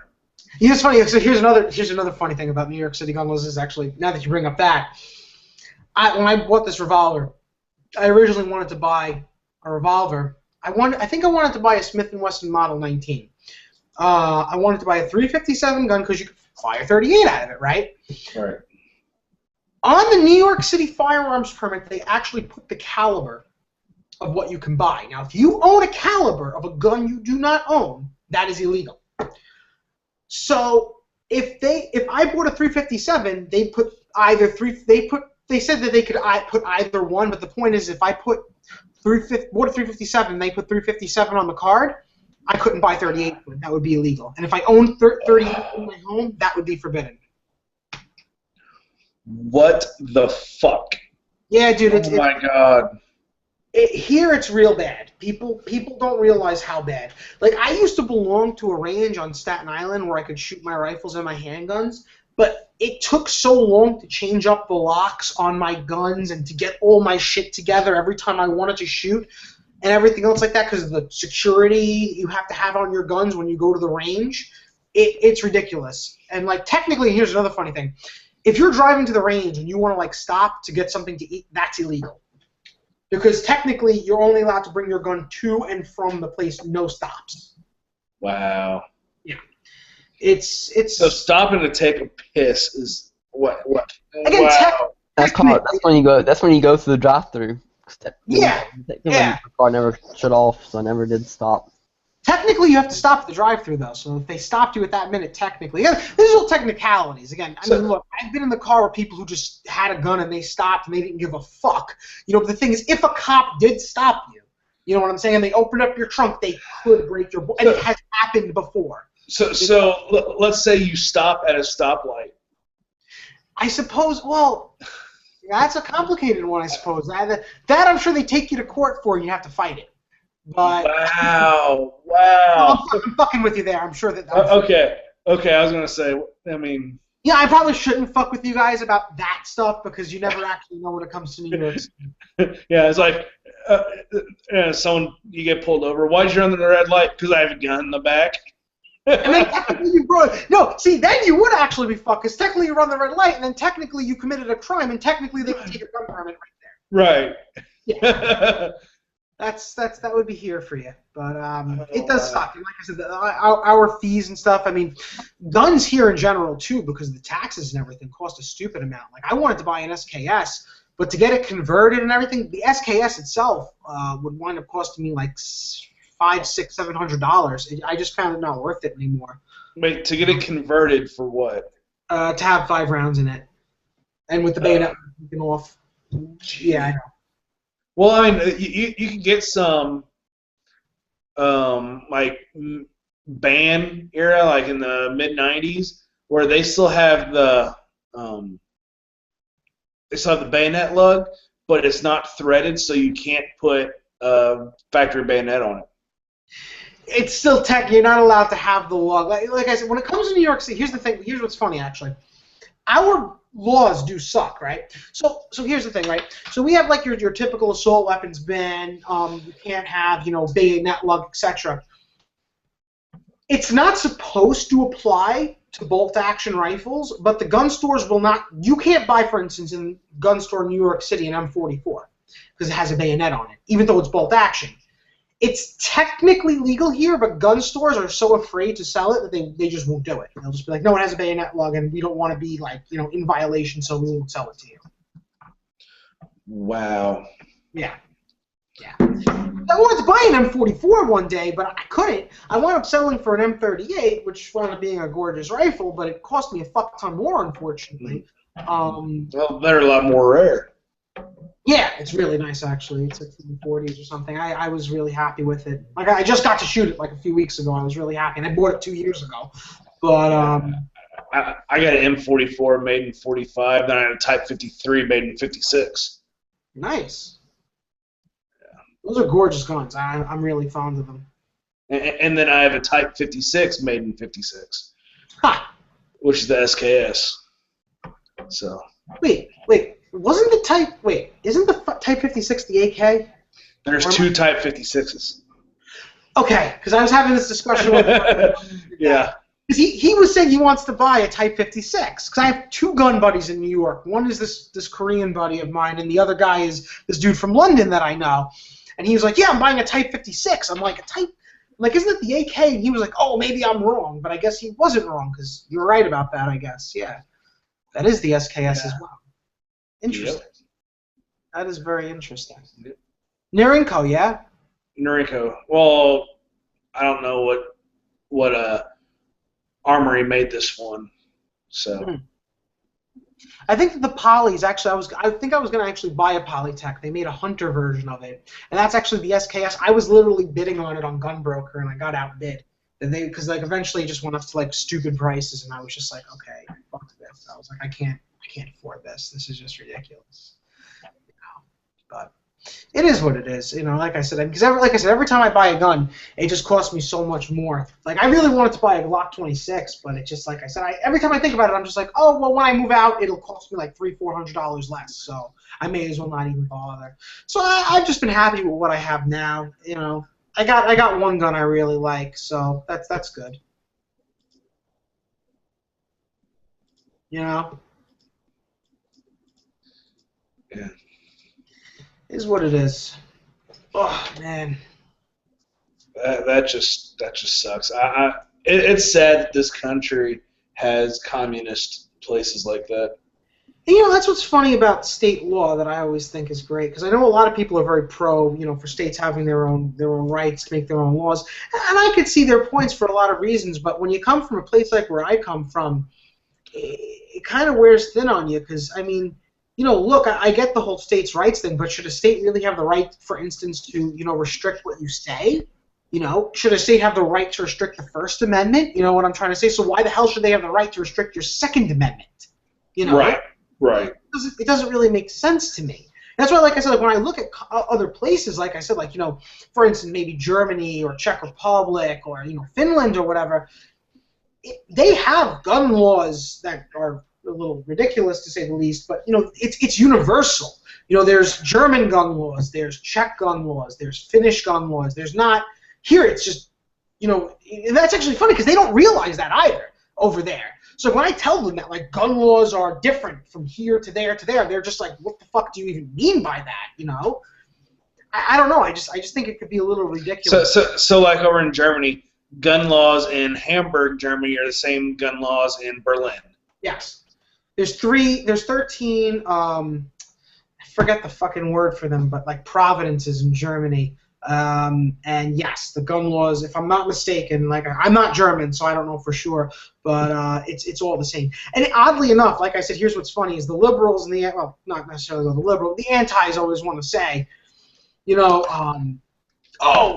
Germany, they have common sense gun restrictions. It's like, oh, really? They have common sense gun restrictions. So I suppose then you are against the assault weapons ban, because in Germany you can get an AK, and you could have 30-round magazines.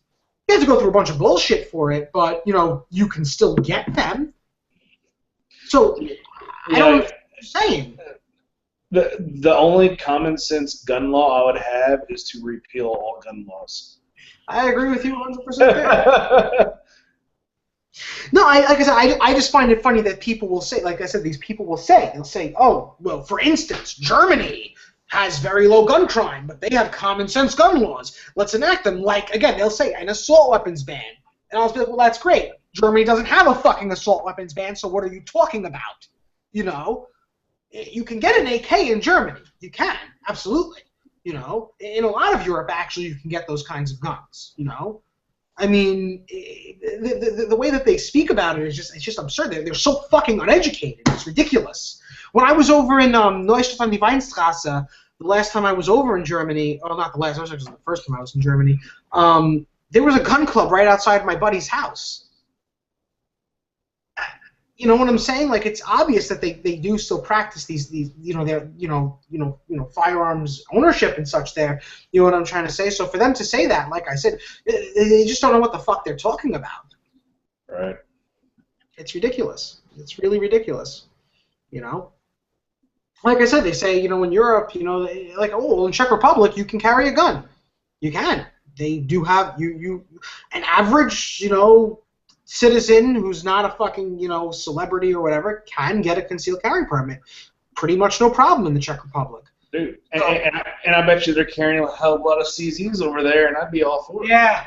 They say actually it's funny because if I read an article where they're like, you can carry like a Scorpion, you can carry this, you can carry that. You know what's cool about Europe too? A lot of places don't have the same. Like for instance, in England, they have crazy ass firearms restrictions, but you can get a suppressor there, no problem. Right. Yeah. Suppressors are like common over. Yeah, but then in a lot of other places, like for instance in the Czech Republic, SBRs, there's no law against SBRs. So like a Scorpion over there has the stock on it. It's just if you showed them one here, they'd be like, where's the stock? You know what I'm trying to say? Like it doesn't really make sense to them. So I always find it funny when when they compare us to Europe, and I always wonder like, do you actually know Europe's gun laws? Like because what you're saying. Yeah. Because they think you could order a gun online and have it mailed to your house. That's a great one. I love that one. Oh man, that's what the hell. Yeah. Wouldn't that be lovely? Oh, I'd love it. I'd have a Tommy gun for $200 or however much they were back then, and the only thing with full auto is I couldn't feed the damn thing. That's the only bad thing about full auto. Except for what about the American 180? That would be fun. The American 180. Do you ever see one of those? I'm Googling it. All right. It's ridiculous, dude. It's a 22 fed from a top pan-feeding magazine. Dude, the thing is nuts. Give it a look. I love this. Yeah, okay, yeah. Yeah, that does look cool, but still, even 22 at that many will get expensive. True. Fair point. Because that's 4 layers thick. You're probably looking at, 500. You're probably looking at maybe 500 rounds in that thing. I think it was 275, if I'm not mistaken. But I may be wrong. I don't fucking know. You know what I never understood the point of is full auto 308. Yeah. Like, I've only had the opportunity to fire 2 or 3 of them, semi-autos. I fired an FAL and a SCAR H. Mm-hmm. I could not imagine those things on full auto. I don't know. I feel like the recoil impulse would just be far too much. That's why you don't have a whole bunch of them, or they have, or someone actually gets on there and knows what they're doing and can tame that recoil. It's crazy. Well, actually, it's funny because certain militaries, like the British, they had the, I believe it was the L1A1. It was a variant of the FAL, Mm-hmm. and they did not have full auto on theirs. Yeah. During the Falklands War, Britain had the FAL. Yeah. And then the Argentines had the full auto version of it. Yeah, exactly. Yeah, and you know what's funny is they said the British were picking up the Argentinian versions, but and using them. That's true. They're picking up because it's volume of fire, not nowadays it's not individual riflemen. There still is, but you need the volume of fire for suppressive fire, and semi-autos just don't do it. That makes sense. That doesn't make sense. I'm not, in the middle. I've never been in the military. Me either, but it's just hearing other people talk that were in the military. That's what full auto is made for, is suppressive fire. Yeah, that totally makes sense. That totally makes sense. It does. It definitely does. It's to keep heads down and hopefully hit something, a mile and a half behind enemy lines. Yeah, that does make sense. Me, like I said, like I was firing the, oddly enough, like I said, like the FAL was really nice to shoot. It was the first time I ever shot one of those. I was blown away by how nice that was. The SCAR H was nice, but I fired the FAL and the SCAR H literally one after the other, and it was just like I compared the recoil from the SCAR to the FAL, and I was like, oh, I like the FAL better. Well, you're talking about a plastic gun versus a steel gun. Exactly. And they say the recoil on the Scar H is really nice, and it's not even that I would doubt that, but I fired them next to one another, and I think that was kind of the problem. And it was just kind of like, I was like, if I had to take one of these guns right now, I said I would take the FAL any day, just because I liked it. I don't know, like that, like you still felt it. Like I said, on full auto, I could imagine that thing being a beast, but on semi-auto, it was nice and controllable, and just. It was gorgeous. Yep.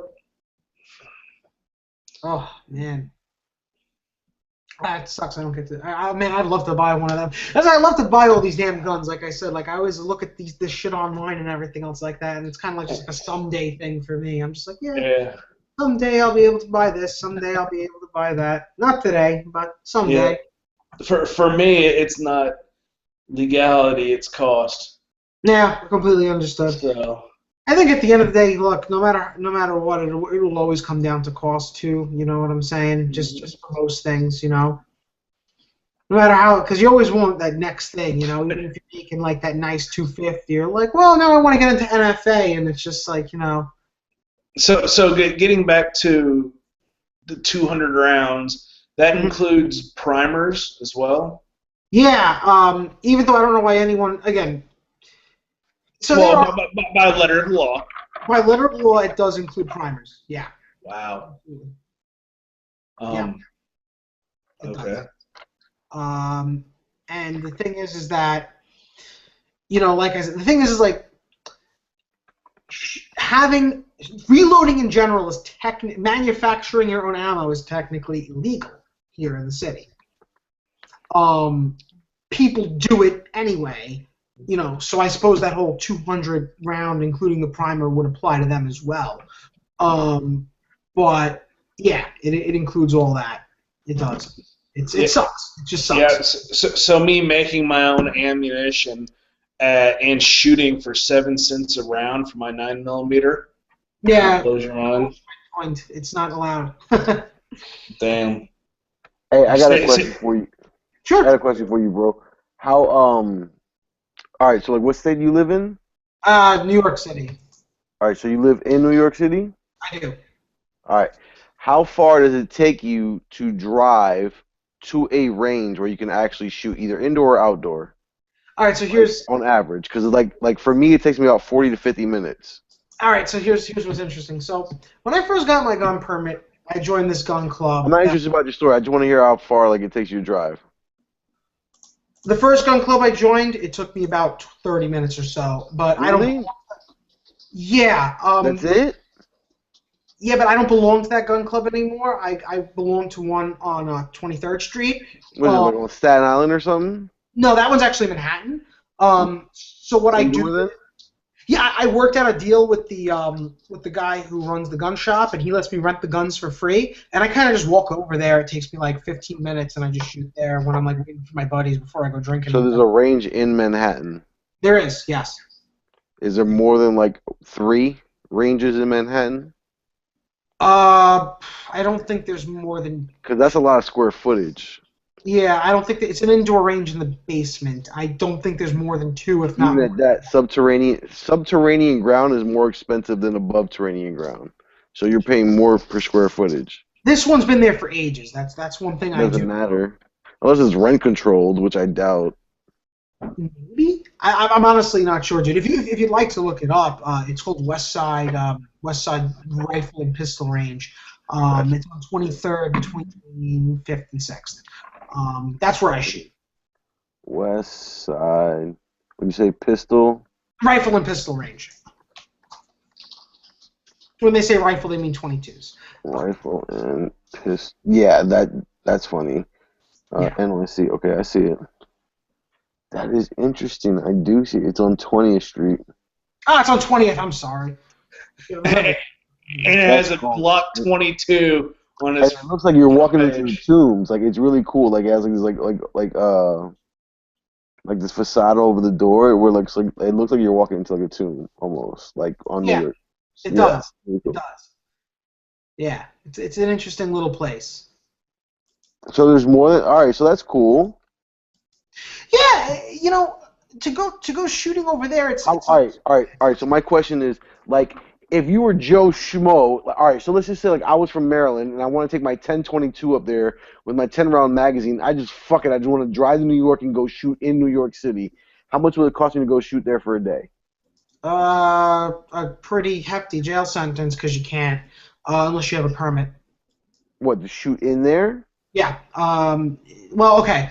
So you can't bring your own gun first off because that's just completely fucking forbidden. The second thing is that you can shoot a rifle at that West Side place. They have a plan. If you look on the website, where if you don't have a license, they will have a whole training thing. But I think it costs like between $80 and $100 or something like that. Yeah. Are these rifles They're talking about cable to the? 1022. Yes. If you are a what's it called? If you don't have a license, they are, I believe. Yes. So They are. wait, these rifles are cable and padlocked down? Yeah. If I'm not mistaken, yes, they are. Oh my god. Yeah, it's fucked up. Like I said, it's a different place over here. All right. Well, see, put it this, like I understand all that training would apply to you Mm-hmm. as far as like an in-state, like as a statement of the state, like a state's person of the state, let's just say. Yeah. But me as an out-of-stater, I don't see how that would apply. Well, an out-of-stater. Like if I have my own handgun, so for example, like Maryland, like we can't get permits to carry or like in DC, but you'll get like firearm purchasers licenses. So why can't I bring my own? Like because I have my own state license, why can't I bring my own gun there? You know what I'm saying? So I'll put it to you this way, dude. I have my New York City handgun permit. It only applies to having a New York City handgun permit is the only way, or a New York City rifle shotgun permit, the only way you could have either rifle or shotgun or handgun within New York City, right? How much does that license cost you? The handgun permit was $340 or $440. The rifle shotgun permit was $140, and the fingerprinting was $100. So whatever So that my is. fingerprinting is like 60 to 65. A 4-hour class is like anywhere between like 50 to 100, and then the actual application is about 50. No, yeah, mine was. And that's only for a handgun. For a long gun, you don't need nothing. No, yeah, for us, it's long gun, handgun. You have to go through an interview. You have to have 3 letters of recommendation from like people you've known for more than 5 years. Our DC permit's kind of like that. Oh my god, Like, that's nuts. if you want to get a permit in DC, it's kind of like that. The transfer fee in DC is $175, not including shipping. And at that, you have to pay shipping. And so what shipping is that they drive to the nearest Maryland shop right up Georgia Avenue. They drive straight into Maryland. It's like because it's funny because they have a gun shop in Maryland, downtown Silver Spring. It's one of the most expensive gun shops I've ever seen in my life. And the guy literally drives there, picks it up, and he'll charge you an extra $50 on top of the $175 that he's going to charge you to transfer it to you. So you're paying $225 just to get the gun, not including your license that costs you X dollars too.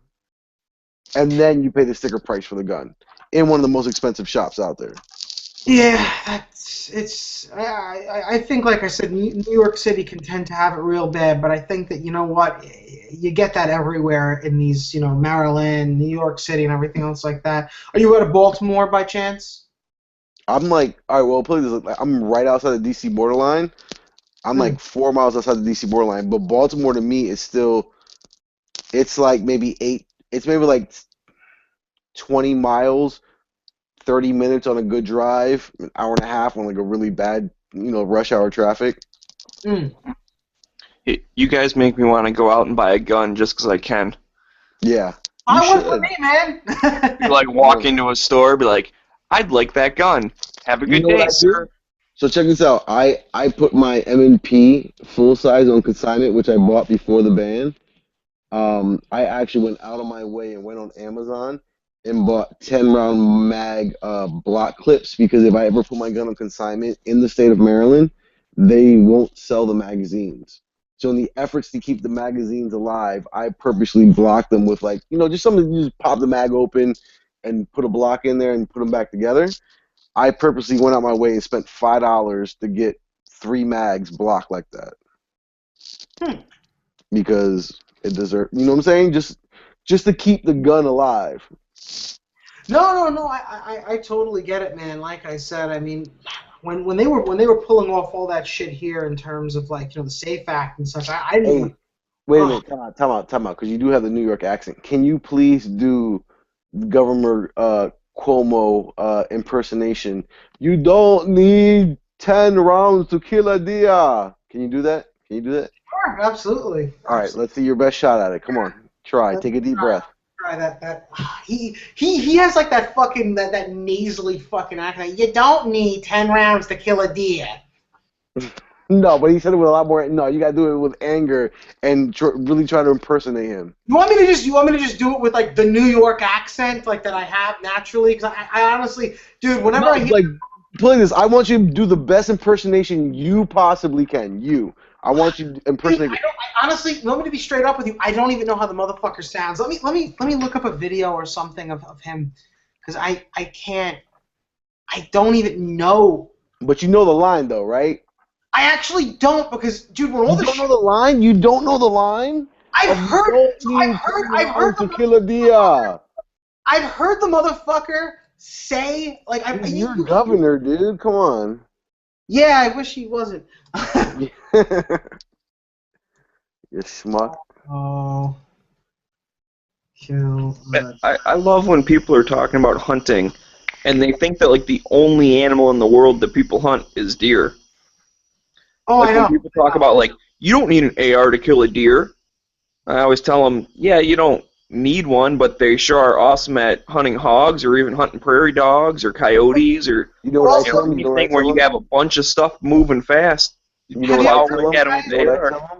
I tell them? Once upon a time, a wise Canadian once told me the 223 is a great gopher round. Yeah, exactly. I tell them. Once upon a time, a wise Canadian told me the AR-15 is a gopher gun, and I believe it. So that's my Second Amendment right there.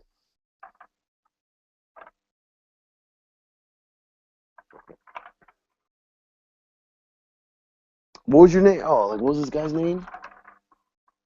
Where'd he go? Oh, the New Yorker dropped. Oh, I got it. No, I was looking up your kill a deer thing. Trying to. Hey Joe, are you on Instagram? I'm really not for the most part. I think I have an account floating around somewhere. I just don't know what the fuck it is. Oh, do you follow gun channels though?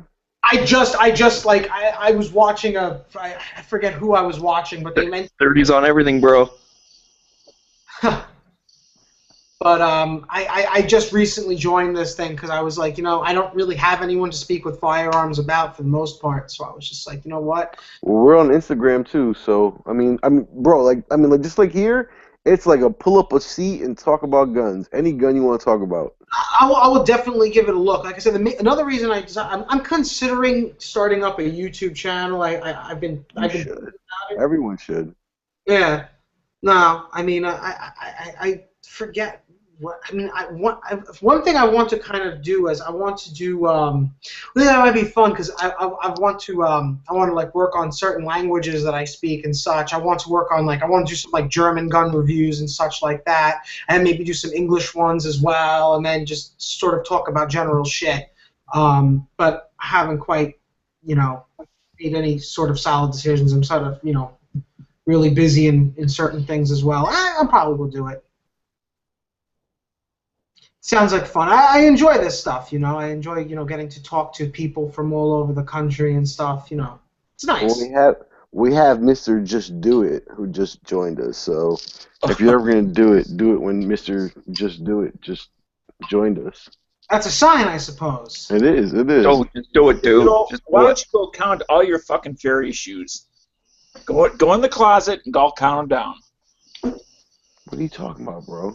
Yeah, you know exactly what I'm talking about. You and your 1,000 pair of shoes. What does that have to do with it? Just because I gave you a shout out, bro? Relax. I'm not. I'll never mention your name when you join the room again. My bad.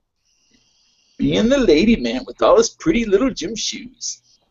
Are you wearing the pad with wings today? You have a heavy flow day?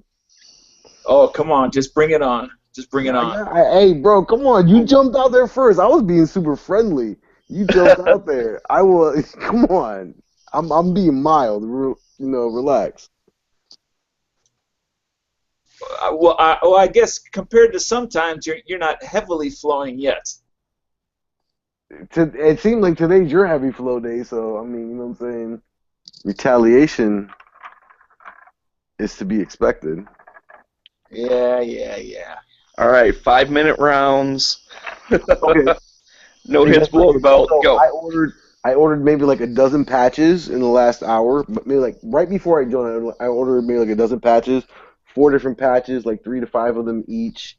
I had to get 4 of one. They were like $7 each, but they had like a 20% off coupon. And if you got over $25, it was free shipping from a Hawaii company.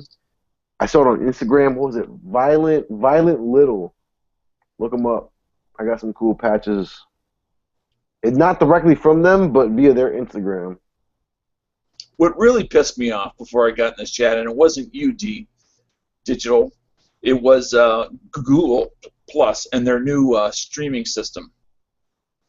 Dude, I don't even know how to start a chat anymore. I know. I wasted 2 hours trying to get an encoder to run that wouldn't run, and then I just stopped that because I was so pissed off. And then I made the mistake of jumping in here right away without cooling down first. Nah, dude. Like when I first tried to actually get into the chat, this was my first time ever doing something like this. It was just completely fucked up. It was like, you have to install this, then you do this. It took me like a good 10 or so minutes. It was ridiculous. Well, see, the problem is like, you know what sucks? It's like you'll step away. Like, I honestly haven't been in the chat maybe like in about a month, or I probably haven't ran my own chat in like 3 months, right? And all of a sudden I try to run chat and I couldn't fucking do it. It took me maybe an hour and a half to figure out how to fucking do it, and I launched it like 20 minutes late. This was like 3 weeks ago. So like, and I used to run chats like whenever the fuck I wanted to. I was like, oh fuck it, I'll run chat. Yeah. I don't understand why the individual hosts have to download the encoding software. Oh, I don't even know what the fuck. You lost me. Well, if you go to YouTube, your account. Right. I just made a YouTube account. You go to live streaming. Yeah. And you attempt to create a hangout on air. Not join a hangout, create a hangout. Right. Google, or I should say YouTube, now wants you to download encoding software. All right, well, you guys want to hear something cooler? This is a recent change. Hey, so Dano, so if I tell you this, you probably won't believe me, but I think it was Sunday, so I wore a shirt and tie all day, right? Slacks, dress shoes, everything. You probably wouldn't believe that, but I really did. Ooh, big pimpin'. And you know what made me big pimpin'? I had 6 different females say, that is a nice tie. Yeah. Not including dudes. And I got like 4 compliments from dudes, but 6 different females said that's a nice tie. So 6 females, 4 dudes. So your female to dude ratio is what? Is plus. When was the last time you had 6 females talk to you in one day? I don't know. I can't say haven't had too many males come up to me and say, "Hey, you're looking pretty hot there." Well, I talked to a lot of people during the day. A compliment's a compliment. Yeah. Take it. If a gay guy tells you that you're dressing sharp, I will. As much as I'm not gay, I'll take it as a super compliment because that means a fucking lot. It is a compliment, right? I mean, look, yeah. they have the same kind of taste, right? So. Well, I would say they taste a little different, but. It is, but at the same time, I'll take it. I'll fucking take it. I'll take any compliment. But 6 girls, fuck yeah. Winning. Nothing wrong with that. So what corner were they on? 16th and K. Exactly. Exactly. You don't know what that is, though. be hanging down there at the curb. Oh, look at Mr. Sunshine. Oh, check out them shoes. Oh, Lord, look at that tie. Woo-wee. It's funny when it comes to dress shoes. I don't care. Well, like what I really care about are like ties, cufflinks, suspenders. Cufflinks are nice. I recently picked up a French Shoes I cuff. don't give a shit about. It's so funny because like me being a shoe collector, I don't give a shit about dress shoes. Like let somebody else get like the Pradas or the Gucci shoes, whatever. Fuck it. I'll get the suspenders and the cufflinks. But the Michael Jordans, on the other hand, oh, he's all over that. Yeah. But I have like solid gold cufflinks too. Well, not solid, but I mean like. I gotta pick up some cufflinks actually. I just bought a French cut shirt, and I was like, I don't know, I don't have any cufflinks. I gotta buy some, I suppose. Now, gold coins, on the other hand, that's what I can get into. You can turn a gold coin into a cufflink. That's true. And then actually have something that's usable and storable. Yeah, that's true. Silver cufflinks probably cost you like a third as much. And get some artwork put into it. Make them even more valuable.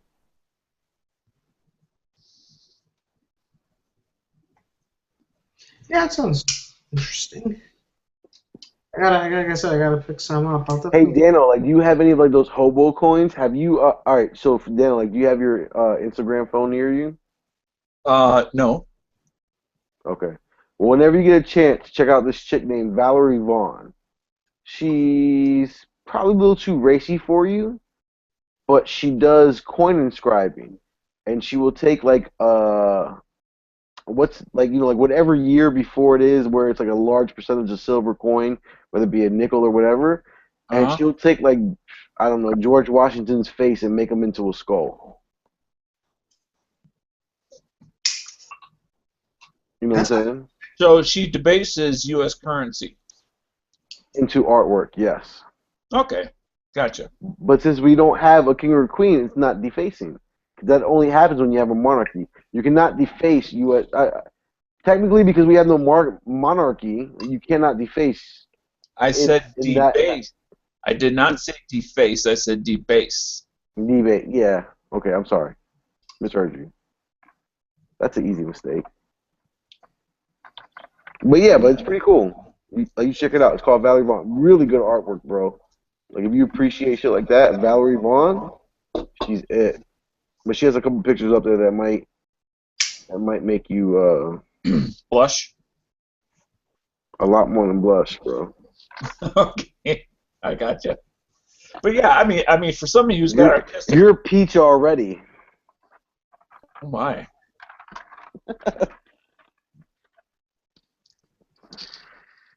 Hey, Daniel, how's the mustache?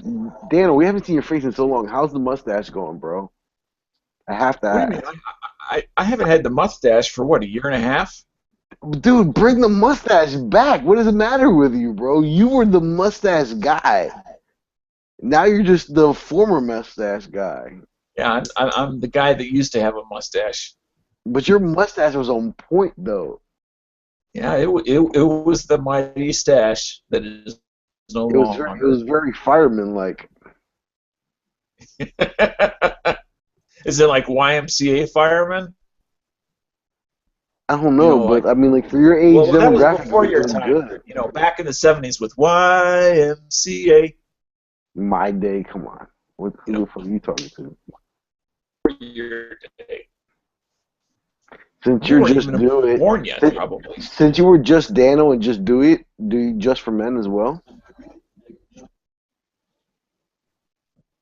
No, believe it or not, I have a little bit of gray in my beard, but not a gray hair on my head. You can't see it. The mustache is all that matters. Fuck the gray in the beard.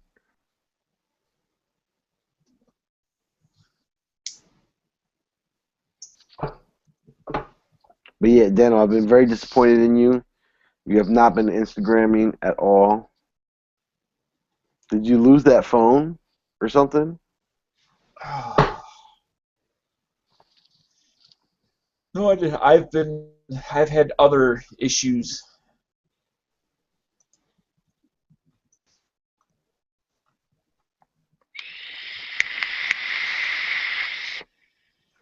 Oh, so I went trap shooting for the first time. Holla at me. It was awesome.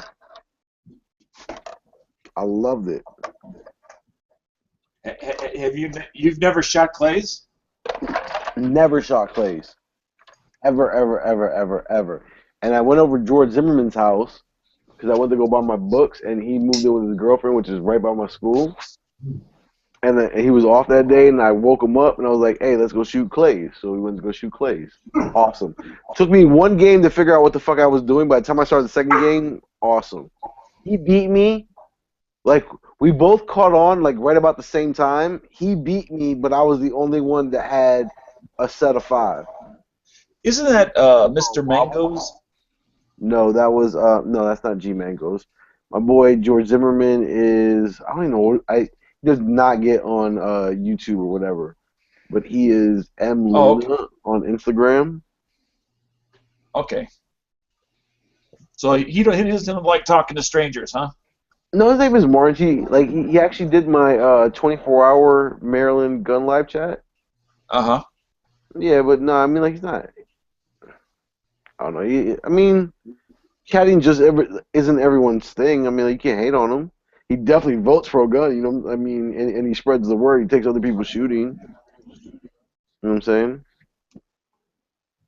Oh no, it's just all I'm saying is that I've heard about him for a long time. I just don't remember if I've ever seen him around. That's all. Well, put like, all right. So like, I tried to get him on recently because so since I told you he moved in with his girlfriend has a son, and he's a little bit older. He's about 10. Nah, he's actually a little older than 10. He's about 12. So he can't bring his guns into the house yet because the house that he moved into, because he hasn't bought a safe. The safe he ended up getting was a Fat Boy or something like that. But he had like $1,500 to save on the safe, and I was like, bro, you need to get on gun channels. You can holler at G-Webs. Like, G-Webs is probably the only person I really know about safes. And I know G-Webs is going to tell you to get Fort Knox. But he looked at a Fort Knox, and the cheapest he could get a Fort Knox was like $2,200. And because like you know what I'm saying, like he wanted to get a big one because he didn't want to get a safe. Because the whole thing is like about buying a safe, and like I kind of realized this too. So if I own a dozen guns, you need to buy a gun safe for like 30 guns or 40 guns because your process of buying guns probably isn't over, and you need that much gun safe. You know what I'm saying? Well, yeah, and you can also put other valuables in there besides your guns. Yeah, but even if you had like silver coins, like it's not gonna take up that much space, and like it's made probably more paperwork or. And in this age is like digital hard drive, so I don't agree with. I agree with like you need 2 to 3 times as much space as what you already own in space. You know what I'm saying? As far as what you actually require, closer to 3. Okay.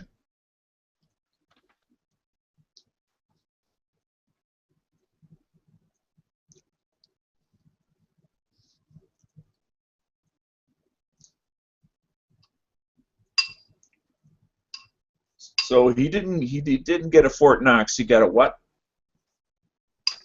I can't remember what the fuck brand he called, but I remember it was called like a Fat Boy or something like that. I remember it was like a 40 some odd gun safe. He paid, I want to say like $1,200 for it. So you know how much it weighs? It weighs 580 pounds. I want to say. I know it was like 500 plus. It was moving for like 500 and 800. It was less than 1,000, more than 500. I'll say that for sure. Gotcha. I don't know how the fuck he get into his house. I specifically told him like, don't ever fucking. I was like, don't call me to help you get this inside your house. Fuck you. Fuck you. A lot of times, places that sell them, they don't necessarily do. They'll hire a special service to move them in for you. No, but because most they of are that, so. No, but most of that is like like they'll deliver it to your house, but that's it. Like it's just dropped there like on a pallet. You know what I'm saying? As far as like what it does from the pallet to inside your home is your fucking problem. You know what I'm saying? So it's not so much like that it gets installed in your house. It gets delivered to your house on a pallet, Yes. And If what you the fuck get are you gonna do standard with it? delivery, if you get standard delivery, you're 100% correct. They'll put it on your driveway and wish you the best of luck. Exactly. So like, if you get like But a 4,000, all right. So like, if you get like 1,000 pound safe from like Amazon, that's exactly what's happening. It's getting delivered to your house, and that's it. And ain't no drone flying it in either. But if you buy it from a place that sells safes, period, Mhm. they don't You sell pay retail. sporting goods. They sell safes. They will typically have a more of a premium delivery that'll put it in your house.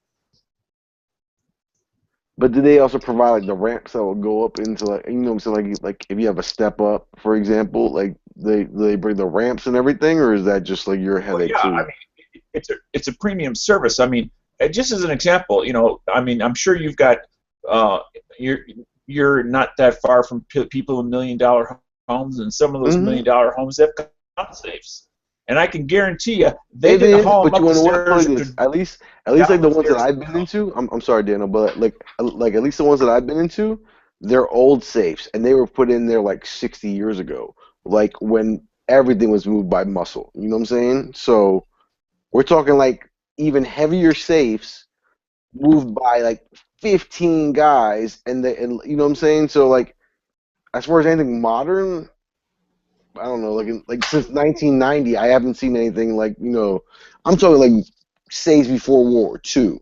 Talking like real like crack 'em safes. Those are generally the safes you see around here. It's old money. I mean, there's millionaires living in that old money neighborhoods, and there's millionaires living in new money neighborhoods. There's both. Hey, so what kind of cobbler are we having a la mode tonight?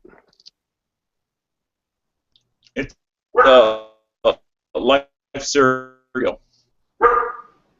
Life cereal. Why you get a lame ass cereal like Life? Because it's not, at least it's not overloaded. It has some sugar in it, but it's not like overloaded with sugar.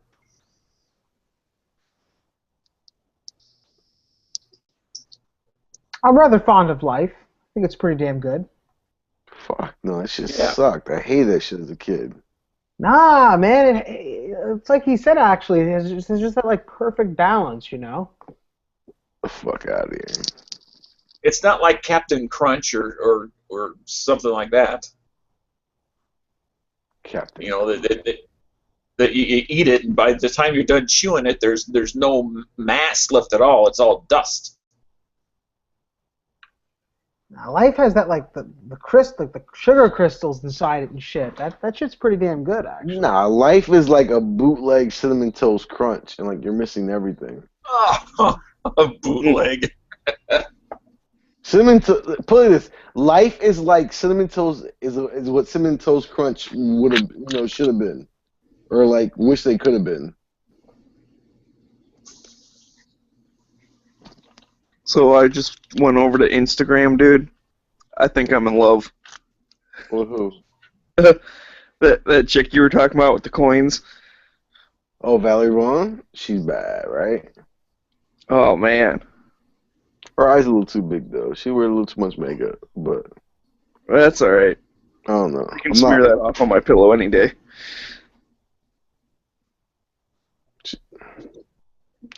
Put this, I sweater for her art. More than anything, I sweater for her art, because her art is dope. Oh, her art's badass, but her art is dope. First name dope, last name dope, nickname dope. She got it.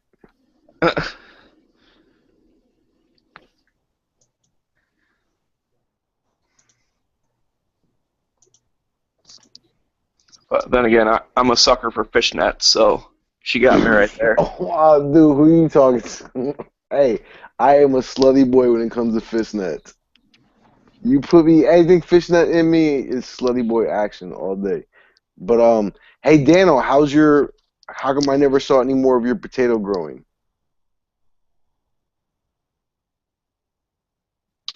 Actually, I harvested them last week, and I ate about half of them last night. So, do we have any video of this harvesting, growing, and eating? Well, I was thinking about it, and I thought, do people really want to see me just picking a couple of potatoes out? Or people, or just the people that follow you? I mean, like, there's a difference between maintaining your followers and reaching out for new followers. So, making videos like that wouldn't be videos to, let's say, mass, with the real intention of gathering new followers. But I don't know what the fuck happened to your potatoes, and someone like me might be like, I would actually go through and watch your, because, like, I don't know. Like, that type of shit doesn't really interest me that much, but I don't know, just the fact that you're doing it and trying it and seeing if it'll work probably interests me more than someone who was really, into it. Like, Joe Schmo really interests me. Got 3 pounds per bucket. And how many That's what I got, 3 pounds of potatoes. Well, I just did a couple of buckets. And what's a spud weigh? Well, I mean, in total, it was 3 pounds per bucket. I mean, they're various sizes from very small to very big. So how many spuds did you get? All right, so like so on average, how many spuds? Yeah. Like a colander full. And that's a pound? No, that would be 6 pounds.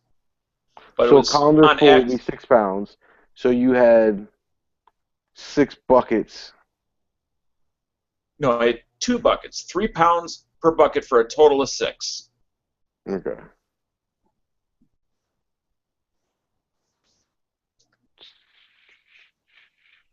Tasted great.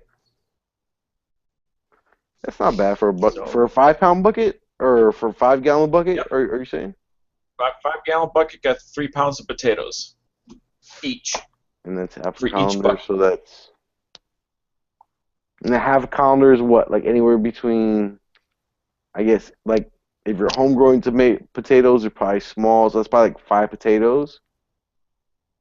6 potatoes. Well, see, that's why with potatoes it's always by pounds, not by volume, because they're all different shapes and sizes. So that's why you always go by pounds.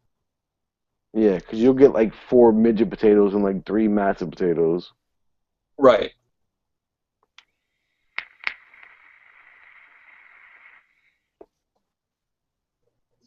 Did you just go like the classic brown and white potatoes, or did you go like any like red skin potatoes or anything? Oh, these were called white potatoes. Because they kind of have like an off-white yield with like those smaller ones, like those red and white potatoes. They're like very small spuds. Well, those were the ones that were available in my area. Yeah, but you have the internet. You can order fucking potatoes from anywhere. Potatoes are potatoes that are. Sorry. To grow, you don't grow potatoes from ordinary seeds. You actually have to use a potato that has gone into hibernation and is coming back out of hibernation. And you either cut it in half or cut it in quarters, depending on how many eyes you got. And each one of those will create a potato plant. Well, maybe you should have made a video about it, explaining all this, and maybe I'd fucking know it. Well, I did, and I did. And you forgot. About that? Really? Yes. Okay. Well, it's been so long since you updated me, that's why I forgot. Yeah, that's okay. I forgive you. Have you seen those potatoes that are like purple inside?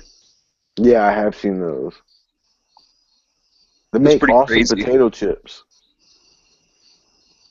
Doesn't taste like shit. So didn't they like I don't know if they engineered them or if they just like selectively it's not really breeding, but you know what I mean, whatever it is for plants. But I think it's like resistant to bugs and drought and all that kind of crap. Like they're supposed to. It is like so for example, like it makes a horrible potato product for what most potatoes are usually known for, but as far as being sliced and dried into a chip, not so much fried into a chip, it makes an awesome potato product. So it only has like one really. So as far as what we in human race use potatoes for, so like it doesn't really have that much of a service for.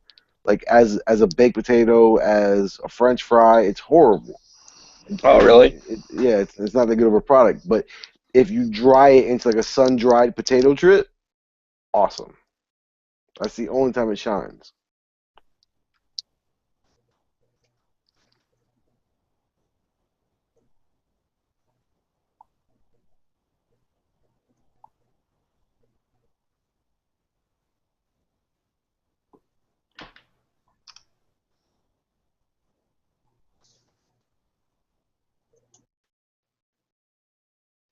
Look what you did, Dana, with your goddamn potatoes.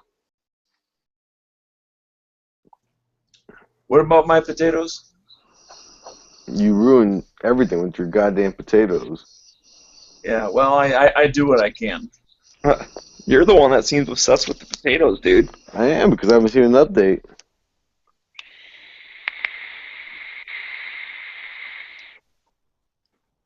I get no Instagram. I get no potatoes from Dano.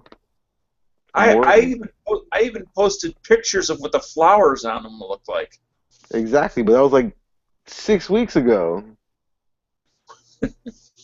Right?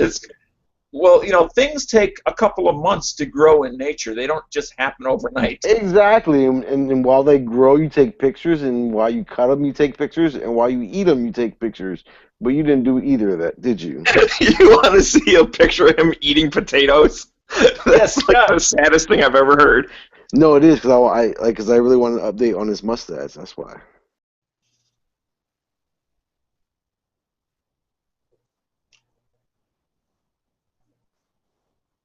I tell you, I'm almost half tempted to take a picture of a couple of the potatoes I got left and to post them up on Instagram. You should. I'll repost you. Swear to God. And then everybody's gonna say, "Why the hell is he posting potatoes?" And I'm done posting for the night. So if you actually do it right now, I really will post you.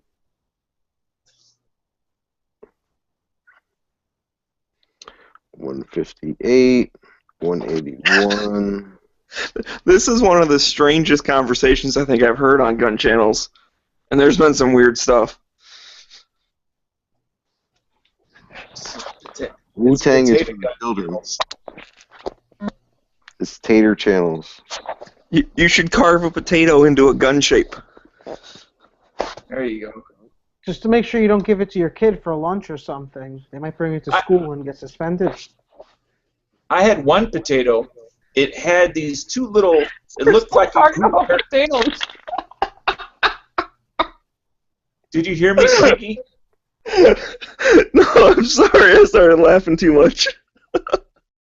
Potatoes is way better than cats. I had one potato, and I put it, and I was in a chat, and I had it on my little thumbnail picture. That it actually grew two little testicles. Oh yeah, I remember that. And that's how you know that again, if you paid attention to the chats, you would know this, Marco. But I'll be back. Hold on. Yep. I gotta run the corner store. I'll be right back. He's gotta go buy some potatoes. Yeah, he's gotta go rub one out. No. All that potato talk has just gotten them all excited.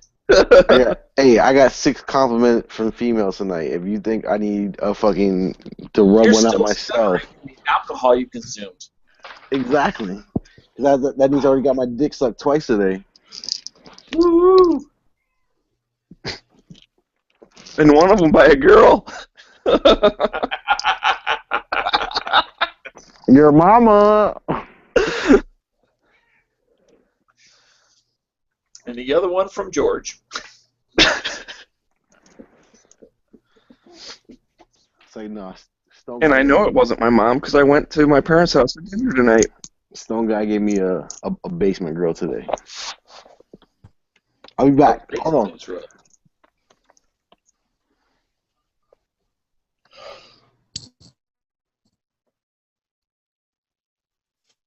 Is this the AOL 7.0 Hangout? Yeah, I think it is. This is the we don't know how to host chats anymore, so we're being held Just the B- hostage by the B- Pink's lobby channel. So wait, so you got to download a he's new the only software one to that's host the cracked the chat? code. You have to download new software to host the chat? Yes, The fuck, dude?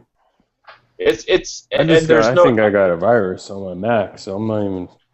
Macs don't even get viruses like that, but when you do, it's like weird, Well, thank God for Pink Panther, man. He kind of took over for G-Webs.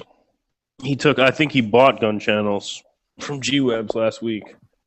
Yeah. For like $20 or something in Bitcoin. So all hail the chief, the new chief.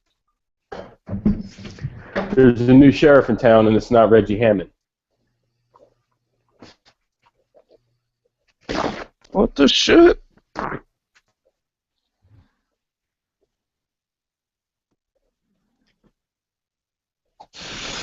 Well, Pink Panther is the fucking man. He runs these chats. He's not even home.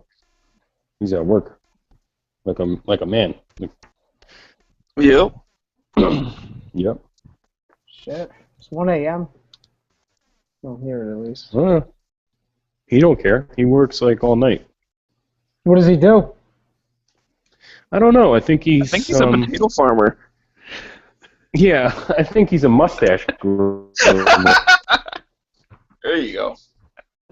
No, he starts these He chats grooms on his Don Mattingly's mustache.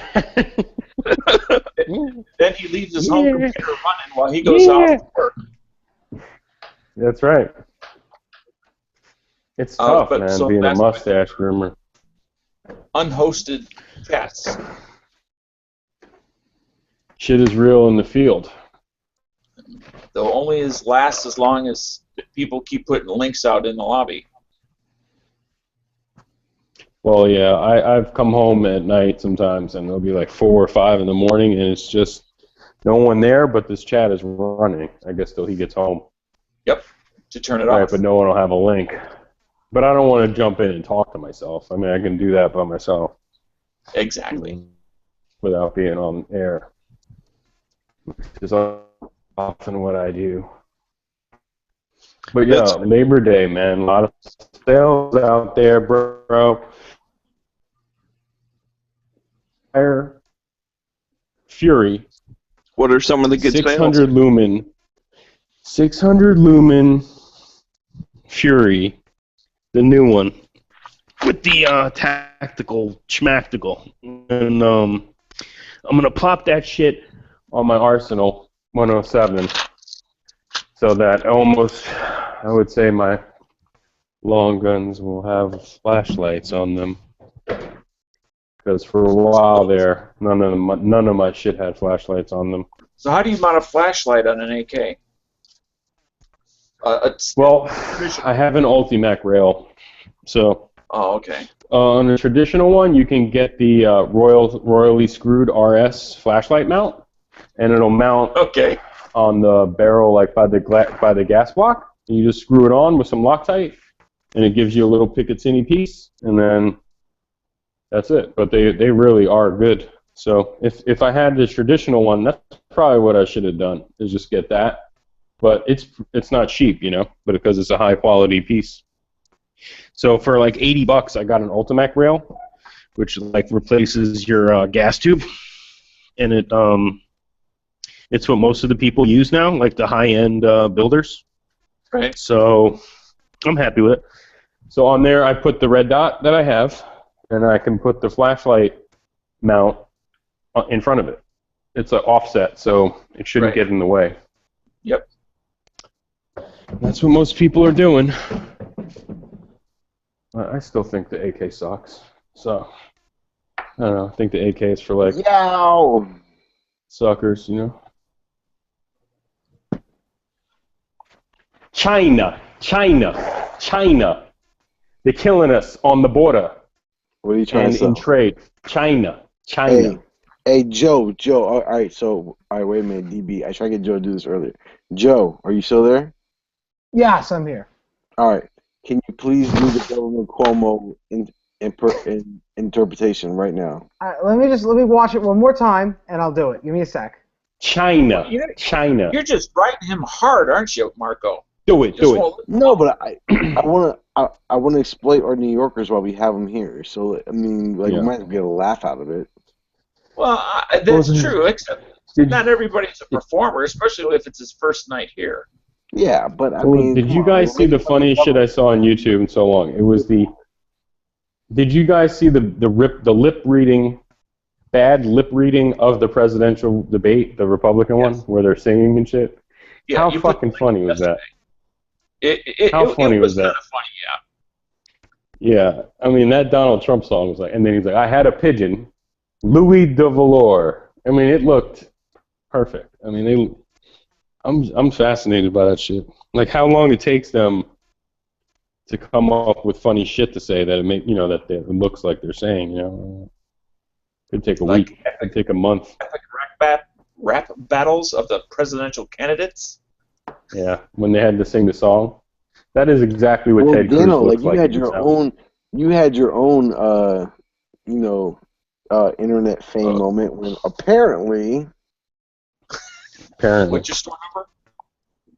Yeah, that guy. Did you hear what happened to him after Dano? There's life that after guy Dano. is a mini Dano. No, that guy, after losing his job because of the store number thing, he turned to a life of crime in order to make ends meet. And then, unfortunately, from there, he got shanked in the yard. And then apparently, the lesson is don't fuck with Dano. No, but that's right. That guy was selling. What was the man who has a child twin? The other day, I was like, "Let me see that shotgun at a gun store," and he handed it to me, and it was a left-handed Mossberg 500. And I thought of that guy because that's why he got fired. Remember? Yep. He was saying that some dude at his store sold somebody a left-handed shotgun. Who was right-handed? Mossbergs have lefties? I thought only Remington have lefties. Nah, I saw one today. I mean, it was yesterday. Yeah, Mossberg 500. It was lefty. It's pretty cool. I've seen the Remington one. I've never even seen the Remington one in person. I've never seen a left-handed shotgun in person.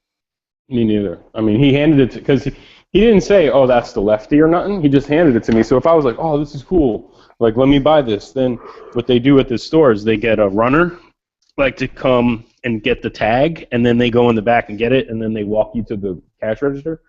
So basically, he could have sold me the wrong shotgun. He was oblivious to the fact that it was a lefty. It was pretty cool. Dual wield. Dual wielding things. That's funny shit though. My stepdad, when we lived in Manhattan, he got a permit and he got an HK USP 45 with stainless slide, and he bought a 226 SIG with stainless slide because he's flashy like that. And it was the year 2000, I think he finally got it. And I was very happy he had them, when 9/11 and all that shit was happening and stuff. I was like, man, who knows? That night, I was like, man, well, not even that night, but that afternoon, I was like, wow, this could be it. Shit could hit the fucking fan bad, huh? So, DB, how come you don't have a New York accent? A New York accent? Yeah. What does that sound like? Sounds like Joe. It sounds like Joe Joe. will be back in a minute. I'm right here. Well, my mom has one, and my dad has one. My mom and dad have one. There's no way you talk to DB and don't think that motherfucker's not from New York. You're lunching, and same with Joe. You're lunching. My dad and mom sound really bad. And Daniel, your Chicago accent, to me is pretty thick. Bears. You definitely sound like the Bears. Would you say that my accent is rather heavy, or? It's very nasally. I don't think so. You have a nasally New York accent. Yeah, but that has to do with your nasals. Yeah. But DB doesn't have really much of any accent. What? Well, a lot of my friends didn't have them either. Like in Manhattan, like a lot of my friends didn't have them either, but then they could throw it on like a fucking light switch, you know, and I never did try to do that shit. You know? I mean, when I start doing it, I talk like my dad, or I start sounding like my dad, and then I'm like, oh shit, I'm sounding like my dad. Because he grew up in Brooklyn, in Sheepshead Bay, and my mom grew up in Queens, so they have really bad New York city accents, you know what I mean? But then my girlfriend's mom grew up in Manhattan in the 20s on the east side, and she has an outrageous Wow, she's accent. really old. She grew up in the 20s? No, yeah. No, in the street. Was she a 20th flap? Street. No, but I don't know. But like her accent is heavy duty, but I don't know where her parents were from. See, So I think it has to do with your parents. I've been told I have a very heavy accent. Some people say I don't have such a heavy accent. No, but like I mean, like your accent is light, but like your dialect is strong. Like for both of you guys. So it's Staten Island. it's not so much like your accent is strong, but Yeah. both like your dialects is very strong. So Yeah, like, that's Staten Say Island. Long Island. Like when I say Long Island, people are like, "Oh, it's Long." It's not Long Island. It's Long Island. It's two No. words. You know what Yeah. I mean? Like, No, I mean like, but the thing is that like if I'm paying attention to it, it's really not that bad. But if I happen to like be in Yeah. a rather but pissed I've off heard people with mood your or- accent from like all over the place. No, if I'm like agitated or something though, oh, it's really like it's stupid heavy. Like, Mm-hmm. oh man, like there are times like if I like start to Yeah. like yell or something, people will just start making fun of my accent, and it just becomes like everyone's just laughing all of a sudden. Yeah. Like Governor Cuomo over there. Yeah. That fucker is a piece of shit. Yeah, where are you out of in New York, by the way? Manhattan, like the Oh, Lower shit. East Side. Where about? Well, in the 20s by Bellevue. 20 and what? Bellevue. The East he's Side? like- Yeah, like- but What's your Bellevue apartment Hospital. number? Psychic word. No, First no, Avenue. Yeah, well, I'd rather not get too deep on that shit, but let's say, you know where Bellevue Hospital is? No, Across- I oh, only deal okay. with like avenues and such, like first. Okay, second, third. it's First Avenue. It's First Oh, Avenue okay, cool. in the 20s. Yeah, neat. No, that's awesome. Did you So ever did go to West Side or no? No, my dad did. I mean, you know, I think he was his permit was a target permit, so he could only go to the target shooting, and he went there. It was That's like the what only place I he could have. go. That's what Wait, I have. a target And that's where I permit? go. You had a permit to be a target. Here we go. This is literal, man.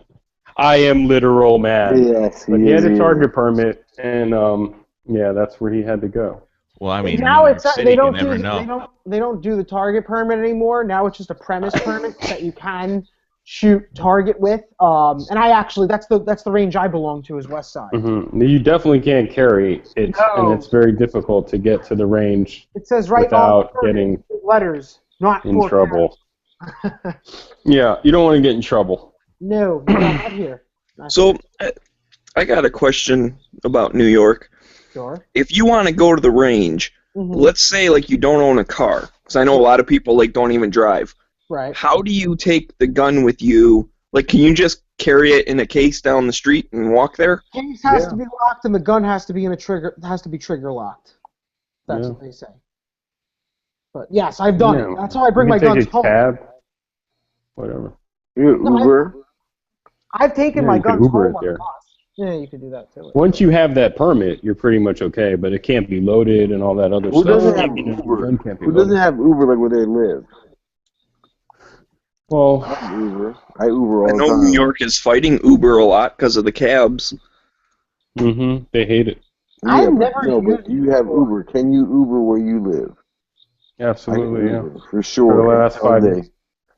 I took an Uber once. Once. I considered doing it once when I was in the city. I was at this spot called St. Vitus over in Brooklyn, and I was considering taking it, but I wound up just finding a yellow cab. It's easier. Going there tomorrow, actually, for a show. Well, the Ubers are supposed to be, regardless of what city you're in, are supposed to be cheaper than the local cabs. As long as Oh it's well, not no, Uber X. peak time. Uber X is horrible, dude. Nowadays, Uber X, like it's cheaper than Uber, but it's some dude who just like decided to drive a cab yesterday in his car that he owns personally, and usually it can be bad. I've had friends tell me like they've had Uber drivers, these Uber X drivers that are like completely unprofessional. They flirt with the girls. They're fucking weirdos. They haven't been vetted at all. So basically, they signed up for the job online. They never met an Uber employee. Like, they're just totally, it's weird, man. So I don't like taking them. But if you do regular Uber, those are limousine drivers. They have a limousine license, and they have usually black cars. There's Uber X, there's Uber XL, there's Uber SUV. Yeah, I would stay away from Uber X unless you really just, that's all you could afford, So I've never heard of that. I thought it was just Uber, and it was all people using their own cars. No, and then the drivers get ratings, so then like if they are bad drivers, then they get voted down or whatever, and then no one will take them anymore. Uber started off like the first time I used Uber was like probably 4 years ago. They didn't even have Uber X. Like Uber X is something new from like the last. I can tell you that if a driver's rating falls below 4.7 out of 5 stars after 3 weeks, he will get a letter from Uber saying either your rating has to come up or in 2 weeks you're gone. Well, I'm just saying, if you're a single girl out there taking Uber X, man, just be careful. Some of these dudes are scumbags and shit like that. Cab driver. I've gotten lots of cab rides that I would want if nothing to do with that cab driver and couldn't wait till I got out of the cab. I mean, like driving through downtown Chicago like it's the Indy 500. And yet I don't get to rate that guy, so he gets fired. Where with Uber, at least I get to rate him, so he will get fired. Yeah. See, like in New York, you could call the taxi. If you could call the taxi limousine commission on that person they'd have a fucking ID number, like a badge number. No, taxi but driver. So if they got too crazy, I like the motherfucker that takes me from Brooklyn to the Bronx in like 20 minutes. I like that motherfucker. Yeah, I like that motherfucker. Like, you know what I'm saying? Like that's expedient. Well, it's different if you really ask dangerous for a step fuckers, on it. Then you reward him, and you expect him to do that. But if you don't ask him to step on it, then he's just risking your life. All fair for like $30, $35, 2 people, 3 people. It's awesome. You know what I think would be fun? Jumping in a cab and then being like, follow that red car. Yeah. You're like a crazy guy or whatever. I'm not gonna lie. And then like wherever it goes, like just be like, oh, okay, thanks, and like get out and then take a cab home. Like just follow some random car for the fun of it, and then just go back. My property, fuck yeah! Like like if someone stole like my Arsenal and they're driving away with my Arsenal, like follow him. I'm shooting him with my Glock in my 50-round drum. I'm saying just to do it, like not have a reason to do it. Just do it to like freak the cabbie out and be like, what the hell's going on right now? I think that'd be funny. I don't know. Maybe I'm just weird. I don't live in a city that has public transportation. I mean, what's a cab? You go to downtown Detroit. You think there's cabs driving around? Hell no. Why not? They're not they don't just drive around and you can jump in them. That doesn't exist. Number one producer of the Crown Victoria. How the fuck do they not have cabs? There should be. I'm in Detroit now, dude. Because everyone just owns their own car, man. Like you can call a cab place and they'll come pick you up or whatever, but they do not have ones that just like drive around that you can flag down. That like doesn't exist. Maybe the one flagging down, or if not, like what they do is that they post up at the metro stations. Yeah, they don't really have ones that like sit outside places either.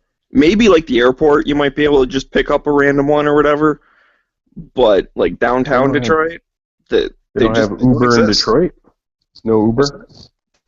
No Uber in Detroit. Yeah, there's Uber. I've never taken it. I just drive everywhere. There's another one called Lyft. L-Y. Oh, dude, fuck! Tell me about it. Dude, I be seeing Lyft motherfuckers come into the office all day, young. For a minute, like, they gave, like, our lobby, like, so, like, we live in, alright, so we're in this 5-story building, right? And, like, part of it is ours. on the second floor.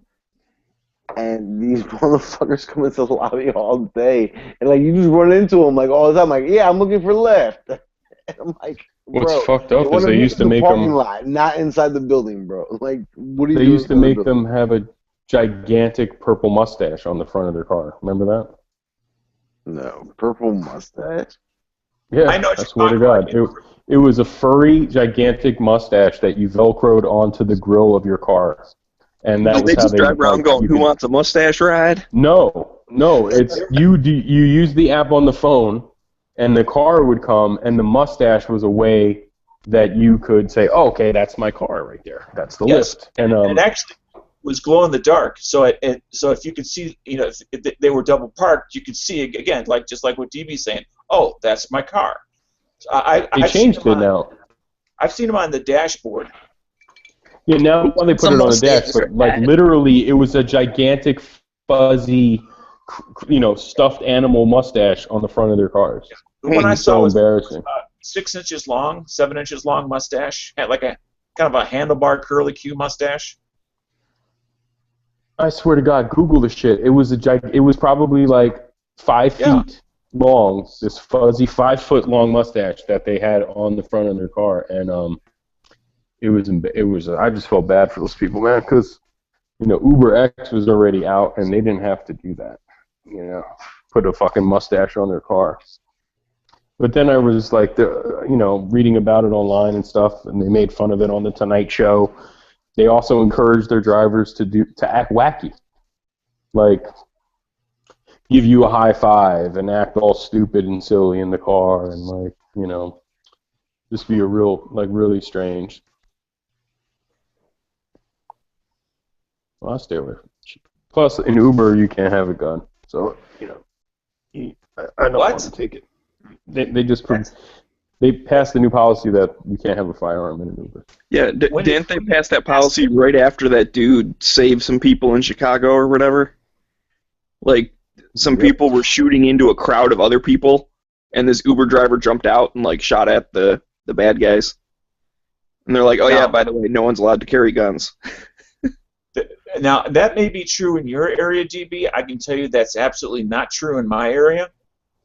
Now, maybe that's something they had to do with the state or the local municipality. Well, I know they banned their drivers, and now they tried to say passengers too. Not that. I heard that too, actually. That it's just completely forbidden for anyone who rides with them or is a driver. That's what I heard. Yeah, and the likelihood of them enforcing that's probably pretty low. It's company policy, but how would they know you were carrying? I mean, dude, they don't even meet their fucking drivers. So it's all a bunch of bullshit. No one should actually give a fuck about it. But who's going to pick up, just like the cab drivers? You don't think they're carrying? Of course they are. You don't pick up total strangers that you have no idea who these people are, who are going to sit behind you with no physical barrier between you, without some sort of way of defending yourself. In the city, we got the barrier. There's like a big piece of glass, but yeah. Yeah, but not in an Uber car. No, yeah, that's no, what I mean. Not like in an Uber or Lyft car. No, yeah. I've never actually ridden in one of those, but yeah, I suppose you're right. Well, and apparently with Uber cars, they want you to sit in the front seat, because then it just looks like two people driving down the road instead of being a cab type of thing. They have the option of the front or the back. So yes, they can sit at the front if they want, but you're supposed to ask them, where would you like to sit, front or back?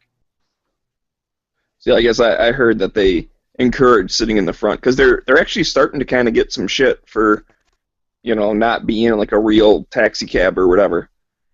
The best part about it is if you have Geico or Prudential or Nationwide or fucking whatever, Progressive, only in the state of California they have the supplemental insurance for Uber drivers, but they call it shared driver program. So you pay a couple $100 extra a month on your car insurance. Every single other one, if you're an Uber driver, a month.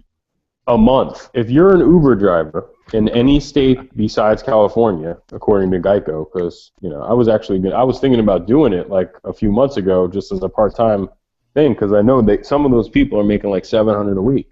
So I was like, oh, let me think about it, and I just called up Geico and asked them about it, and I Googled it, and so when you're on your way to pick up a customer in your car, you are covered with Uber. And when the customer is in your car, you are covered with Uber. But when you're driving around, like just driving around waiting for a customer to pop up, you're covered with your personal car insurance, right? Your personal car insurance will drop you if they ever find out you're working for Uber or Lyft. They will absolutely drop you if you make a claim and they find out that you're working for Uber. And I talked to Geico, and they were like, yeah, we're the only in the state of California we offer this supplemental insurance. So you can work on Uber, say, part-time, like Tuesday, Wednesday, and Thursday. If you get into a car accident on a Saturday and you make a claim for Geico and they find out you were working for Uber, they will not cover your claim. So all these fucking Uber drivers all around in the city or in the country, they're basically uninsured drivers now. They're going to make one claim and get dropped or whatever. Their insurance is going to go through the roof. And there's only a few states that allow this supplemental shared drivers program. Plus, if you say can I just work a make 9 to 5 point? job, I mean, what the fuck does this have to do with guns? It's supposed to be gun show. Oh no, I don't know. First of We were all, talking about most people that like guns don't like New York City because of the gun laws, and nobody gives a Well, shit dude, about what? Uber. Listen to me, dude. What the fuck does camping in Malibu have to do with guns, dude? Don't be a fucking Well, douchebag. you didn't Okay, hear you're one of the whole- biggest fucking douchebags. Fuck Dude, you're one of the you. biggest You live in douchebags New ever, York. dude. You talked about fucking Kiss camping and my hiking in ass. Malibu for fucking 1 hour, dude. Malibu You talked about your wax movie scripts that you write that never will get turned into a movie for Well, fucking 2 hours. No one fuck gives a you, shit. asshole. You are a fucking douchebag. Kiss my Shut the fuck ass. up. You are a fucking douchebag. Understand me? A douchebag. Fuck you. One of the biggest douchebags ever comes in here. What does that have to do about guns? You talk about fucking Malibu and your old place, and you rented a basement in fucking wherever on the Pacific Coast Highway. No one gives a shit. Thanks for Okay, listening that to has my nothing to chat. do about guns. Nobody gives a shit No one about likes Uber California, or New and York. also I don't live no in one no one who likes guns even cares about Oh, California. here you go. You're all Okay. you related to Yankee or something? I'm just telling you. Fuck you. No. Fuck you. I'm just telling you, dude. That's how it is. No one cares about California. Well, I don't live in Period. California. I don't care about it because I moved You're out. from California, and you're a douchebag. Fuck off, asshole. You're from New York. Who cares? You don't live in the free world. Dude, And nobody right now I cares live in about Detroit. Uber. I live in Detroit right now. I'll talk about Detroit, but you talk about Malibu. I already had one chat about one hike in Malibu. That's it. Dude, you've told that story 10 fucking times. No one wants to hear it anymore. Sure they did. I asked the people that were on my chat if they wanted to talk about it, and we talked about it. And it wasn't just about that. I told one outdoor story, and it was supposed to be outdoors and I'm bush just kidding. I'm just kidding, dude. I'm just kidding. But anytime people come in here and they say that's not about guns, you know the deal. You talk about shit for fucking hours, and it has nothing to do about fucking guns at all. Really? And that's You just didn't how hear this the is. story. You didn't hear the story then. You didn't listen to the What part. story? You guys were talking about fucking renting places and driving around California. It had nothing to do with guns, dude. at No, all. that wasn't on. That was on like some late night lobby where nobody was listening. Dude, it's fucking 1:30 in the morning. There's probably one person It's watching only this shit besides 7:30. us. It's 7:30 in Hawaii, so fuck you. There's 2 people on this whole fucking website that are from Hawaii. You're one of them. So, I mean, please. Uber has nothing to do with guns. I mean, Dude, I'm just saying, New York City gun laws I actually suck. don't hate you. I'm just fucking with you. I'm just telling you that people come in here and they talk about candy. Well, or you they'll just talk about their favorite fucking You lunch just meat. called me a douchebag And if I 100 jump in times, here, so you can kiss my ass. hey, dude, you're a douchebag for saying that. Because I'm telling you that people come in here and talk about their favorite lunch meat for fucking 1 hour, dude. Or their favorite I pizza must have topping. missed that chat. Well, pizza Oh, would. trust me. Dude, you won those fucking chats, dickhead! No, I What don't. are you fucking talking about? I've When heard your did I bullshit ever do chats a that are lunch like, meat chat? dude, I've heard your chats that have nothing to do with guns at What all. chats? You're fucking Name all your one. chats, dude, like Oh, I World did a War knife III chat. chats and shit, or your That whatever was the like fuck 6 chats, months dude. ago. I did a Who World War III cares? chat 6 months ago. Last chat I Complaining listened about to a- you, it was fucking hiking, and it was like literally a campfire hiking chat. No one Yeah, gives a that's shit. what it was. Outdoors. This and is bushcraft. fucking That's gun if you channel live in thing. the city. This is You a gun live- channels. This isn't hiking It channels, had- dude. It had. Well, you go. This ain't outdoors, fucking you have a hiking. gun. Dude, Well, you whatever. know, You can't even carry a fucking gun, you douche. Yes, I can. You live in fucking Hawaii. You don't even have a fucking permit. Yes, You're I an do. asshat. Ranting from New York or Detroit or some city where you don't even know what the outdoors looks like. The fuck? I'd like to see you start a fire. What? When did Detroit get brought into this shit? I didn't do He nothing. said he was from Detroit. Oh, well, you should come over to my We're house. actually talking about transporting a gun if you had to like live in New York. Well, How's wait, it just possible? to defend my last chat, 9 guys wanted to throw me off of a cliff, kick my ass, and they shot me up with paintballs. So yeah. Well, and the other thing is, Guns came So into we were it, talking about motherfucker. transporting a gun without a vehicle. So that's all. No, seriously, no. Hey, well, that was a while ago, though. I mean, if I mean, you I'll give give me you this this. on your ass, Hey, 9 seriously, guys want to you- kick the shit out of you, and you don't think that has something to do with guns, and they're about to kick the shit out of you, and what saved your life was a fucking gun, then that has something the fuck to do with guns, asshole. You just got a big mouth, and you don't like the fact that nobody likes New York City, and nobody gives a shit about Uber. What? All right. Well, see, play this. All right, I'm gonna say this. Like, all right. So this is the problem. Because that's what happens. You don't want to hear the story? Fine. Other people wanted to hear the story that hadn't heard before. And That's exactly what you're doing with Tim, though. You're telling him not to talk about Uber, and now you're trying to defend your reason why you have all these other chats. no, I had a chat because I got tagged by Fox Company Prepping, and I was trying to help everybody get in on the giveaway. Everyone was fine talking about Uber until you made a deal about it just now. I wasn't fine talking about it. I was being bored. I mean, I think everybody was making like. Well, that's the whole point. You could open up your own lobby chat. There's like one lobby on gun channels at a time. That's Well, you can have your own Ooh. chat. You can have your own hangout. I just thought you might like to talk about Can't- guns. This Can't is we all gun just get channels. along? No. You guys are making me cry. Mommy and Daddy are fighting again. Just because they don't It's love like me. really stupid. He says that hike in Malibu didn't have anything to do with guns, and that's the first time a gun ever saved my life. Fuck you.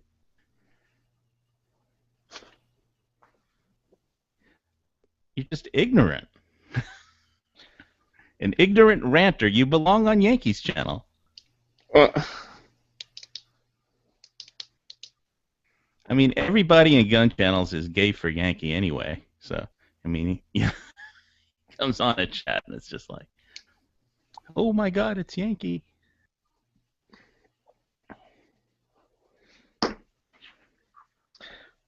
So, anyways.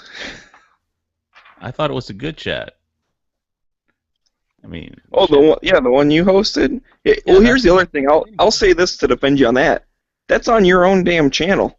Like, you can talk about whatever you want on Hawaii channel. That's my opinion. gee, yeah, thanks. I And mean, he the other didn't have thing to is, listen. gun channels is about a lot of different stuff. It doesn't have to be guns 24/7. So This from the is other a- point of this is view, a I'll say random that. lobby also. chat. It was a random Sunday lobby chat. There's no topic or anything at all. I know, but it was just Uber, New York, Uber, New York, Uber, New York. I never. Bro, I we lived were in talking about Hawaii. permits and stuff in New York. That's the whole point. They were talking about permits and how would you transport a gun in New York if you didn't have a vehicle. I'm back. Hold on. Let me pull up Google Maps and show you where I used to live in some rich guy's garage for fucking 40 minutes. Let me show you on Google Maps. And then we can sit around and talk about California, like everyone likes California, because California's so cool, man. I was talking about how a gun saved my life in that chat. Dude, But I no, just you weren't. missed that You were part. talking about places you used to fucking live that on Google was- Maps with G-Webs one night, and I don't give a fuck. Well, It's 2 o'clock he in the wanted morning. to hear about it. Dude, no Actually- one wanted to hear about it. He did. He was interested. Or I wouldn't No, have- but gun channels. We want to talk about guns. You fucking asshat. Fuck you. We want to talk about guns. Not fucking where you lived in some basement, you fucking idiot. What basement did I ever live in? I don't recall. Dude, you were living- saying, I lived in this house. I rented this thing from the, It was I was living in a guy's downstairs basement. apartment. I never And said here's I the was Google living in a Maps. This was the basement. You're making driveway. shit up. Then this is the driveway I lived in. You Dude, smoking people can crack? go back and watch that stupid, boring fucking chat with you, dude. Crap. I had to drop out. I was like throwing up.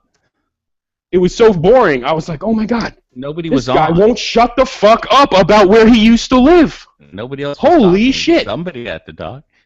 Holy shit. This guy and his fucking Tavor. He should shove his Tavor up his fucking ass. I don't think that's possible. His Tavor, he bought a $1,700 piece of shit. And then he bought a $1,000 optic. One night I had to listen to him talking about how he bought a $1,000 optic they don't even fucking make anymore. Some piece of shit. He couldn't even sell it on eBay for $50. This guy is a fucking moron. A fucking moron. A tool. So, let's talk about guns. Well, as long as let's not talk about Uber.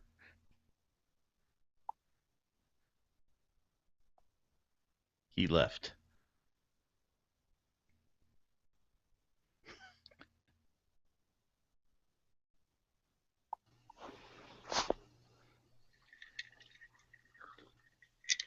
He doesn't like my Tavor.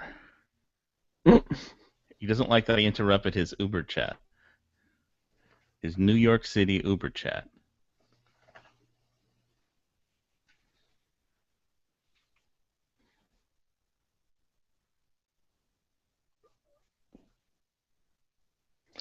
Yikes! Lots of turnover in the chat too. Yeah, I scared them all out.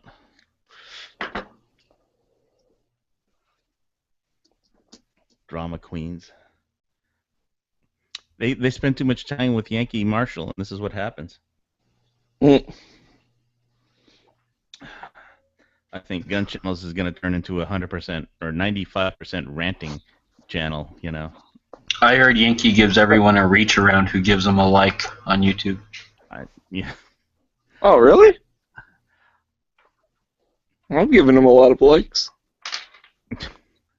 All I know is that if like Yankee Marshall got Gun Channel's 10,000 new members, they'd all just tune in to want to hear Yankee rant. No, Well, I don't see the point. Okay, if Speaking of numbers, how's that? 10,000 new members, 9,500 of them are still in junior high. Just saying. All the ones I've seen that said, oh, yeah, I saw a thing on Yankee, da-da-da. Yeah, they're like, 12, 13. that Canadian who can buy a $100 Glock on the black market. Dude, they're all kids, man. Like, that's what Remember Yankee that? rakes in, dude. He rakes in all these, like, junior high kids. Shit, that was so funny. Oh, you can get stuff on the black market super cheap. First off, I don't know how you know that because you're like 16. And secondly, the black market's normally more expensive than an actual legal gun because you're paying for the fact that, you don't have to actually, it's not a legal gun. Like, it's stolen and all that stuff. You don't get it cheaper. You get it more Pay for expensive. no questions asked. Yeah. Costs more. I wouldn't know, but, I mean. But that was an entertaining chat. Which one? And I don't know what about the hate is with the Tavor. I've watched a lot of reviews on it. I haven't got to shoot one, but I've watched a lot of guys that I trust on their reviews, and they say it's a fantastic platform. Yeah, I like it. It's just Kelly that Samsel shot at Tavor in 3-gun. at least he didn't insult. He dare not. I dare D's Beast to come back on and insult my Glock 17. Go ahead, go for it. Oh, Glocks suck. I can do that for you. Okay then. I haven't shot I'll a tell you, Glock Glock since I'm sucks, and I like, just bought a new one today. Oh, which one? 20? Which one? I got the 22 Gen 4. Congratulations. I don't know. I think I'm done buying guns for a little while. But I think people just love to hate the Tavor because he wanted to come on and rant about something. So this is Gun Channels. That's what people do here. They come on and rant. Or talk about Uber. I mean, yeah, I did. I did that outdoor chat, and I think it just outdoor and bushcraft because Fox Company prepping guy, it's like, everybody tell an outdoor bushcraft story or something, and so I said, okay, let's do a chat where we tell outdoor bushcraft stories, and that'd be fun. And I don't have too many. That's the only one I have, so at least that I could think of. But so naturally, coming in and listening to some shit about New York City, which, like, what do they have? No trees at all except for one park or something, and Uber taxis. I guess I don't think we have Uber on the Big Island, but and today we had like three flash flood warnings. We've had flash flood warnings for almost every day for the last week. Today it was like 3 inches of rain in an hour.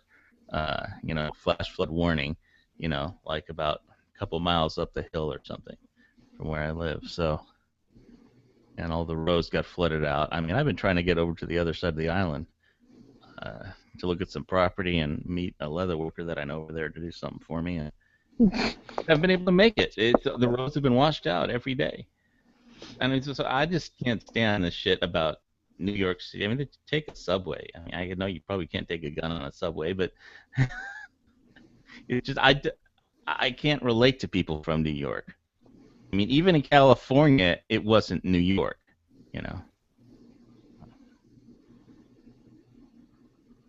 But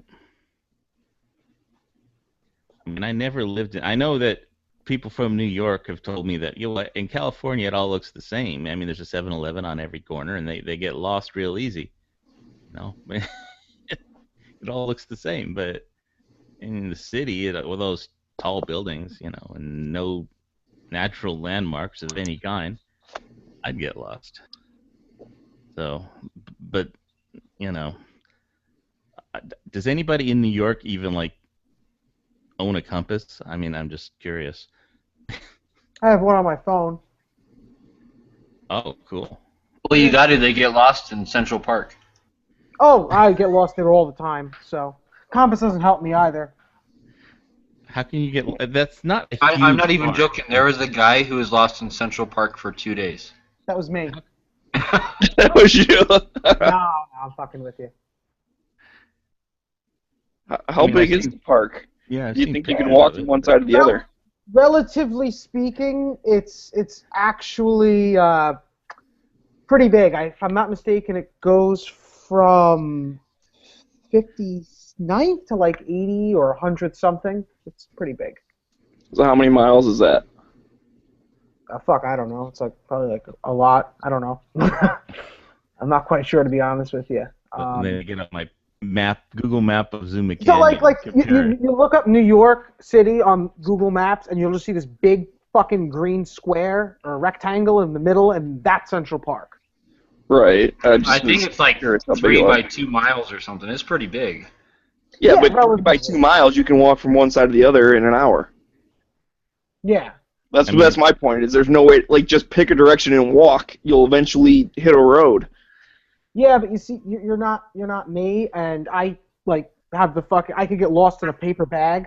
So I have actually gotten lost in Central Park, and it's yeah, but would you stay there for 2 days, or would you just keep walking until you found a road? Well, look, there was a tree I found, and it seemed rather comfortable. I fell asleep underneath there for a little bit, and then I walked around. It's not that difficult. But you. Then you got mugged at night.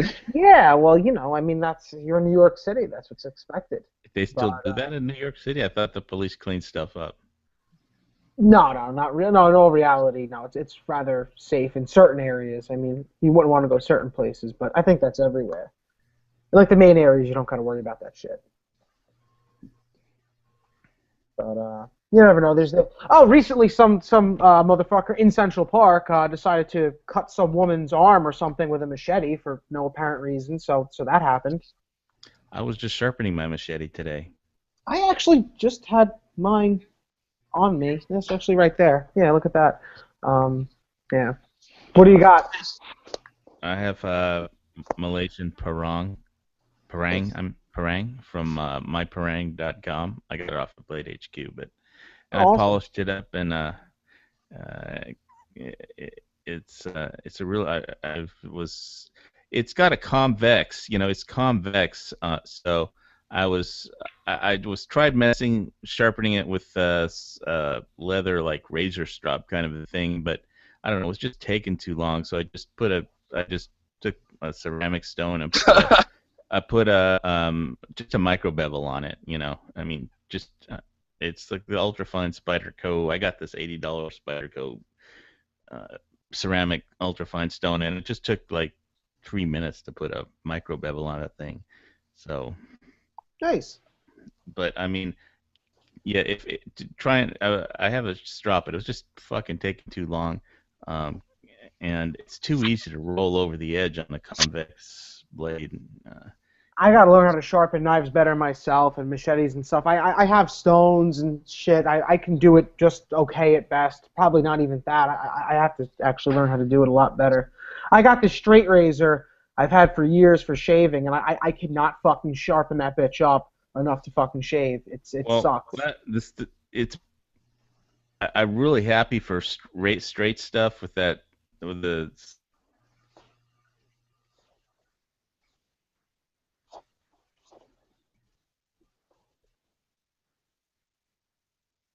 cone sharpening stones and rods have it's basically ceramic that they mix in industrial sapphire aluminum particles with, and then they kiln fire it at 3,000 degrees. So it's like basic ceramics with sapphire. So it's pretty much the whole thing is an industrial sapphire. So, and since it's flat and it's so big for like a flat razor, it's pretty easy. You just find out the angle where your bevel is, and then you just it makes one sound when you're going just along the bevel, and then you pick it up, change the angle slightly. It'll make it on the ceramic stones. It makes a completely different sound when you're making a micro bevel, and you can knock it out in a few minutes and get it sharp. Huh. But, I'll have to look into that. Thanks for the tip. Yeah, I just got I've been using my Spyderco Sharp Maker, and I just got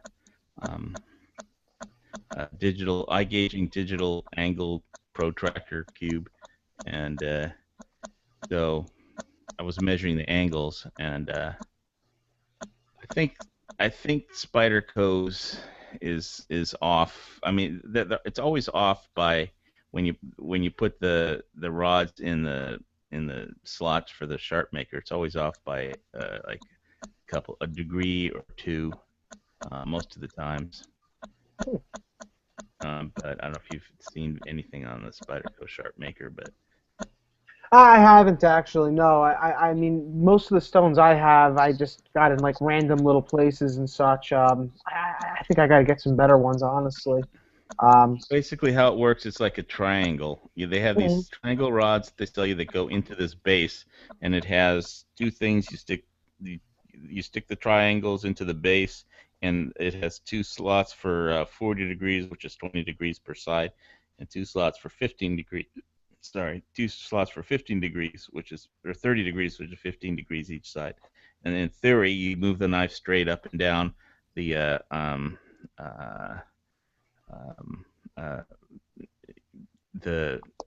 triangles, and you keep your knife straight up and down, and you'll put that degree of an angle on. But measuring the angles, there's some tricks to it, because measuring the angles, you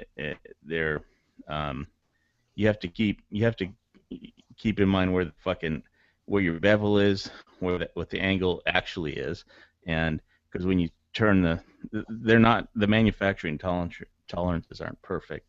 So I was measuring them, and they're slightly off. And so, but it's basically the same as on the ceramic flat stone. It's just that the triangles are like at an angle up and down, and your knife stays straight up and down. and as you pull it back over the triangle. Um, but but and it'll sound different when you want it, when it basically polish the bevel and up to a point, and then you create a micro bevel on most things, depending on what kind of grind the blade is. So anyway, there's a lot to learn when you get into sharpening knives, and Yeah, I could I've been tell. doing it for a little over a year, and I'm getting better at it. I don't even know. I mean, I guess I've been doing it for like a few months or so, but I don't do it like consistently at all. I just sort of like, whenever I get the opportunity to work with my knives, I just sort of just take them out and I run them against the fucking stone and hope I'm doing it right, kind of thing. So That won't work. no, doesn't work that well. Doesn't work that well, but it's all right. I mean, I suppose I'll get tired of it after I dull out every knife I have, and then I'll be like, okay, I'll learn how to do it right. But yeah, I'll figure it out eventually, I'm sure. Just don't get caught with a knife in New York City, because they'll bust you for that too. Well, see, I actually the laws on that are rather funny itself. I don't know if people want me going into the laws and stuff there, but I can if you'd like me to. But point Basically, what is, we heard is that if they arrest you for having a knife that they can flip open or something, then they can come to your house the next day and seize all your guns. So any crime that you commit, anything, they can seize your guns for pretty much. It's just it's basically the way it's written. You get pulled over, technically the way it's written, a traffic ticket can get you fucked for that. But the way it works in New York City basically is they have this thing called the gravity knife law, they call it, and basically any knife that they can flip open, and they don't. I mean, they could do that with pretty much any folding knife. That's considered criminal possession of a weapon. The way you get around that is by carrying a small fixed blade. But the thing is, it has to be completely hidden, because if they even see an outline of it, technically they could hit you for the same thing.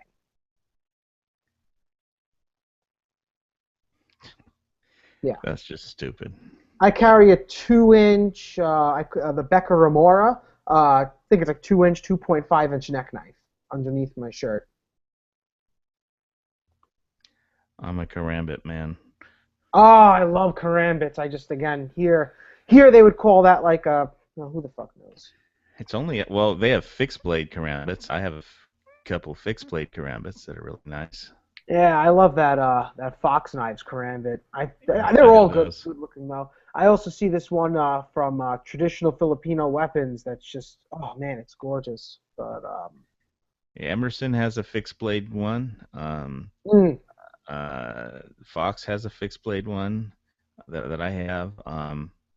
Anyway, I found a new kind of a Silat channel. I watched all the Doug Marcada videos. He does all that stuff with the karambit and Cali and stuff. But I found this Silat guy. I don't know if you've ever seen his YouTube channel, Mall565. Man, it's he has stuff with the karambit, but the way the way he shows, like, his moves are, I mean, I learned Broken 8 from Cali and is doing Eskrima sticks, but the way he just breaks bones, has these moves that just instantly break bones and use gravity to flip people completely effortlessly and put them in, like, ridiculously impossible locks and stuff to get out of. You ought to look at his channel. What's his name? I think his channel is Mal. His name is Mal from Brunei. It's Mall565. I'll definitely take a look at that. Thank you for the recommendation. Yeah, and he has some stuff with karambits too. But yeah, he travels around the world and it was teaching, all kinds of classes to, martial arts schools and like police academies and military academies and, demonstrations but it's different from Cali. I mean, it's similar to Cali, but it's different. They have all the holds and they trap basically he traps your, you know, arm or leg, and then he moves in closer, and then after he grips your arm or your leg or whatever, he just takes like half a step to the side, and then he as soon as he gets like 1 foot behind your main foot, you're a goner, because he doesn't even have to use any energy to just like flip you around, because he just, you know, like leans down and picks up his foot, and you're on the floor, you know. He doesn't even use Yeah, those energy. dudes can do some crazy shit. And yeah, the basic move that he was demonstrating was well, in Cali it's like, you know, you move to the outside, and he does too, but it's like, I do actually a little bit of Cali myself. yeah, he does this thing where he, you know, well, instead of blocking with your left hand, like if you have a karambit, you block with your left hand and then strike with your right, and but he'll block with his right hand, trap, kind of grab your arm, and then put his left hand right under your elbow, and then he could break your arm right there, you know, and it's like 1 second. So I've been practicing it, you know, but I haven't had the chance to break anybody's arm yet. Hopefully, it never happens to that. But no, yeah, it's fun just doing the moves and stuff. And, Oh, sure. and Broken 8 is good practice from Cali, but it's fun. I was having a good time. I think I've watched almost all of his videos at this point, and it's been like a week, so you know. But it's Brunei Silat style, and I don't know if it's a form of Cali or not, but it's basically grips and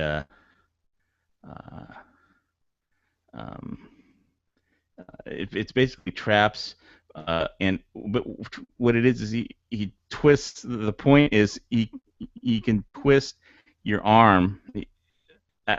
You can twist any of your joints. It's basically he uses them as leverage to twist, and there's like just so many ways he shows how to do it. And you know, if you're not looking at your leg or you're trying to fight him, it's a really fun channel to watch. But Oh, I'll definitely look into that tomorrow. yeah, it's his basic move is like his arm. Well, you have to step to the side. You can't stand in one place. But it's basically you do like a sweeping block. If somebody throws a right arm at you, you do a sweeping block to try and grab his arm, and then with your right arm, and then your left arm grabs his elbow, and so it's basically you hold the right wrist or something with your right arm like under your gripped up against your body, and then you just push up against his elbow with your left arm, and that just breaks it. And then you take like a half a step in, put your foot behind the bad guy's front foot, and then all you have to do is basically just lean down, and he'll lift up your foot, and the guy just falls up. But yeah, it just seems to be he has this awareness of where the other guy's balance is at all times, you know. Right. That is important in that regard. And he's not even looking at where he's going to strike. And his movements, he doesn't use any energy. He doesn't have to use force. He just uses positioning mostly, which was really interesting. You know, because he saying that it's not about what you can how strong you are, how strikes. He doesn't want to do what he can do the hard way. He wants to do it the easiest way possible, the smartest way possible. Right. And by using gravity basically, and and the pressure points, and he seems to know basically where any joint is basically, and he seems to make the receivers that he's demonstrating on painfully aware of where they all are. But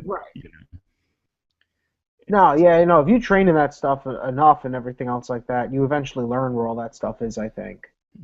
Yeah, but on the Big Island, we don't really have any places where we can learn that stuff. So I'm kind of just. I got a place up here that I go to actually. That's really rather good. Haven't been able to go in a while because I fucked my shoulder up proper, but you know, hopefully once that's all settled, I'll be able to go back. Plus, when I'm done with my travels and such. That would not be that much fun if I got a nasty injury before I was heading out. Yeah, well, he did some. I saw some demonstrations in one of the videos where he definitely was messing with the receivers who he's who's demonstrating on their shoulders. He was messing with their shoulders as a pressure point, and how to like he has this. He showed this one thing where he had this like. He moves in, and unfortunately the camera wasn't at the right angle, so I couldn't see it very well. So, but it's basically, it's his basic move, and then he moves behind, and once he's got your attacking right arm in a like, in with his trapped, then he's on the side that he can just all he has to do is like touch the guy's shoulder just barely, and he just falls down, in excruciating pain. I'm like, it's a really fun guy to watch. But, I'll definitely have to look into it. I'm sure I couldn't actually use that successfully because it's pretty. It just seems like you'd need a lot of practice, but learning the principles of it was really interesting anyway. No, it's absolutely fascinating. But yeah. Like I said, in Hawaii, we don't got that, but. Hey, have you guys seen that video of the like martial arts guy who thinks he can use like chi to like knock people over without hitting them and stuff? Yeah, that's just. And I think he actually like believes it himself. So he got in a fight with like just an MMA fighter, and like he tried a thing, and the dude just like stood there, and then hit him, and the guy was just like, holy crap, like, I can get hit? Like, this never happened to me before. And he basically just got his ass beat. That's pretty fucking funny. That's great. I think he blamed that on the chi of the MMA fighter being too strong or something. Of course. Yeah, I mean, I saw that clip. It was on it was Joe Rogan was talking about, like, what'd they call it? Like, mystical bullshit in martial arts or whatever. They had a bunch of different things lined up. And they were just talking about how, there's a lot of bad trainers out there that will teach just, like, this crazy shit that's going to end up, if anyone actually tries to use it, like, they're going to get their ass beat. There was one that had, you know who Bas Rutten is? I've heard of it. He's an MMA fighter. He's kind of crazy. But he was talking about, they were doing like I don't know if it was an MMA thing or whatever, but this guy came in, he was like, thought he was like a ninja. Like, he walked in with like 6 girls, and they were all like dressed up and shit. And like every move that, he was trying to show, like doing an armbar or whatever, the lady would be like, yes, but we would bite the leg. And he's like, okay, that's cool. And then she said something else about, he was showing a rear naked choke. And she's like, well, I would poke you in the eye. He said, oh, okay, let's do it. So he, got his arms around her neck. He said, okay, I'm going to count to 3, and if you touch my fucking eye, I'll snap your neck. 1, 2, 3. And she's like, wait. What do you mean? He's like, if you poke me in the eye, I'm going to snap your neck and then say, ow, my eye hurts. He's like, I'm not going to let go just because you hit me in the eye. That's pretty funny. Oh. So, yeah, I did a video of my first aid bag because that was a Fox Company Prepping did. Well, everybody should do a video of their first aid bag. And I went to take it out, and the strap broke. it was this cheap Chinese thing. But I mean, I had been putting stuff. It was originally a gift from my folks, but I had been adding stuff to it for a year, and I really don't pay too much attention to my first aid bag. I only had to use it once, but the stuff in there was okay. Then I watched a bunch of other first aid bags, and I was like, geez, these guys know a lot more about first aid than me. But so.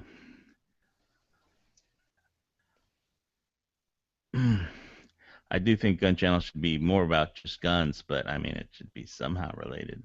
Knives and guns are I don't think they're like you can have both at the same time, right? You know? I think it should be all about our feelings and what we feel about our guns.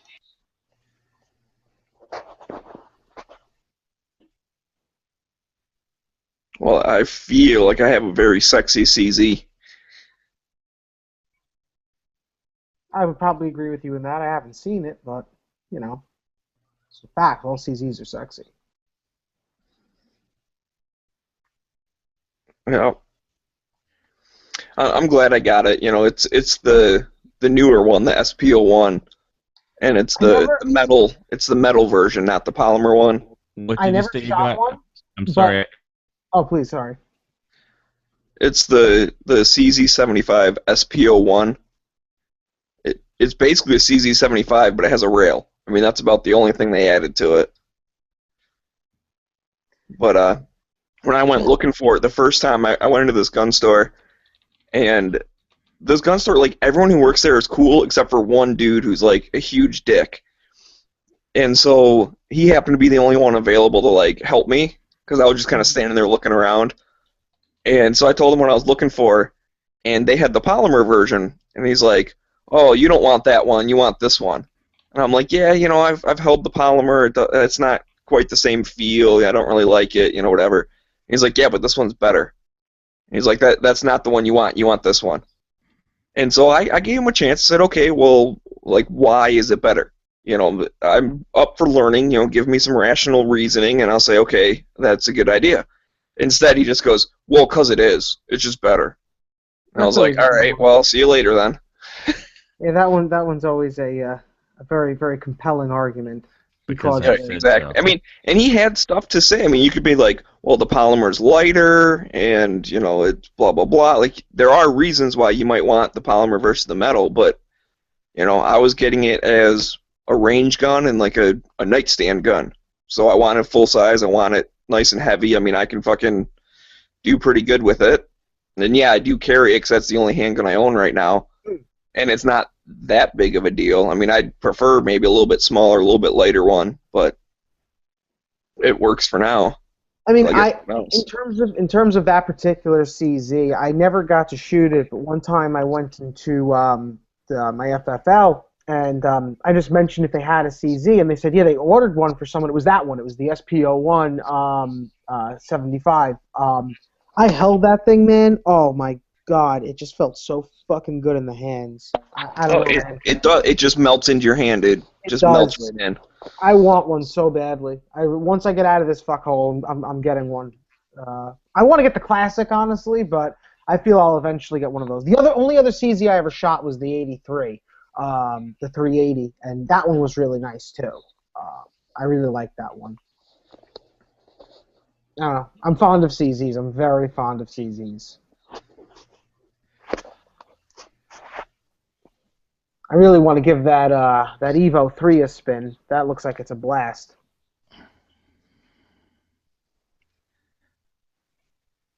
I think I'm saving up to either buy a big load of silver the next time prices crash, or some property up in the volcano for my survival bug out hunting retreat.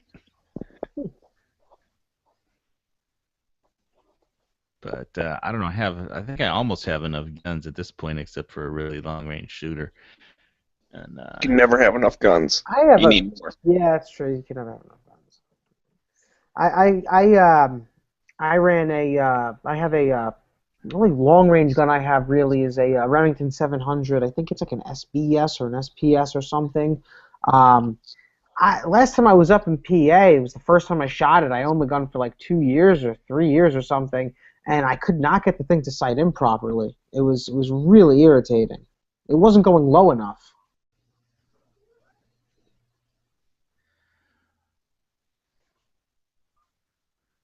Well, I set it to audio only, so hopefully I don't get too many more cutouts, but I don't know. It just seems to be getting a lot of audio dropouts. Mine seems fine. I haven't heard any cutouts. Yeah, it's probably just me. What's up? Tomorrow. Tapper Light said he's having issues. I am, but not the chat cutting out. I switched it to audio only on the bandwidth, but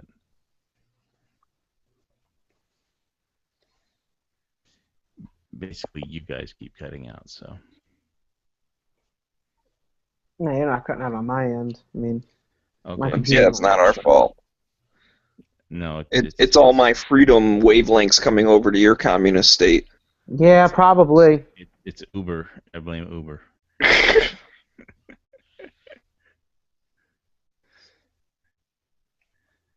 Yeah, I did turn it to audio only, so we'll see how it goes. It's running pretty nicely on my end. Anyway, yeah, so basically, Now it's not working.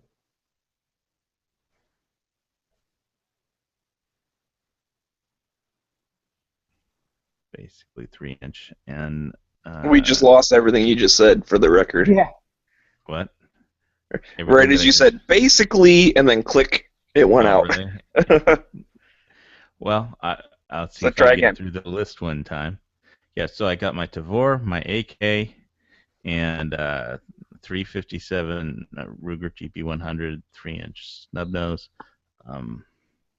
Glock 17, Colt 1911, Ruger LC9S Pro, LC380, and am I missing anything? Did you guys hear all that? Yeah. Yeah.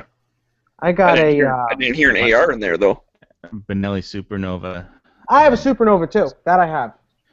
I have the one with the tactical grip.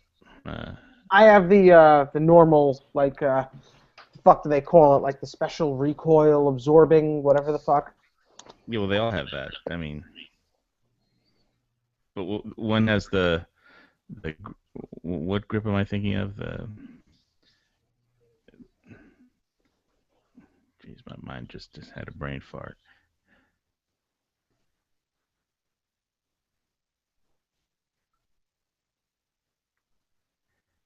And everything just cut out again.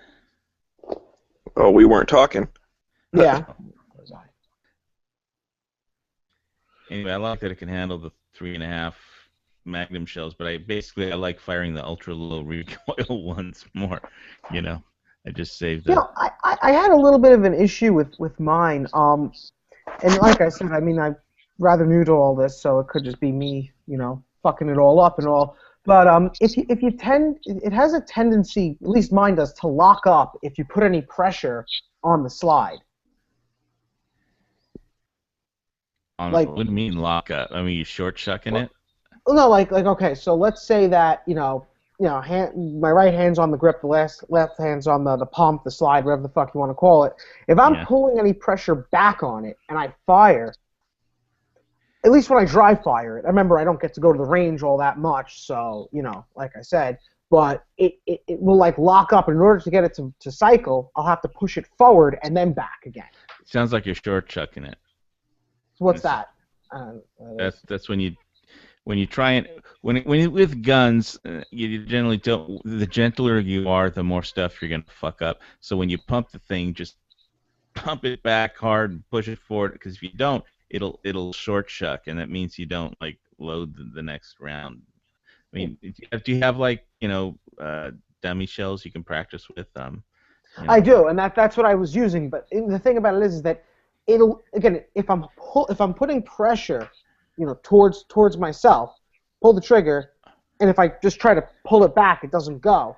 I'll have to push forward and then back in order to make it cycle. Where are you putting pressure on? On the pump, the slide, whatever the hell you want to call it, the foregrip, the fucking foregrip. And if I'm like I said, if I'm like, I don't know, I figure in like a high stress situation or something, you might tend to put some like pressure to pull that thing back. You know, I had a Mossberg years ago, and when I fired that thing, you know, I could always just make that thing cycle like no problem. But this thing, it seems to be a little bit more delicate. Like maybe it's just my gun, maybe it's just I'm fucking it all up. I don't know.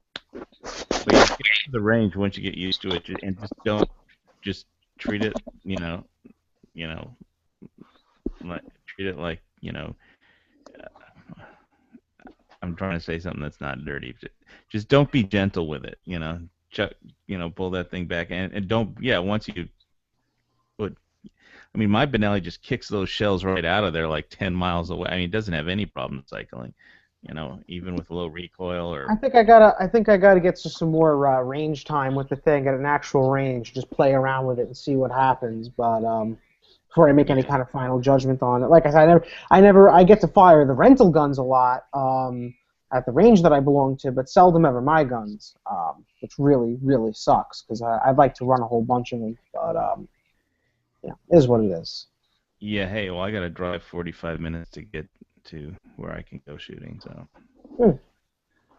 But I'm hoping they build a range right around the corner from my condo. But, that would be nice, huh? Yeah, like a Hilo Hattie when Hilo Hattie is in bankruptcy, and they closed the one right behind me where I live, and it would make a great gun range. It's right where people could get off the boat, tour boat, and go shooting. It's like 1 block away from my place, so. But that I think they aren't going to be able to do that until they I think in a week or two, Hilo Hattie comes out of bankruptcy and they have to submit a plan and all that crap, and then they could sell the property or lease the property to somebody else. So. You should buy it and just make a range. Buy it and make a range? Yeah. You'd be rich because you're like the only one out there. No, I wouldn't be rich because it costs you. It costs a lot of money for the air conditioning system to put it in, and you have to have like this $250,000 air conditioning system to filter all the. I'll design it for you. Lead out, and well, there's the code. There's specific. Yeah, I'll design it for you. You'll be fine. I'm a genius. So, where it would cost a fortune to keep it air conditioned, and it costs a fortune to pay for the air conditioning because it has to have all these filters to filter out the lead and such, and I'll invent something that'll be cheaper. Don't worry. You want me to spend real money on this, right? No, I would like to. But I know just the cost of living in Hawaii would make it prohibitive for me to do it unless you could just live there, and you could sell your house and just live there. I can live here, and it's not that I don't need to sell the condo. I'd be happy to sell the condo. I mean, you could live at the range, because then since you're paying for die of lead time anyways.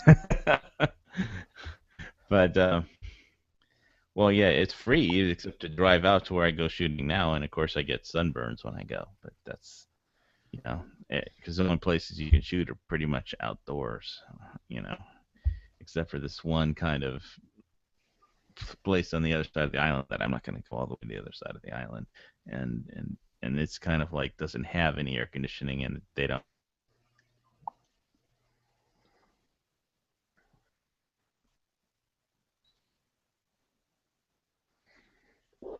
Lead, but all right, guys. I think I'm gonna have to go on and head out. I have to actually work tomorrow, so. All right. Sucks, but it was really nice talking to all you guys. It's Labor Day. I mean. Yeah, I'm actually I'm going to Iceland next week, so I just want to get all my shit done, so I don't have to fucking worry about anything while I'm over there. So. All right, don't eat any bad male wheat or whale meat. Oh, I had that last time. Really good. But yeah, guys, seriously, thank you so much for having me. Really appreciate it. And yeah, I'll probably be on from time to time and such. Yeah, man, it's just a fucking lobby, man. You're welcome anytime. Thank you very much, guys. And you can talk about whatever you want too.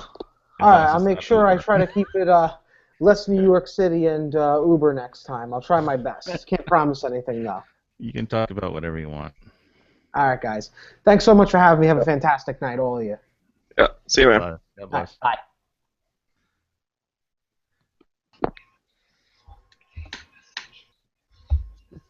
See if he figures out how to leave. Not yet. No. I'm trying my best though. The little Should be red like a little button red at the top. Oh, there you go. Found it. Bye. That'd be funny if you thought he left and he just like left his thing on for the rest of the night. No, he just dropped out. So I didn't realize that my, Zuma Canyon chat would piss so many people piss off me so bad. I think the problem was you came into the chat hot, and it was a little hypocritical. Like, it's a fucking lobby. We talk about it, all sorts of random shit anyways. I didn't say anything for like 15 minutes. I came into the chat and didn't say anything because they were talking about New York City and Uber. And I was just in the chat, and I didn't say like anything for like the first 20 minutes. I just got sick of Uber and New York and everything. Right. Well, I don't know. For me personally, I would have tried to change the topic a little nicer, but Yeah, whatever. Water under the bridge, man. I ain't worried about it. I'm not the one that got pissed off. I don't care. I like all you guys, so I ain't picking sides. Yeah, well, like I said, it was on my channel, so I could talk about whatever I want. But it was about guns because that was the first time and only time a gun that I never had to pull actually saved my life. And there was 9. It was 9 against 1 or something like that. Right. Well, but I mean, the thing that he wasn't just talking about that chat. There was the one night you pulled up the map and you were talking about that party and you lived in the guest house and all that shit.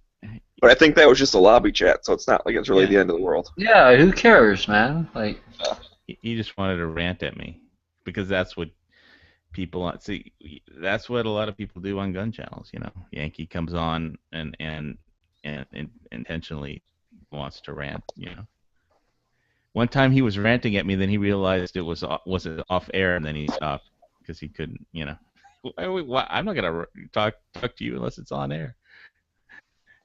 Right. Well, and part of the thing with Yankee, I think he does play it up just for the hell of it, to be honest. Like, I have fun being a dick sometimes, but not necessarily like yelling and screaming, but I'll be a smart ass a lot, and it's more just for the hell of it. Well, I think controversy brings viewers. Yeah, but it's you know why he rants at people is because it's a daddy issue. He doesn't talk to his father. He refuses to talk to his father.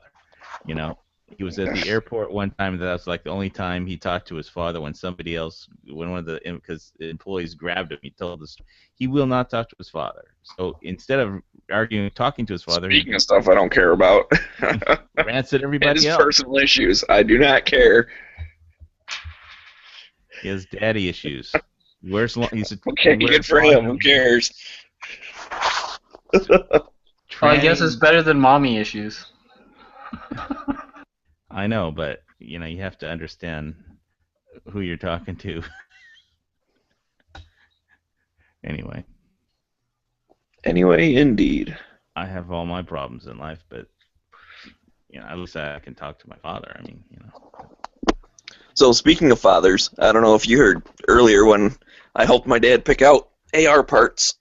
Oh. But he was just gonna buy the buttstock.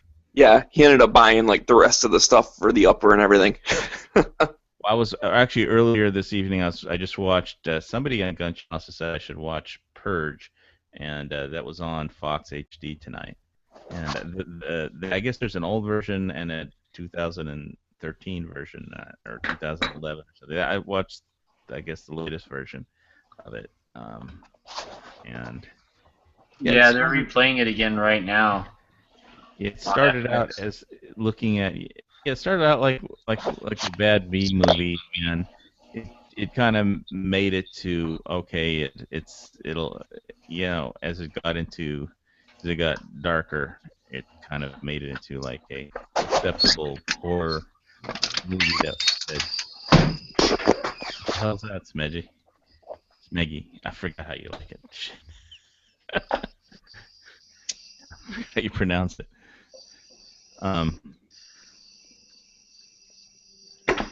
Wait, what's that? You talking about my name? Yeah. Oh, yeah. You were making all those sounds there or something. I wasn't making any sounds. What are you talking about? Yeah. You're a liar. Doors closing, and things moving. That wasn't me. I heard a New York taxi. That was my Uber ride. I gotta go, guys.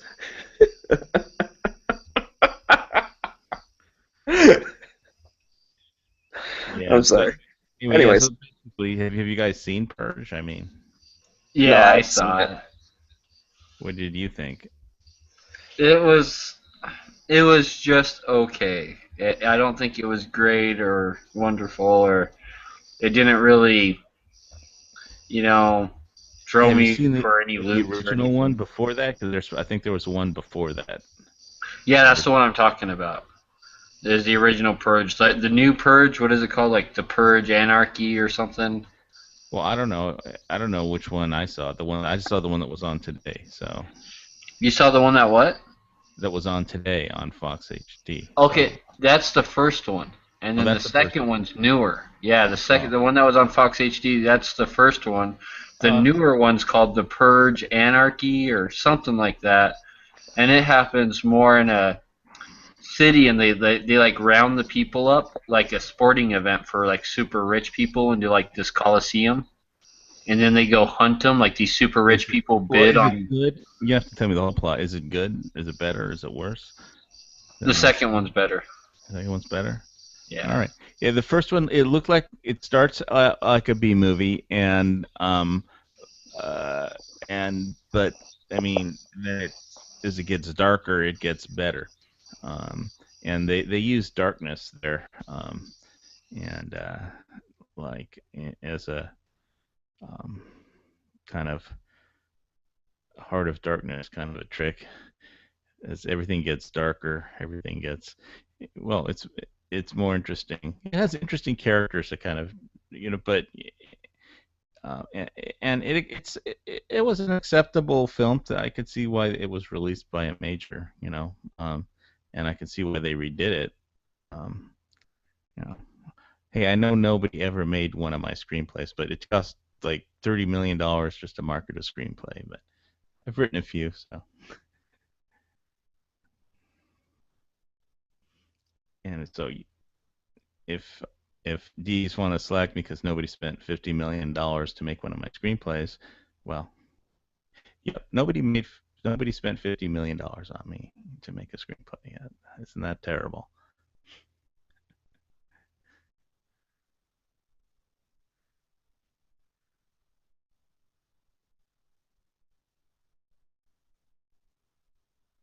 And everything just dropped out again.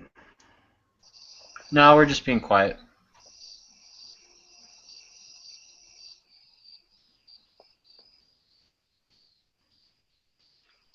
It must be DARPA using their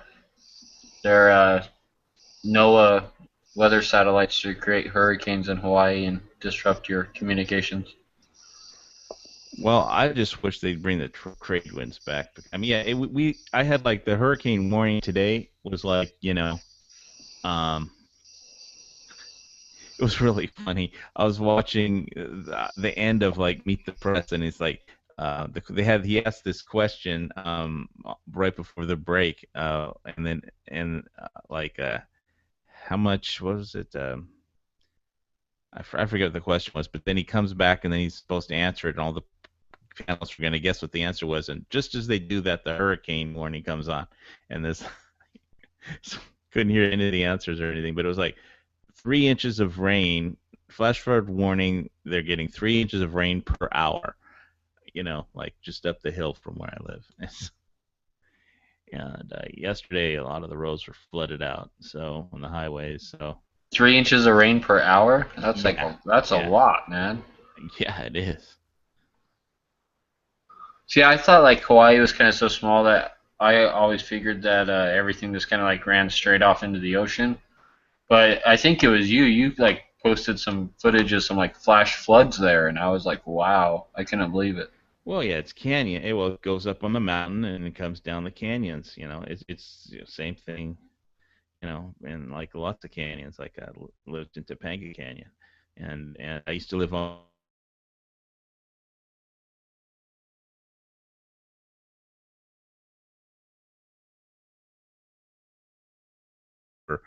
When if it rains hard enough, and uh, it's amazing. But yeah, so flash flood warnings, and you have to be careful driving. So I just don't go out during flash flood warnings.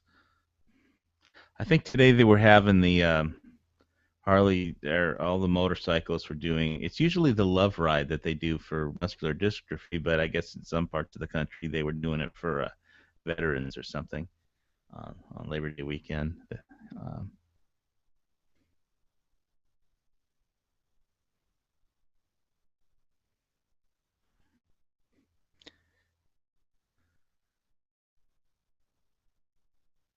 So Wayne doesn't like divorce too? I didn't know that. Yeah, that's what he said. Like I said, if Kelly Samsel can shoot Tavors, then they're okay in my book. Do you know who she is? Oh, is that the girl from Texas? I'm not sure where she's from. The shooter for the jet shooter girl from Texas who does appearances and range shooting and stuff like that. I don't know. She does like co-hosting on the Shooter's Mindset, and she's been on We Like Shooting a couple times. Oh well, I really don't follow professional shooters that much or anything. But well, Tavors are going to be the first Glock rifles. You know that, right? no, Glock rifles are Ronies. I mean, you take a Glock, you stick it in the Roni, and it's an SPR instantly. I mean, have you seen the Ronies? Yeah, I have seen those. But they're not an SPR unless you put a stock or a foregrip on them. Like you can still like use that whole carbine kit, and it's not an SPR until you. Yes, it is. I mean, it's shorter than 16 inches. I mean. Yeah, but if there's no stock on it, it's still a pistol. If there's no stock or foregrip, it's the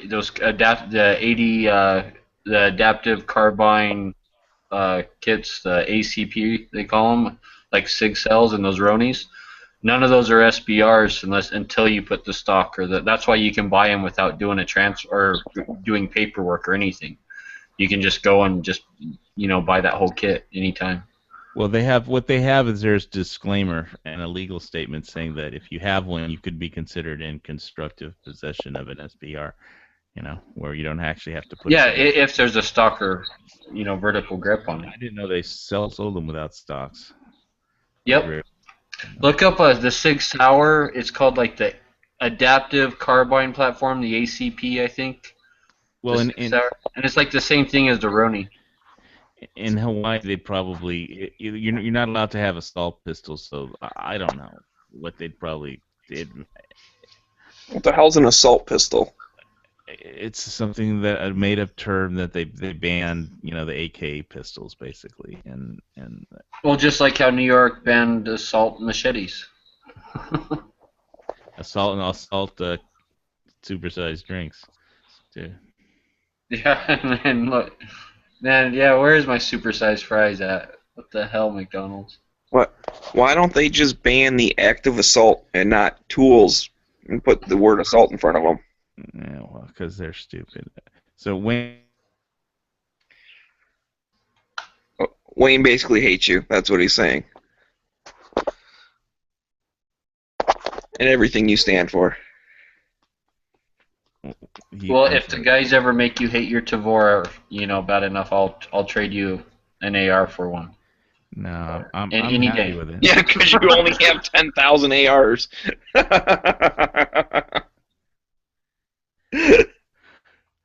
Oh, that reminds me. Speaking of rifles, I need to go click the M1A Squad Scout and the Springfield Armory contest again. Your vote has Okay, been... which one are you voting for? The SOCOM or the Scout Squad? He just said the Scout. Oh, okay, good. That's the one I'm voting for. Is that Scout too? I'd rather have that Scout. Yeah, I keep looking at the winners list, and I'm not on it yet. That sucks. You got to think, like, winning this is probably winning like the lottery. There's probably 500,000 people a day, I would think.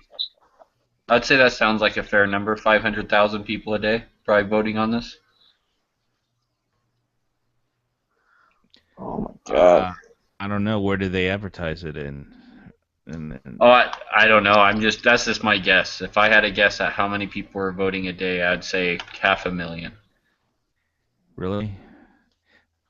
I mean, was it in like the NRA magazine or something? Yeah, like that? it was in like the most recent. God, what was it? It wasn't Guns and Ammo, but was it just Guns? I heard about it on gun channels. I didn't, look at it, see it in a magazine or anything. Well, I posted it the very first, like the second it came out. I've been clicking on it ever since, and I haven't won anything yet. Shit. See, that was dumb of you to post it on gun channels, because now you have competition. No, that's just me, man. Like I share that. I know, I'm just teasing. But I did get $7 from PayPal, back from PayPal. $7 cash for buying gun parts last month. So I'm pretty proud to say that PayPal pretty much paid for $7 worth of my gun parts. So get to the anti-gunners PayPal. So yeah. So what? Is that like a 1% cashback because you spent $7,000 on gun parts? Or $700, so I got $7. Oh, 10%. I just assumed you spent a lot of money. 1% of $700, $7. Yeah. 1% would be 70. Whatever. Shut up. Face. But still, $7. It came out of PayPal's pocket, and for buying gun stuff, and so I just barely ordered $71 worth of stuff, a lower parts kit and an upper parts kit, from CMT, and yeah, like $71, and I used my PayPal credit card, and I'll get 1% cash back again for that. So I use nothing but that PayPal card now to buy gun stuff. Well, I usually use Discover card because I get cash back on my Discover card, but I only get 1% back, but I know that 1%'s coming out of PayPal's pocket, so that's, that makes it all worth it to me.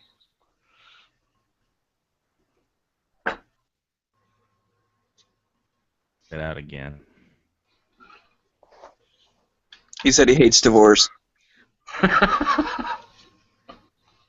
Actually, I really like how I like how on the Trevor that they're like truly ambidextrous. You can just like swap it out to left-hand ejection and just You're getting annoying. What the hell? It's freaking hot as hell in my house, and my cat's like crawling all over me. It's like, what the hell, dude? I'm just trying to cool off. Also, I think Wayne doesn't. Well, your cat's hot too, so I think Wayne just doesn't like the fact that it costs so much, and he can't afford one at the moment, I guess, or he'd rather hang on to his money, which is cool. You never know when money could come in handy. You never know when a divorce could come in handy too. But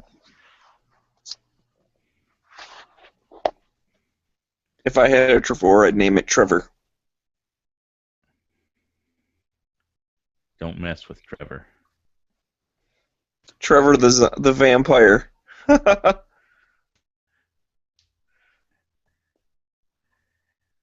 a fancy gun you got there. Oh wait, I mean it looks like a block of Legos.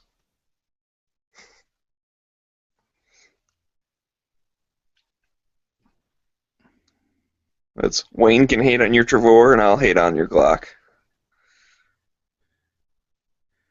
Well, They both work, so. You know why they call Glocks Tupperware, don't you? Why they first started calling Glocks Tupperware? I don't recall. It wasn't because they're made out of plastic or polymer or anything. It was because the little containers they used to come in were like a little Tupperware container. Just that's exactly what they were like. That's why they were called Tupperware. A lot of people think that it was because that they're polymer plastic, but no, it was because of the case they used to come in was just literally a Tupperware container with like a fresh seal lid. Well, that's kind of handy. Buy a gun and then store your lunch meat in it. That's what I'm saying. You know. We're not allowed to talk about lunch meat.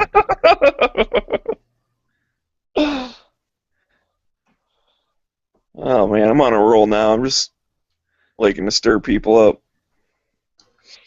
And yeah, unless you're like shooting, unless you're like cooking bacon on your AK by shooting lots of rounds through it, I think that's the only exception. Oh wait, now Wayne doesn't want the M1As either that we're voting on? Yeah, he would sell it. We were talking about that the other night. If he won it, he would sell it. And buy other guns he wants more. If I win the XDS, I'll sell that. But if I win the match M1A, I'll keep that. Oh, I would keep that thing in a heartbeat. Either one, the SOCOM or the Scout. Yeah. I just wouldn't keep the handgun. I mean, if I win the grand prize range officer, then I'll keep that. But oh, I'd keep any of the 1911s, but the XDs, yeah, I would definitely part with those soon after getting it.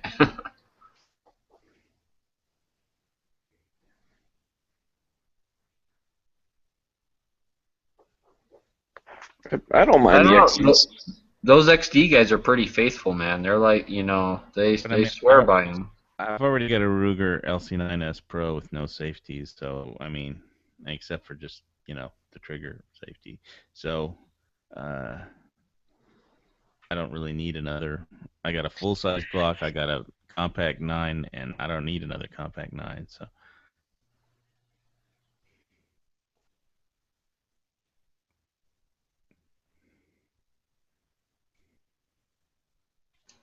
The XDs are, they're better than Glocks, though, right?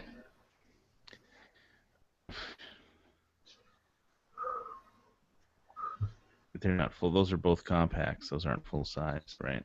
SDs. Yeah, the two XDs that they're voting on and stuff. Yeah, they're like the 3-inch.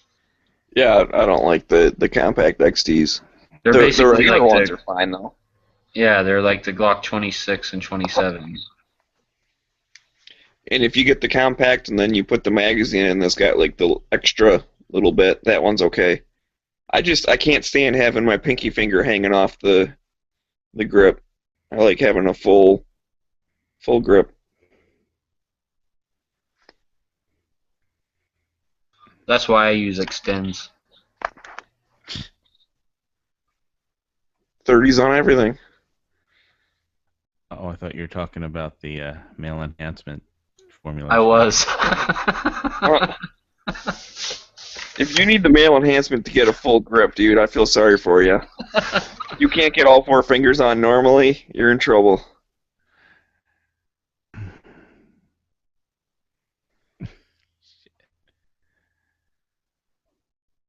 So apparently, this is going way off topic, but anyways, I was actually watching the Young Turks, and they were doing a story about like the study where these people 3D printed a bunch of different size, like basically penises.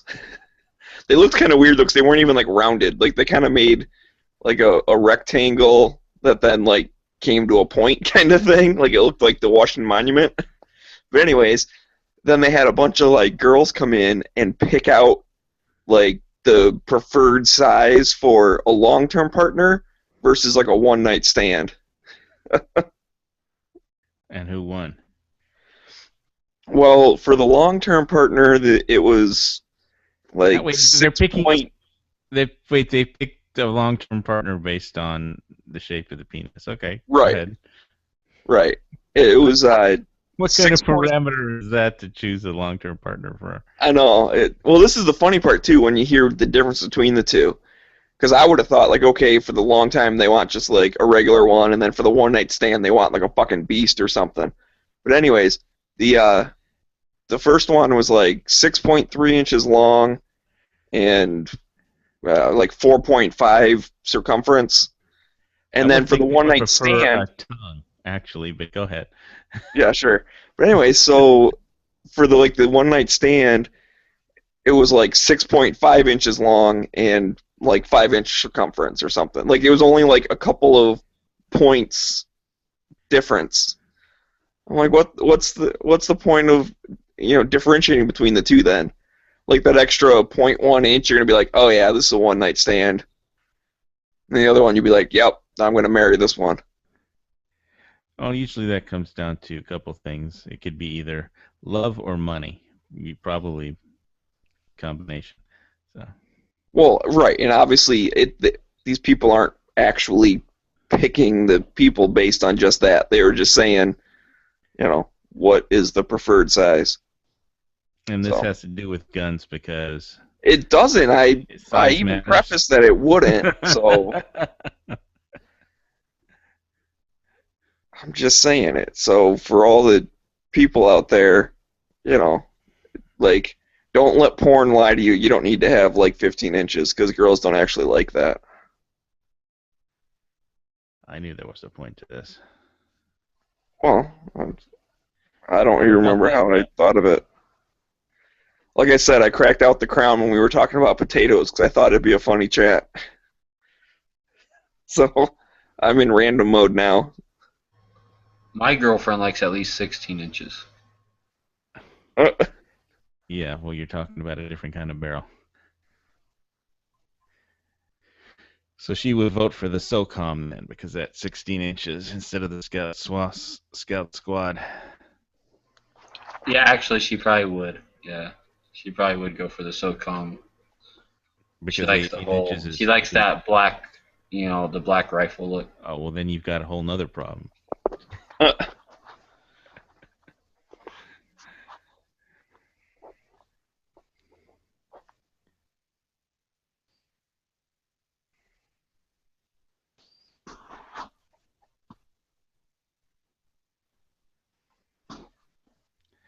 Because once she goes black, she's not coming back. Right? So, I don't know. I just think the 18-inch barrel would be a better long-range shooter, I would think. Let's see, one in... But it's not good for tactical warfare in your urban environment. Well, I already have 2 rifles that I can use for that. I don't have a good long-range shooter, really. I mean, I know that's why I'd rather have that Scout too. Cause... Yeah, you've got ARs up the wazoo, but do you have any long-range weapons? So, and you said that's So, I mean, I'd like a Lapua, but there's nothing to click on in the Lapua category here. I am interested to see as we get closer to the SHOT Show if IWI's. They said it was going to be ready for their Lapua rifle. Is going to be ready for the next SHOT Show upcoming. So interested to see if it is going to be, because I haven't seen anything on it yet, other than since like the arm shows from like last year or so.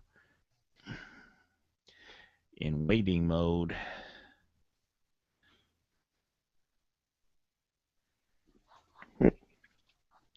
Dude, this guy's crazy. He's putting himself inside a giant plexiglass box and then, like, filming lions.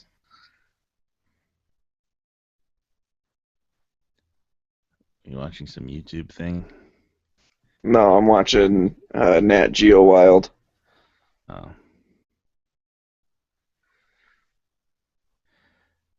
Have you seen any of the Weather Channel's Fat Guys in the Woods, where they take 3 fat guys out in the woods?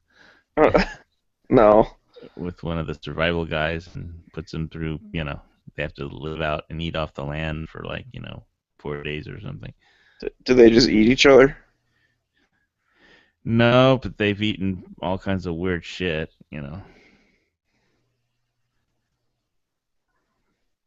They killed a possum and ate it. Some guys, but they felt bad when they were killing it, but they felt good when they were eating it. So. Possums are little bastards, man. You can kill those fuckers.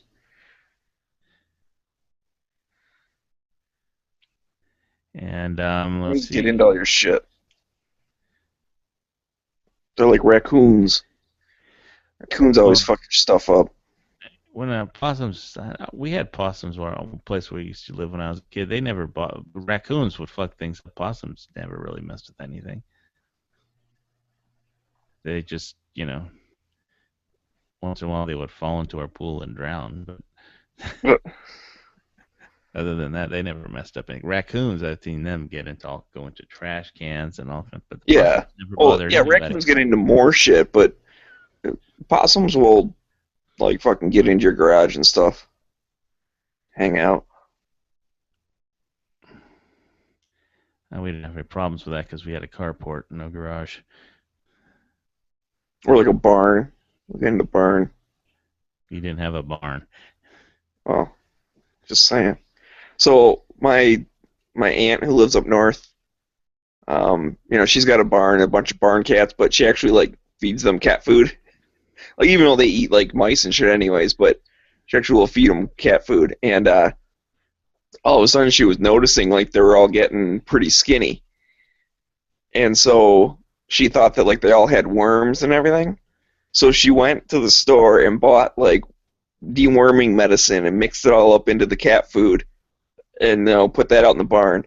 And it still wasn't working. They were still getting skinnier and some of them were leaving and shit.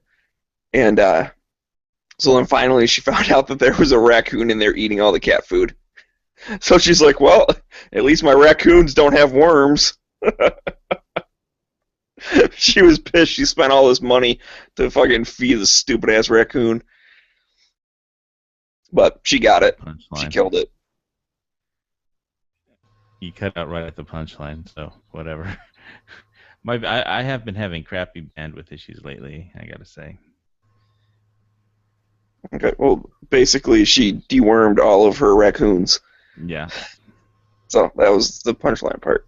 She was mad that she spent a bunch of money on a stupid raccoon.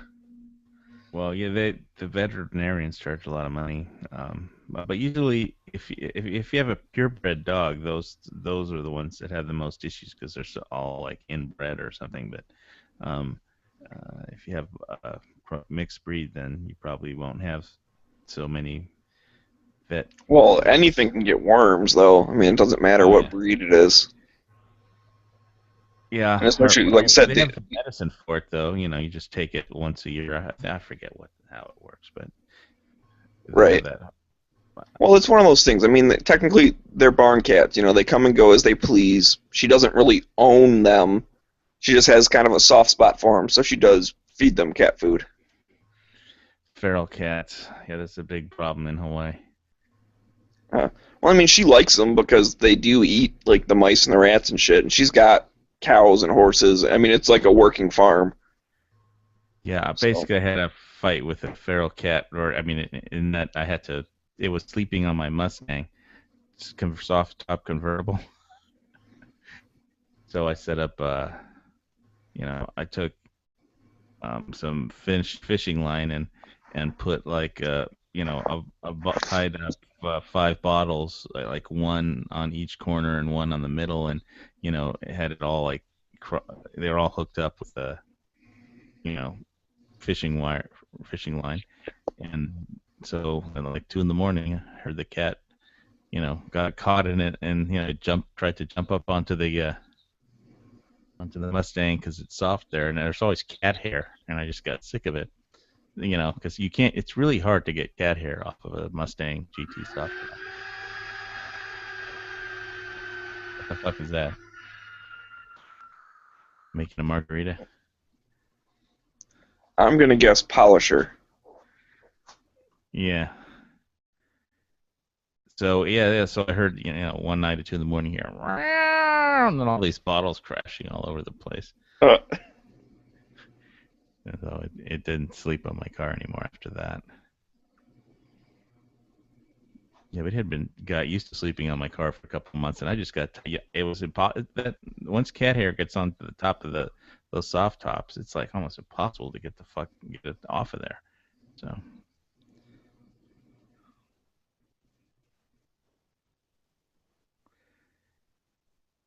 But that's how I kind of learned it. Yeah, that's a great perimeter alarm because if a cat can't see it at night, then a human isn't going to see it at night.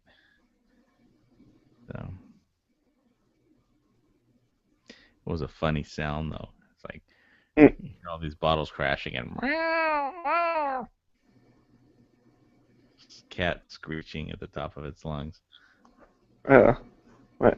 My cat got its head stuck in a McDonald's bag, and it like freaked out and ran around the house. And the more it ran, the more the bag crinkled, which scared it even more, so then it ran even more. Now tell the truth that you're the one who put the bag on its head. No, the bag was just sitting on the table. It smelled food and went in to investigate. Yeah. Well, there wasn't any food in there, but I think like the grease from the French fries or something soaked into the. Oh, yeah. Well, that's the marketing tactic. When you get the McDonald's bag, you open it and you smell the French fries. That's done intentionally. It's the marketing thing. You like that smell from the French fries out of the bag.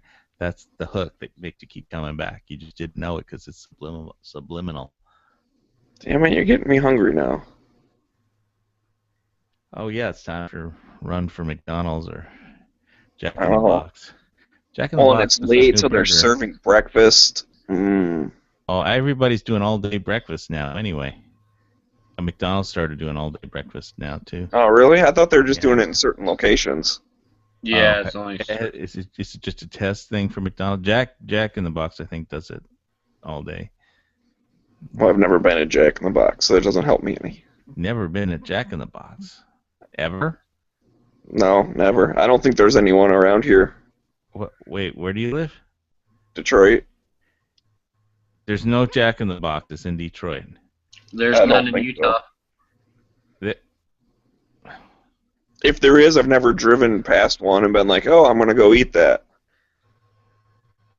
Like, I may have just not noticed, but I don't think there's anyone around here. For me to go to Jack in the Box, I have to go to Colorado or Las Vegas or, I don't even know if Phoenix has Jack in the Boxes. I don't even remember seeing any Jack in the Boxes out in Phoenix. Well, shit, we have Jack in the Box and McDonald's and Burger King in Kona, so I guess, I don't know. We're not entirely uncivilized out here. You know what I guarantee you don't have is Chicken Shack. I hate chicken. I remember one time. Do you like ribs? They have really good ribs.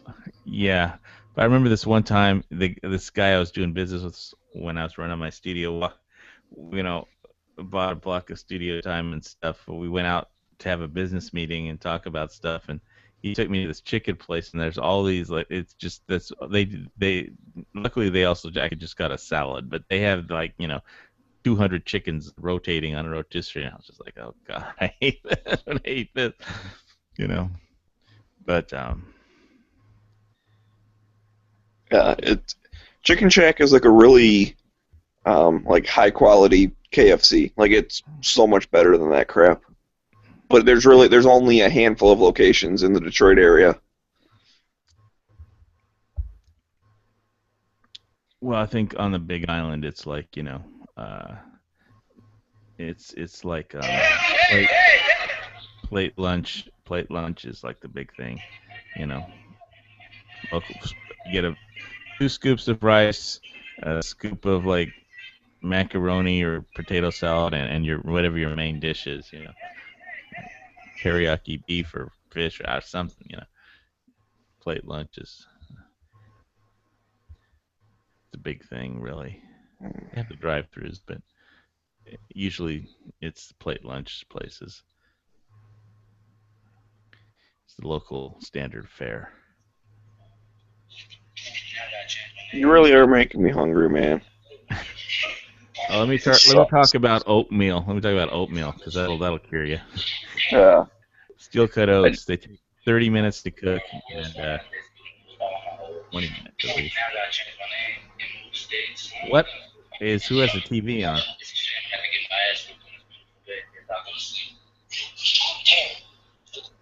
Dead horse. Oh, what's that? Your TV is on. Oh, sorry. Actually, that was my phone. Sorry, I thought I was muted. You got tagged in a funny thing.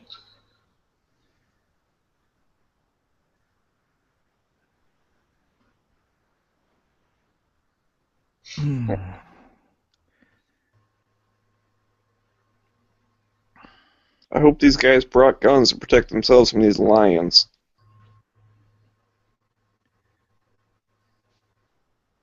You got this little like remote camera thing, like a little robot.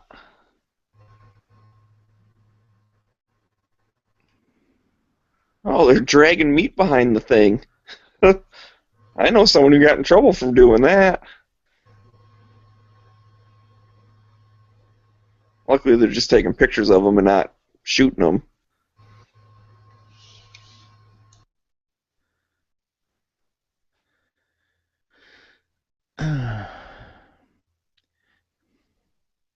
Dude, get down. Fucking sick of you.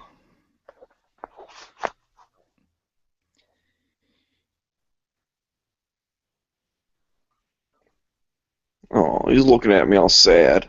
It's like, why'd you push me off the couch? Is that a cat? Or Yeah. Oh. That's a cat. Well, the cat should just jump up on the couch and figure and push you off because they act like they own everything. So. Yeah, well, fuck that. They're not my cats anyways. They'll be gone soon, so whatever.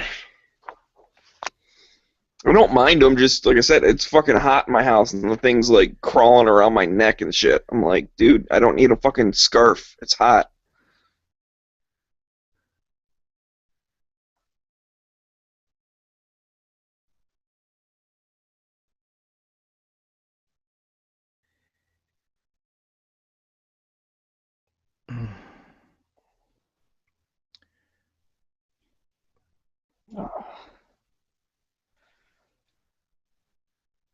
Oh man, should I go get food? Well, I don't know what time is it there in Detroit. All right, were you the guys? Food is overrated. Are you saying I should be anorexic? Are you calling me fat? I'm saying that you're gonna get a hashtag criminals rights mattered on the way to go get food. What? The fuck does that mean? Dude, you go get food in Detroit this late at night? I mean, I don't know.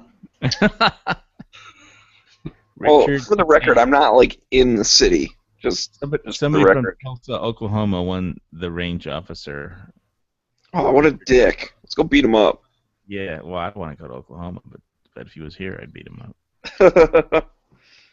But today is M1A National Match Day, so could. And you know what? And today's the day I've been waiting for because I haven't even wanted to win yet until today. So, yep. Well, they gave away an M1 on. Let's see.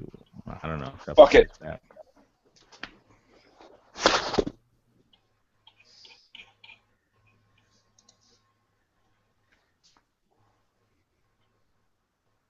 So what time is it in Detroit?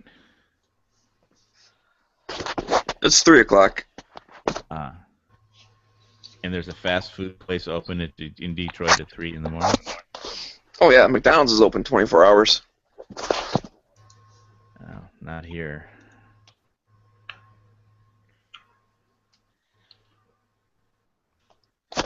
Gonna get me a sausage egg McMuffin, some hash browns. Get the sausage, egg, and cheese McGriddle, but instead of the yellow egg, get it with the white egg that comes like on the regular McMuffins. And that's the ultimate, dude. You got to tell them to change the egg from that yellow crap to the white egg. Yeah, man, I want some unfertilized eggs. Yep. That's how I like my eggs in the morning.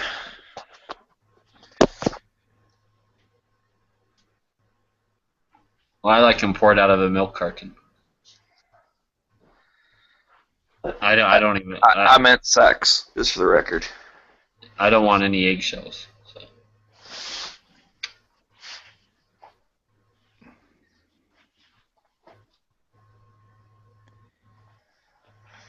Oh, man.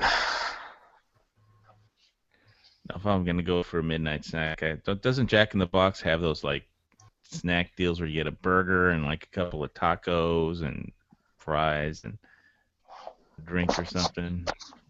I don't know. I've never been to Jack in the Box. All right, let's find a link to really make you money, keys, wallet. Okay. Everything but my carry gun. Let's go. Everything but your carry gun? What the hell? I've been drinking. I don't feel like fucking going to jail. Oh, okay. I don't know what it's like with you guys, but not that I'm over the limit to drive, but for carrying a gun, it's like .00. You can't have anything. Oh. Yeah, here you can't have anything either. I don't really want anything. If I'm drinking, I'll just stay away from that. That, and I mean, it's only 3 o'clock in the morning in Detroit. What's the worst that can happen? I don't know. I never played Grand Theft Auto, but I can only imagine. And like I said, I'm not in the city. I'm actually in a nice neighborhood. I just say Detroit because it's close enough,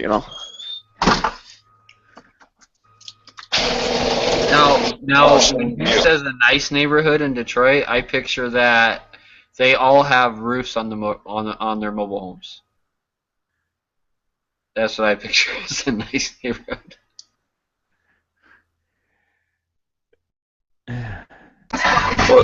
What'd you say? I feel like you just made fun of Detroit. Yeah, he was making fun of Detroit. Yeah, I didn't hear it though. My garage was opening. So what'd you say? I said that when I picture a nice neighborhood in Detroit, I picture that they all have roofs on their mobile homes. Oh, fuck you.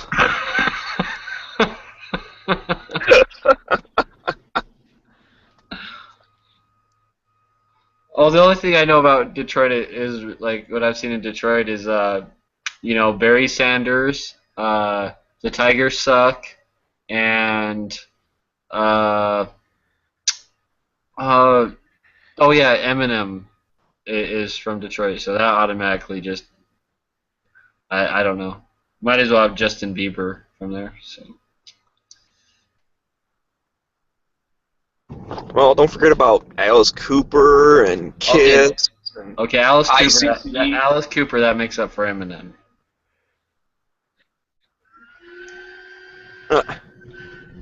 Ted Nugent. Ted Nugent's from Detroit? I didn't know that. I thought he was more like a Texas, Oklahoma type guy. Well, he lives in Texas now, I think.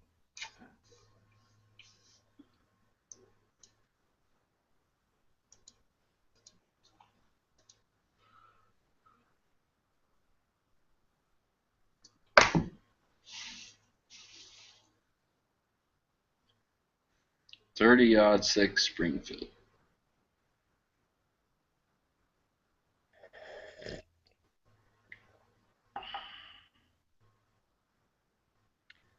Oh, I'm seeing double vision. There's two Smaggies instead of one. Yeah, I cut out when I switched over from Wi-Fi to mobile data. So we're gonna get to listen to you go order at McDonald's. I don't know about that. Now the government's tracking him. He's on mobile data. He's got a Hi, gun. Frank. He's going to McDonald's. Get him. Well, my NSA buddy Frank. Dude, it looks like they're fucking clam baking inside the McDonald's. All the windows are fogged up.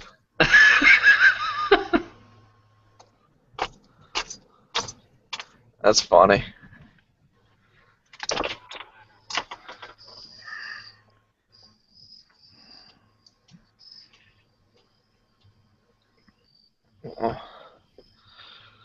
But anyways, what I was trying to say before I cut out is I'm not going to get all into Michigan shit, since I had like an hour chat with the other dude from Lansing the other night.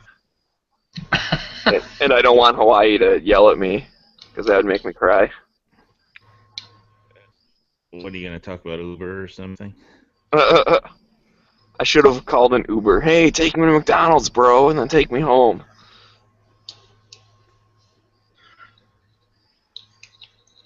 How far away is this McDonald's? Oh, I'm already there. Oh. What the hell? He's like, I'm already there. And he lives next door to the McDonald's, basically. Okay, now I know where. See, now we know where he's stealing his Wi-Fi from. Oh, you know what? I might have connected to the Wi-Fi. I don't know. I thought I was on mobile.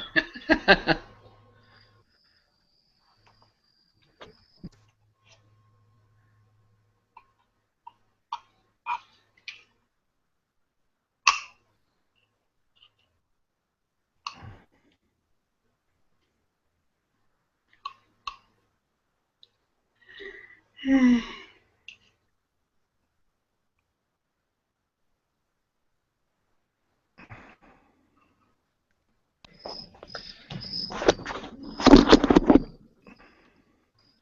know, it is kind of funny that the most watched video I have on YouTube is the one where it basically says, well, they don't make this anymore, but on my optic, they don't make this optic anymore, and here's why.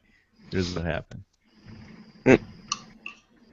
Because everybody clicks on it because they don't know why they stopped making them. So I don't know. Well, I don't know why. I don't know why they stopped making them. Well, because the parent companies went out of business. That wasn't related to the. I mean, it wouldn't have anything to do with the optic. It's just the parent company that made them went out of business. Okay. But so that's 10,600 and whatever views. So just on that one video. It's not as many views as the 2.5 million from that girl who just took a shower demonstrating a solar shower. But she kind of reminds me of like Xena.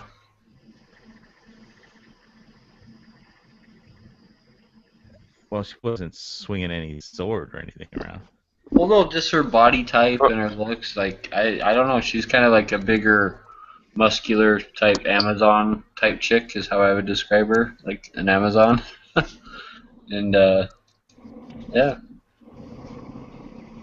When I first saw that, I thought, holy shit, it's Xena.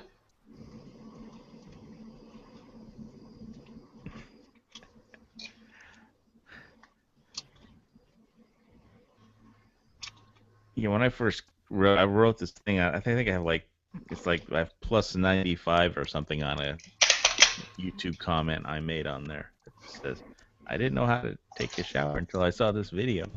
95 people hit +1 on that. But that was when it had like 5,000 views, and now it's like 2.5 million views. And it's like, Jesus Christ, that's a lot of views. It's a scary looking dude on a bike. Scary dude on a bike? Oh yeah, he's fucking Scruff McGruff. A dead horseshoe knife might come in handy, bro. Oh, he's riding a girl's bike too. Oh, dude, didn't you know he's out looking to rob some motherfucker?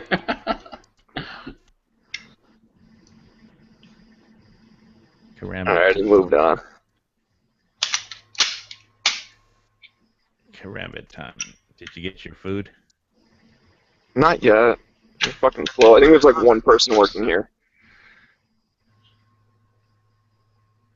There's a car in front of me too. That makes me sad. Dude, you're gonna make me get up and go get McDonald's. You know that, right? Oh damn, she's cute. Oh, Or your God, dude, this car in front of me, like, you know, sometimes you can see people in, like, the rear view mirror. Yeah. God, she is cute. What you doing? All right, picture. It didn't happen. I'm trying. I don't know if it's gonna show up. Oh, it's like way too dark. Just yell out your window and say, "Hey, you want to be famous?" You want to be on Gun Channel? Just. Have you ever heard of Girls Gone Wild? Dude, I used to work with a guy like that. Like, seriously, it was kind of a YouTube. I used to work with a guy like that, and he was so embarrassing. But like everywhere we'd go, he'd be like asking chicks, like straight up, just going up to chicks, "Oh, show me your tits," and stuff like that. But the funny thing is, like once in a while, like maybe 1 out of 10, he would actually get a girl to do it. You know, like we'd be sitting in a fast food restaurant, inside the fast food restaurant, and the girl's going through the drive-through, and he'd be like telling them, you know, "Show me your shit," and they would. Yeah, well, that's the law of, you know, large numbers or whatever. If you're not worried about being a jackass. Or getting attacked by some girl's boyfriend that you.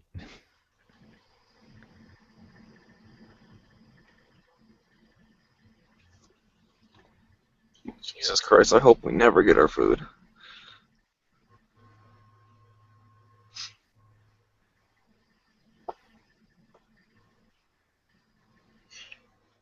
Wow, what is this monstrosity? This is...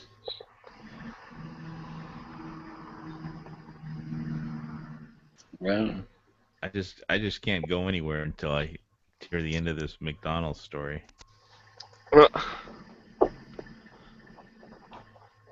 I'm sure it's not going to be an exciting story.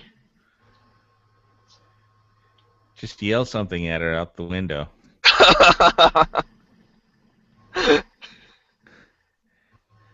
I don't think so, man. I'm shy.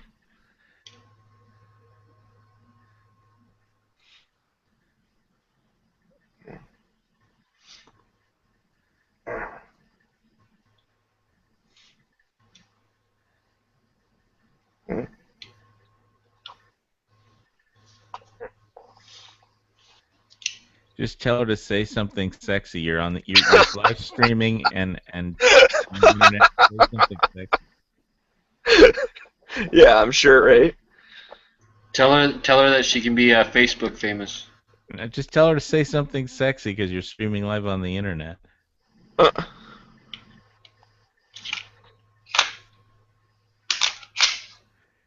Even if she says "fuck you," it'll be sexy. So, like, yeah, you'd like that, wouldn't you?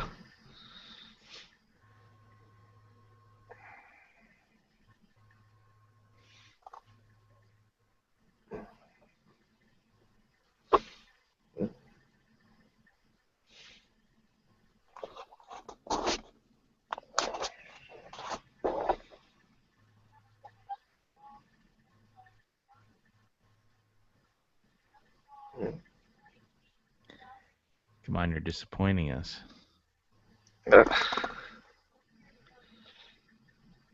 Can't you get her to say something sexy? No, I can't.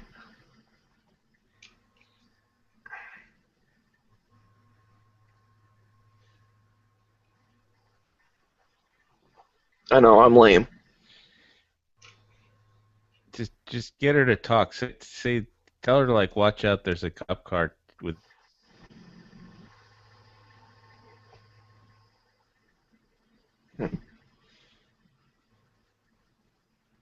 Interesting.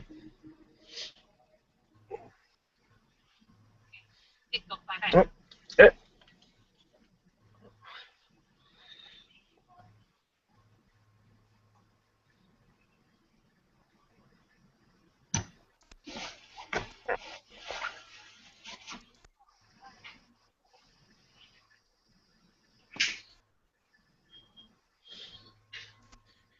My network connection is experiencing difficulties. Check your connectivity. Well, no shit. You've been cutting out all night. Really? Yeah. Has my voice been cutting out, or is it just me hearing you that's been cutting out? Your voice been cutting out a little bit. You've been fine for the past little bit. But like earlier you were. Alright, bye, cutie. I There want you go. her He's to gone. say something sexy, not you. I know. What am I gonna do? Like run up to her freaking car from the? No, just you can yell at her, say, "Hey, there's a cop out there with a radar gun around the corner, so be careful." Then she'll say something back. Say, "Can you try and get her to say something sexy after that?" Yeah, hey, no problem, anytime. Can you say something sexy? I'm on the internet. All right. Thank you.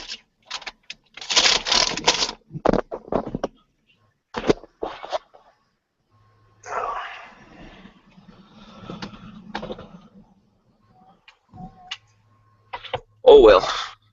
You win some, you lose some.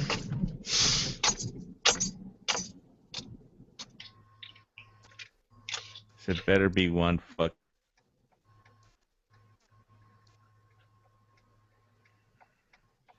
At least I got food.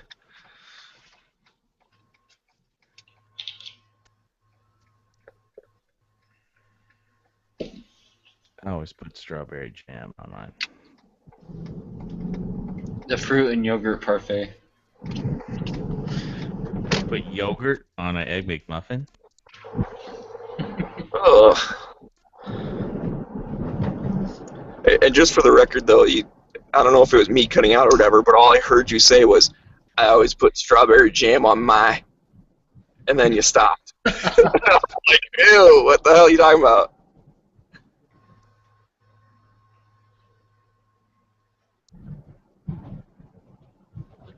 Well, whatever.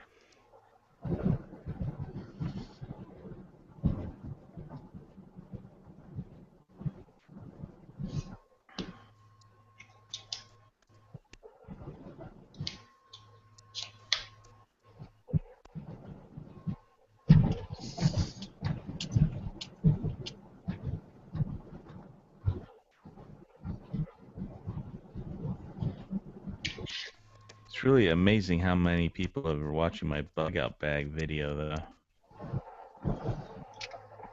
I mean, it's just zooming past everything else. I made $5.43 off that video so far. Wow. It's pretty good.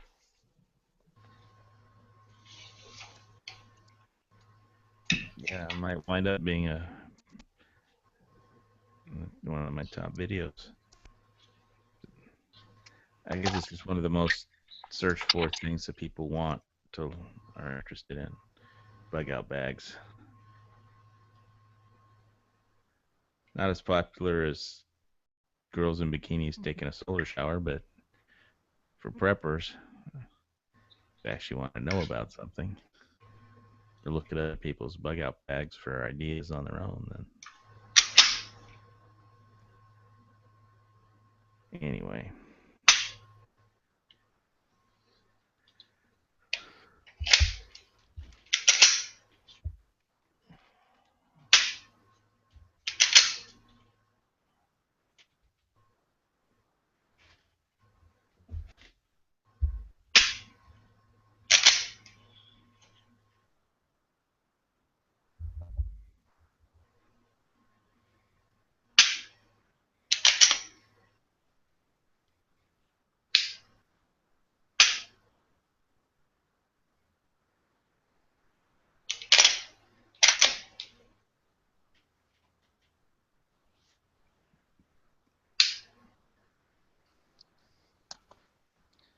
Now I'm seeing double smedgy again.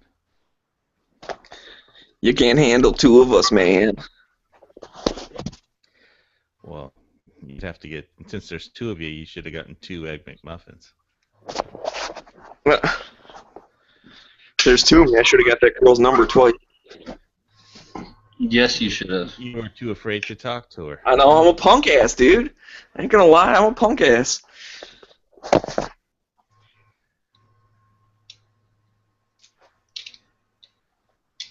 I just find it odd trying to yell from one car to the other in the freaking drive-through.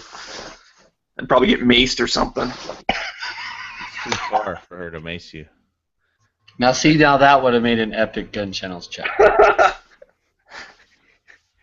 Guy gets maced in from a car length away at a McDonald's drive-thru. Live on Gun Channel. Yeah, she could have had one of those, like, the bear spray things. It goes like 30 feet or whatever.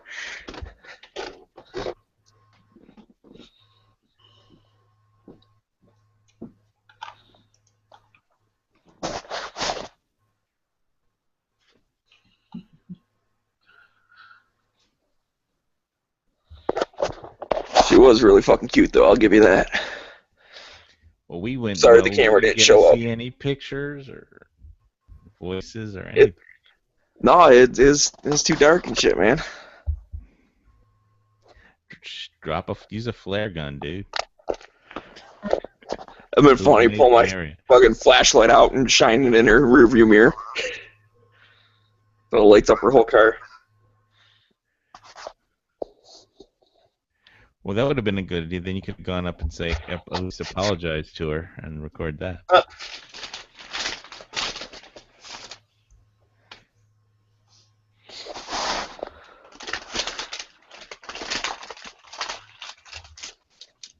well. Like I said, next time. Actually, not next time. I already know myself.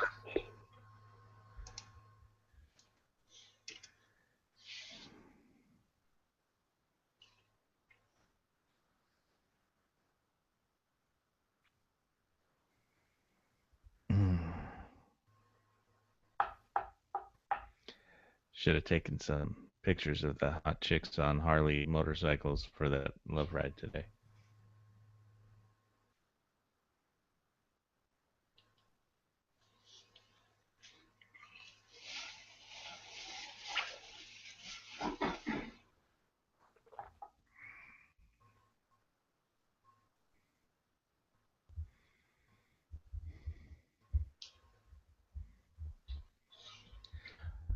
So I think I'm going to do I was going to do UK gun laws, but maybe I should do another Malibu retell the hiking chat again.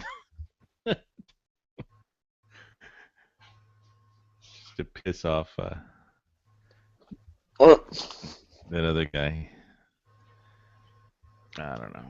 I'll do UK versus US gun laws. That's my idea. I think I saw some people talking about it, but while it came in between commercials on the Purge.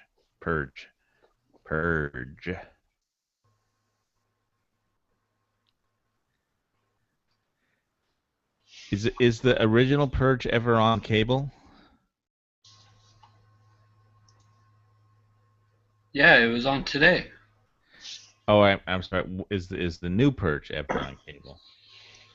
I think it was on I want to say I saw it on HBO, but I don't know if it's on regular cable. I don't pay for cable. I mean, other than the damn $140 or whatever cable and internet costs out here in Hawaii, but I'm not sure. I can't say I've ever seen it on like FX or anything like that.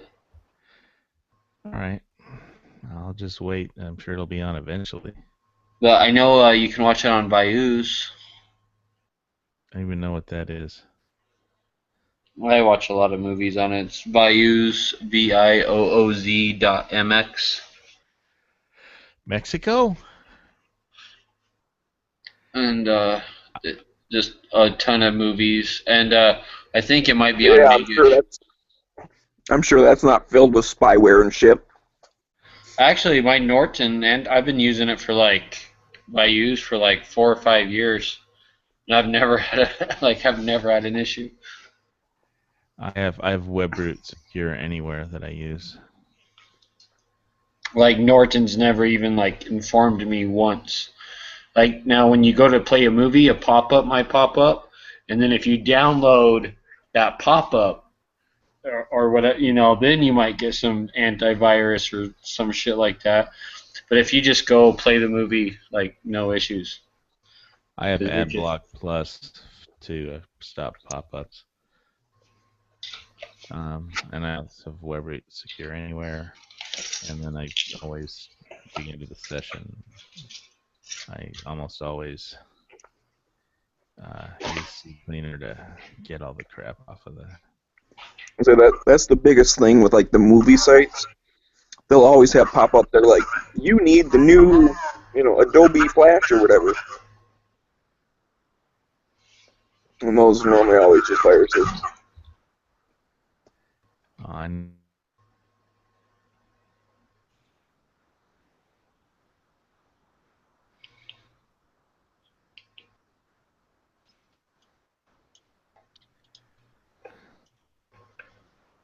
Oh shit! The Pimp Daddy just joined. Ooh. What's up? Maggie just got an egg McMuffin. Oh yeah, I was listening. Yeah, just go for it, man. Fortune favors the bold. Are you talking about the egg McMuffin or the girl? Both. You already had the balls to go out in Detroit, right? To go get an egg McMuffin, so you might as well just go all the way. Go for the girl since you're there. Worst thing that could happen. Are you saying I should have just kidnapped her? Try something. No, just talk to her. Yeah, just say something. Even would be good. Yes.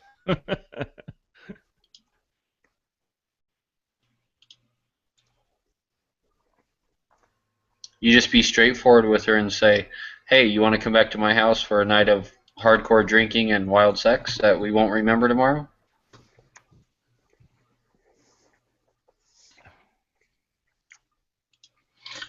Well, no, she was And already just not mention the whole thing will be live on gun channels the whole night.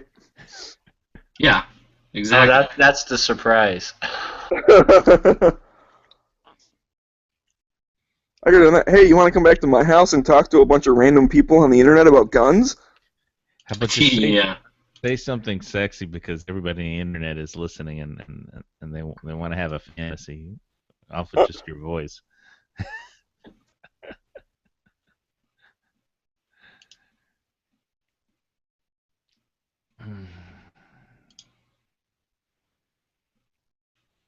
But unfortunately, I'm not a pervert, so I don't think I could have ever said that.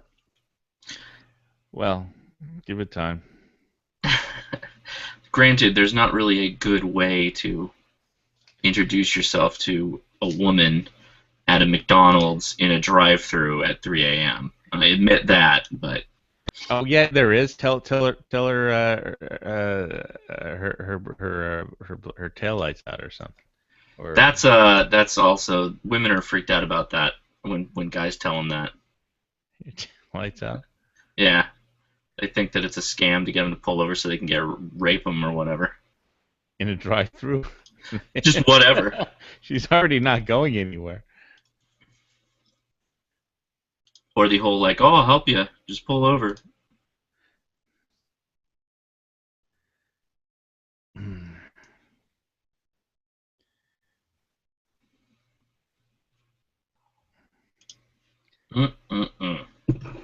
Delicious beer.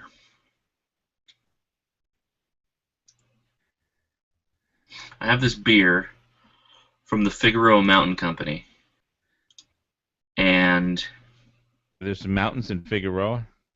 The Figueroa Mountain Company is in it's outside of Solvang, north of Santa Barbara in California. It's not in Figueroa. No, no, it's not. I mean, there's a town called Figueroa. Yeah. It's not in Figueroa though. It's in Buellton.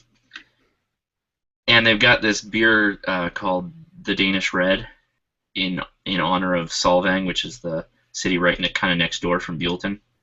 It's my wife's favorite beer, and it's been sitting in the fridge for like the longest time. I totally forgot about it, but then I realized she's pregnant. She's not drinking any beer, so I'm just going to drink it.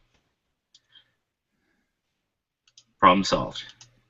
Clearing up space in the refrigerator for her, and I'm having a good beer.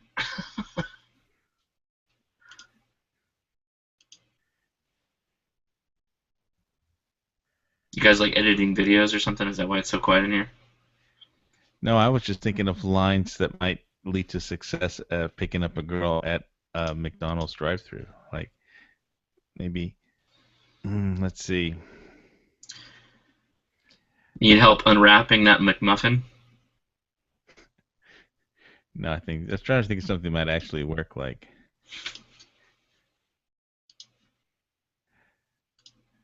let's see.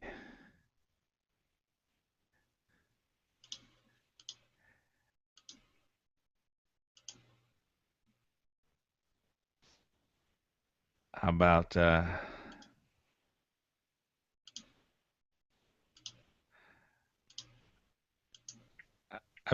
about I've only got $1,500 to make a sexy home video. Can you help me? Now that's a good pickup line. Because it will either work or it won't. But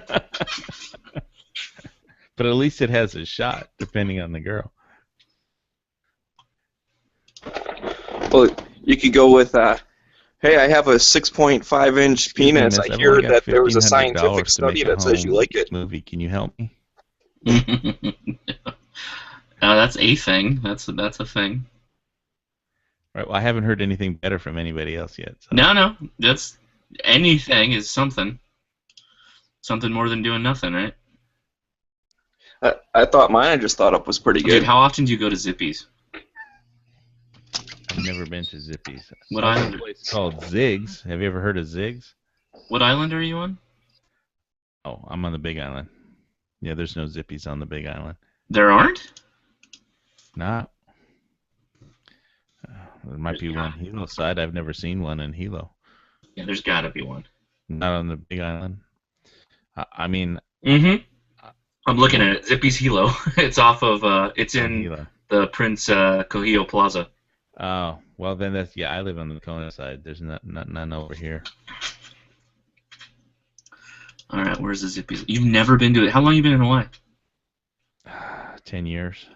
Really? Never gone to Zippy's? That's why I don't know why Deebs, when somebody gives me shit about being from California, I've been in Hawaii for 10 years. Yeah. So, you know. How far is Kona from Hilo? Well, it might as well be 1,000,000 miles because all the roads were washed out tonight. Well, there's this big mountain you gotta go over. If you go over Saddle Peak, you have to go by Mauna Kea and the Puhakaloa military target range, and the Mauna Kea, where all the protesters and the telescopes are. Jesus Christ. They built a new highway that goes over it called it's a very good highway for most of it, called the Daniel K. Inouye Highway with federal money. It's an awesome highway, but it used to be just a dirt road. But yeah, that's the fastest way to get to Hilo now. I mean, it used to be just a dirt road. You can also go the long way around and go over Mauna Loa and Kilauea, going south, but that's a little bit longer. How long does that take? Well, going over Saddle Road probably takes 2 hours, maybe 2.5 hours. I forgot. It's been so long. Each way. I think it's 2 hours each way. Wow. And going around down the southern part of land might take 4 hours. Really? Yeah, each way. I didn't realize the Big Island was so hard to circumnavigate. I guess it's with all the there's all the crap going on. Yeah, exactly. Well, there's mountains. Yeah, I mean, even if the roads are, if there's 3 inches of rain falling per minute, yeah, the roads are going to get washed out. But right.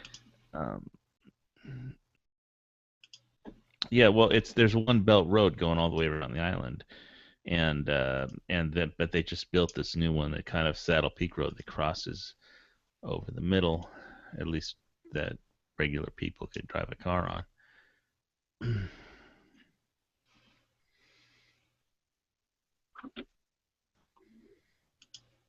Just be aware that if you have your cell phone on when you're driving past the military base, they will be monitoring you. Oh, okay. How? It's a cell phone, dude. They can monitor any cell phone they want. I mean, security. okay. The police base security, they have their systems that do that. You can buy civilian systems that do that too, but Yatsu. Were you guys in the chat? I think that do that. But the police. Were you in the definitely chat? have a bunch of systems and service to the military to monitor cell phones. And so they just record everybody? Oh, they monitor you live as you're going, but if you're going right by their base, yeah. My car died, and I had like base security there when I blew a gasket on Saddle Peak. I had base security there in like 10 minutes. And they But stopped you believe that was because of the cell phone and not because they just saw your ass? No. It was the cell phone. They monitor your cell phones and you know I had 2 different visits. Well, they don't say they're base security. The first guy that comes up is in a truck. It's in a white van, and it just looks like a regular guy. And his story was, well, where I was like, well, where'd you come from? And he's like, oh, I just stopped by, saw you were broken down, and I just came back from going to Costco. So I looked in the van, and all that was in his van was like one thing of toilet paper. I said, you went to Costco just to buy toilet paper? And he's like, yeah. Bullshit. And you know, because I look at my cell phone in the car, and there's a little thing that says HPD on there, which is, you know, the police. So, and so then he leaves, and then another guy comes, and he gives me some water to help the radiator. But the next guy comes, and they check the radiator to make sure I'm not stopping by for some nefarious purpose. And then before he leaves, and the second guy, he had like, he also didn't say he was base security, but he had like, you know, orange cones to put out when he stopped and stuff. Like, okay, and then as soon as he left, this police stopped and talked to him to make sure what I wasn't doing anything wrong, except just I had a little gasket out. So. Mm-hmm. And that was all within 15 minutes. So, yeah, and yeah, they'll like line up on you if they monitor everything that goes on right by the military base. So, but Saddle Peak, yeah, when they built that awesome new highway, it made it a lot faster to get from Hilo to Kona. Mm-hmm. But I mean, you're still going over a massive hill. You know, volcano. Hey, Dead Horse, we can't see anything. Any cute girls? No, but the drive-thru is packed with the bar crowd. Like there's probably like 14 cars in the drive-thru. Well, the chances of having a cute girl in one of those is pretty good. Get out and walk alongside. I didn't hear what he said. What was he talking about? Oh, I'm at McDonald's and Smeggy made me crave McDonald's, so right there now. You went to McDonald's too? Oh, wow. It's like contagious. Alright, I'm going to run inside because I'm definitely not going through waiting in that drive-thru. Wow, the inside's actually open at night? Yeah, the inside's open 24 hours. Yeah, our inside's closed down so no one fucking robs them.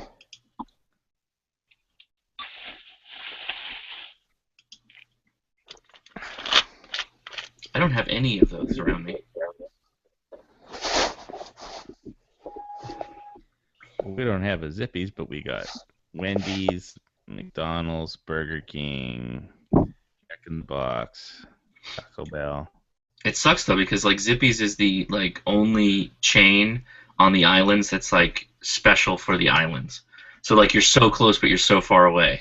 Well, what's really special for the islands is not any chain. It's just, you know, little hole-in-the-wall stores that do plate lunch with 2 scoops of rice, scoop of macaroni salad, and like, you know, whatever your main dish is. No, sure. No, yeah, absolutely. But at the same time, like Zippy's is kind of like the island chain. You know how like California's got In-N-Out and that whole Southwest area? It is like that is the Hawaiian chain, and they don't leave Hawaii either. Like they won't branch out. There's no Zippy's in California? No, there's no mainland Zippy's. Mm-hmm.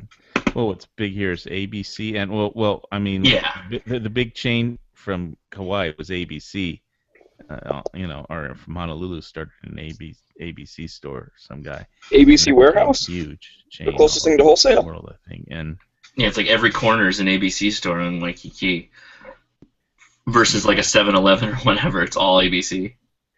yeah, and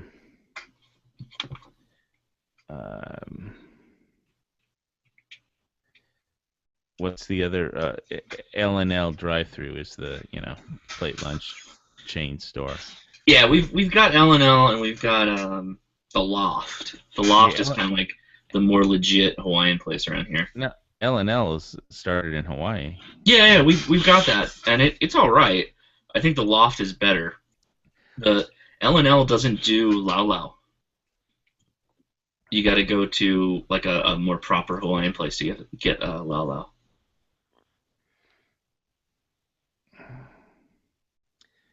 What the hell's Lau Lau? We just shoot a pig, skin it, and bury it, cook it. Right. That's all there is to it. I mean, I don't really eat unless it's like bacon or something. I usually don't eat pork. You don't eat pork. You don't eat chicken. What the fuck do you eat? Oh, so you've never had a Lau Lau? It's No. I don't think he eats food. I'm really not into pork. Oh, okay. Um, That's not like a religious thing. That's just a personal choice. Well, I'm Jewish, so it's. Oh, not, okay, okay. But Sure. I'm not like kosher or anything. I mean, I might have bacon once in a while, but Mhm. not that often. Not that often, or a sausage or something, but very rarely. I'm pretty sure you just don't eat food. Yeah, I haven't been to Hawaii in a long time. I gotta go back. Get some. I haven't been to the Big Island since I was really young. It's always like Oahu or Maui or the smaller islands. Well, if I buy that bug out property, you could help me clear trees. I gotta get a shovel and an axe and a pickaxe, and you dig up roots and trees in the jungle. You gonna do the Wrangler Star off-grid Hawaiian living? Wrangler Star? You never watched Wrangler Star before? No. He's a guy in Oregon. He is a homesteader up in Oregon that does kind of like off-grid videos, but he's also an overland wild firefighter. So he does kind of all these forestry and axe videos on showing conservation in and around the forest and his property, and he's also like a firefighter, so he splashes in these cool wild firefighter videos. He's really popular. He used to have a channel called Wrangler Barn, if that sounds familiar. Doesn't sound like it's not ringing a bell, I guess. No, there's some interesting videos up from this guy who was building. He didn't monetize his videos, but he made all these cool survival structures by hand. What channel did I just join? I think I just joined his channel today because he had some really cool videos. Who just got attacked by a lion? So this guy has like, how many subscribers do you have now? He's over 200-something thousand subscribers. He's pretty legit. He does really good stuff. You should check him out. I mean, if you're into the homesteading thing, or if you're going to be getting a bug out spot, probably he's got a couple of good recommendations, I think, there for clearing stuff. Clearing brush, clearing trees. Well, we don't have brush, but we got jungle, basically. Tree ferns and ohia, basically. Whoa, somebody's got the big engine there revving up there.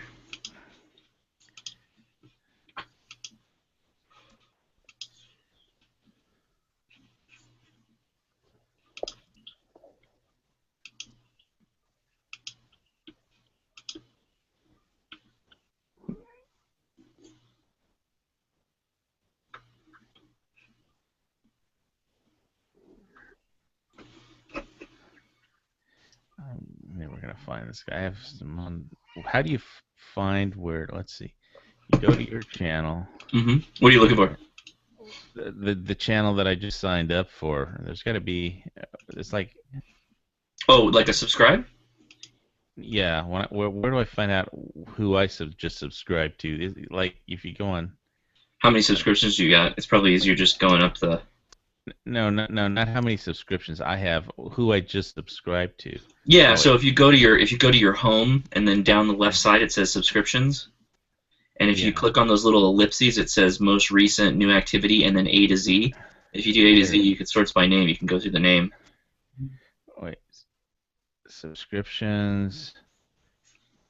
Subscriptions. The other subscriptions.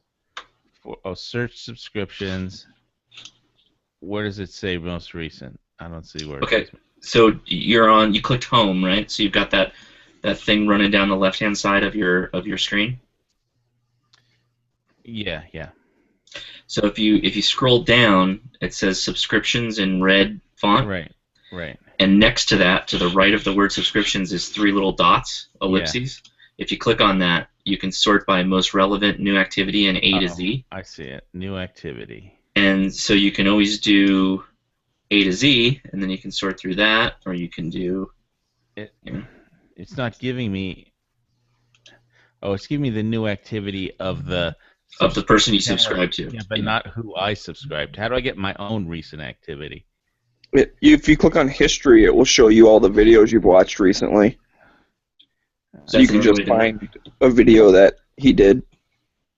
Yeah. Okay. I was watching a lot of videos, Mall 565 videos. Here it is, primitive technology. You gotta love that. Primitive and technology in the same. Yeah. Building. Let's see. Building a primitive wattle and daub hut from scratch. Was interesting. Let's see.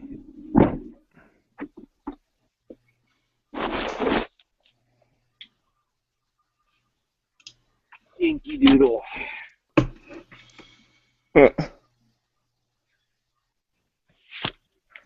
Any cuties at McDonald's? There was a customer that was kind of cute, but you know. What's her number? Too young. She is too young for me. She's probably still in high school. God damn it! It's hard to tell. How can you even tell 16-year-olds from 19-year-olds anymore? Oh, I guess it's still kind of early where you are, isn't it? Yeah, it's 2 a.m. And You're the only kids an hour don't have behind? Oh shit! It's almost 4. Okay. Well, the So, best 2 hours. technique is when you go to order something is if you're in front of her, then you just pull out about to ask if you have asked what you pay for your Egg McMuffin. You said, can you make change for 100, and then pull out like a few $100 bills, and then she'll notice if you're lucky. Yeah, but where are you gonna steal the few $100 bills from? Well, you can't go to the bank and have a few $100 bills just to impress some girl. And then she waits in the parking lot and mugs you. The 16-year-old girl is gonna mug you in the parking lot. There's $100 bills. I'm kidding. You get $1 bills, and then you just stuff $1 bills in your wallet, and when you open up your wallet, you just don't quite show all what's in there, and they just see a sack of green. That's it. Do the old bank deposit slip whoopsies. Get one of those bank deposit slips with over 100 grand in it, and just accidentally drop it and never pick it up.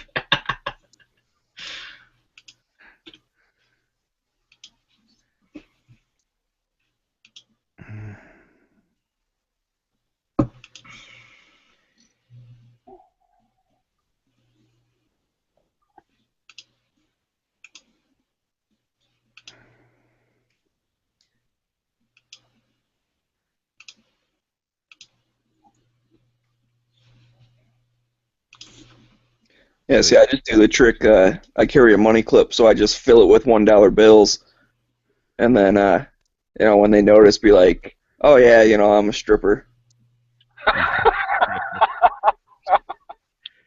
No, just you don't have to tell them what you do. You just tell them you're rich. Just act like you're rich. Well, no, that's why you have all the $1 bills, though. I'm rich. I only drive a Toyota Corolla because You don't want to be mugged in Detroit, right? So. Yeah. This is my decoy car. I'm doing a social experiment to see what it's like to be poor. And that would explain when you go to your shitty ass house too. Be like, well, yeah. No, just tell her you're doing a video expose on strippers or hookers or something. Call goes Oh yeah, after- that'll go over real well. Even if they are a stripper, they'll still get offended. Like, Yeah, something tells me that the Gun Channel's dating advice is not very good advice. So if anyone's listening to this chat, in the future, don't listen. wait. If they are and you flash enough money, it will work. If they aren't, then it won't. So that was my original idea with hey, I've only got $1,500 to make a whole movie. Can you help? But just remember, you don't pay the girls for the night. You pay them to leave in the morning. I don't want them to stay that long. Yeah, no shit. You don't want to fall asleep with them around, man. They steal all your shit.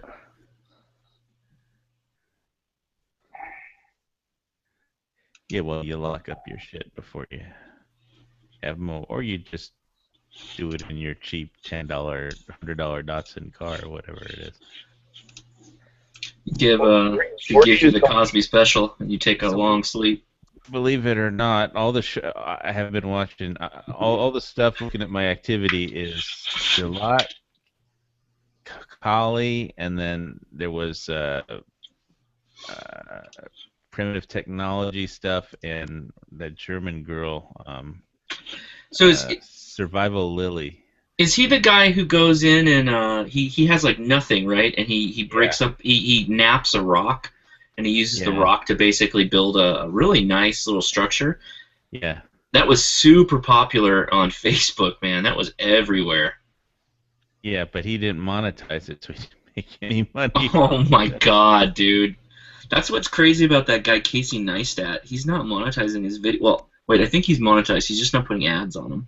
Yeah, it's crazy. I don't know why people do. I mean, I get it. They're all about the content, but they're not covering their ass. It says building a primitive wattle and dog hut from scratch. 4,700,000. That's 227,499 over. That's almost 5 million views, and he didn't monetize it. Yeah. And that's more than the girl taking the solar shower with bikini top. How much money would that actually equate to, though? Couple thousand. A few thousand. No, that might be $5,000. Really? Yeah. That would Yeah. I mean, it's going to be closer to the 2,000 side, but it's good money, dude. It's good money. Don't get me wrong. Watch that thing all the way through too, because they aren't going to just watch part of it. I mean, they might. Yes, I mean, if you're lucky, you're going to get like 25% of the people that. Well, no, ads. People got to click ads or they got to watch the video, and that's usually 10 to 20% of the viewing populace, and then whatever the ad revenue is of that that ad, most companies pay in the order of $1,000 to $2,000 per 100,000 views. And you, as a YouTube creator, gets a portion of that. So it's roughly. Go ahead. I was just trying to make the point that, with the whole Mad Max thing, and I was just, it's like guns, knives, building preppers, shelters, and shit. That's all like kind of, you can't just have one skill. You need to be able to do multiple things. If the shit hits the fan. But one thing you don't need if the shit hits the fan, is Uber, and you definitely don't want to be in New York City. That's like. Do you need to know how to grow potatoes, though? Were you there for Dano's potato chat? No, I missed that. Oh, that was pretty good. But really, what good is Uber going to do you in the apocalypse? God, shut the fuck up about Uber. They'll give you someone to rob and take their car. Well, in the apocalypse, if you're in an area that you would use an Uber as your primary source of transport, you're already screwed. Everything's going to be loaded with traffic. You're not going to be able to get anywhere with that car. And in the apocalypse, I mean, New York City is like the prime Dude, they got target. Uber everywhere, man. Even small hick towns have Uber now. Well, they don't Sure. have Uber out Everywhere here. there's dogs and Uber drivers. No, but that's not what I'm saying. I'm saying that Uber is most popular in highly metropolis locations. And Right. in an apocalypse, those highly metropolis locations, a car is going to be worthless.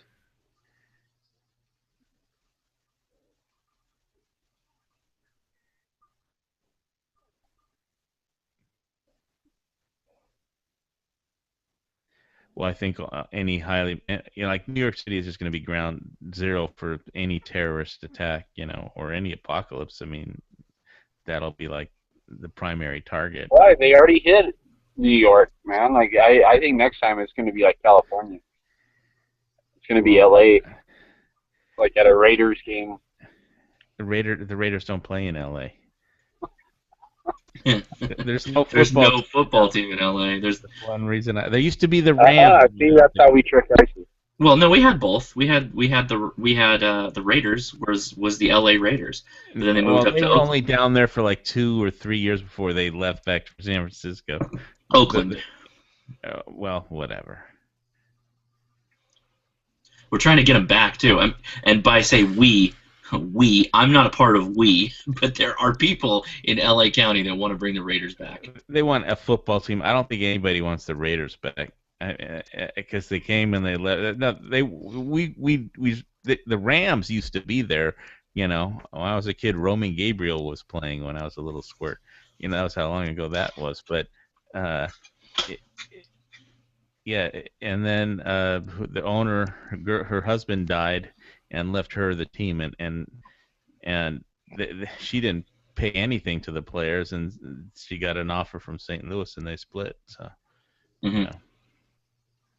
but nobody wants to pay for taxes and build some gigantic stadium to bring a football team in, and the Rose Bowl isn't going to be good enough. So, LA Coliseum wasn't good enough. So, I mean, when was that built? That's like a 1950s or something that place was built.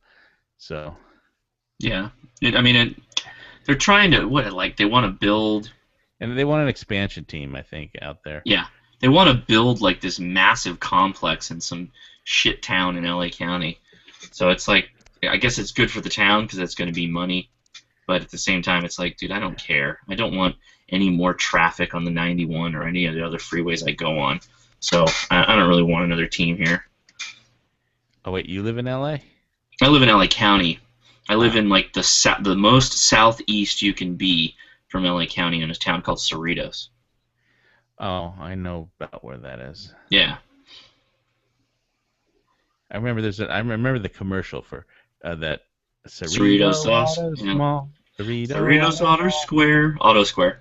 Auto Square. Okay.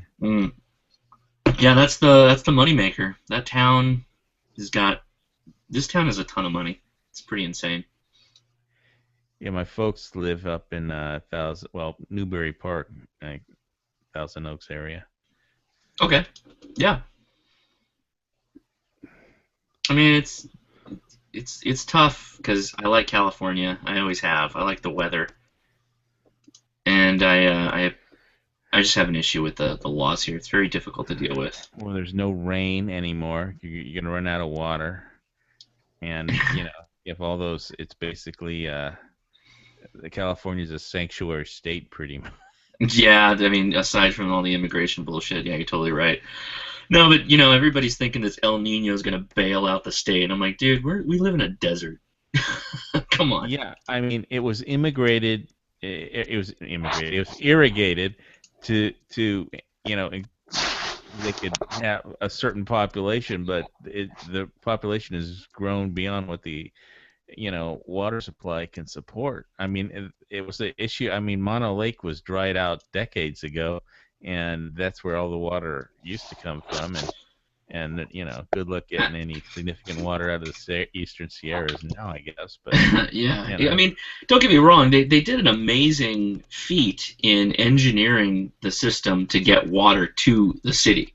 Don't get me wrong. Mulholland did that, I think. Yeah, exactly. Yeah, exactly. You got it. Or whatever. But at the same time, the vision of that water system has been grossly outpaced by the population growth in the area. So that's why immigration didn't. When immigration just exploded, I mean, the water couldn't handle it. The freeways couldn't handle it. Nothing could handle it. Yeah. Yep. And I mean, we're still reeling from that, and it's not really going to get any better without some massive like infrastructure changes. And I just don't know. There needs to be an apocalypse, California. Everything has to break down to the point where nothing works and everyone leaves. So, and that's not going to happen either because of the value that people have that they think they have in their properties.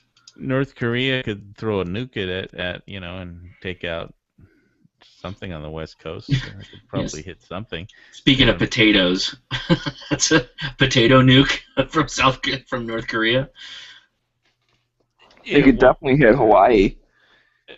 No, they can't hit. They're not accurate enough to hit Hawaii.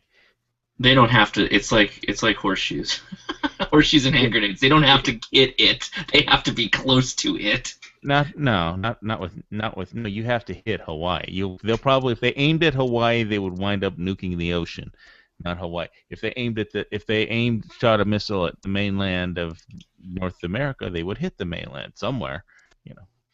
No, but I mean, all nukes are air blast anyway, so they just have to get within a vicinity, and if they're close enough, they're gonna do damage. It's gonna fuck up the area. No, Hawaii is a pretty small target to try and hit with a nuke. You have to be accurate. If you just want to hit the mainland of the United States somewhere, well, that's an easy target. Just shoot in the general direction of the If you're trying to hit a specific island, it's mostly ocean. Hawaii is a dot in the Pacific Ocean. Pacific Ocean is huge. Good luck hitting it if you aren't accurate. Don't have accurate missile systems. I guess the same thing could be said with the population basis of California. There's only a few areas that are extremely dense population, so you'd have to be pretty accurate to hit LA city. Yeah, but if you hit the mainland of the United States, a lot of things will occur from that, even if they don't hit a major population center. If they shoot at Hawaii, they could wind up nuking the ocean, and just kill some fish or something. The radiation will not hang around as long in water. That is true, but it's still going to stick around for a bit. Well, yeah, but they're not accurate enough to hit a dot, but they're accurate enough to if you know the range and the direction of North America and in the range of your missile, then you can hit North America. If you want to hit a specific spot in North America, they can't do that. That's why Hawaii, they'll never hit it. They're not accurate enough. Russia could do it, but not North Korea. I don't know. Dear Leader will put a Nintendo Game Boy on it and get it over there. So, but and the Russians are so accurate with their missiles that they wouldn't waste a nuke on Big Island. They'd nuke Pearl, and like I said in the past,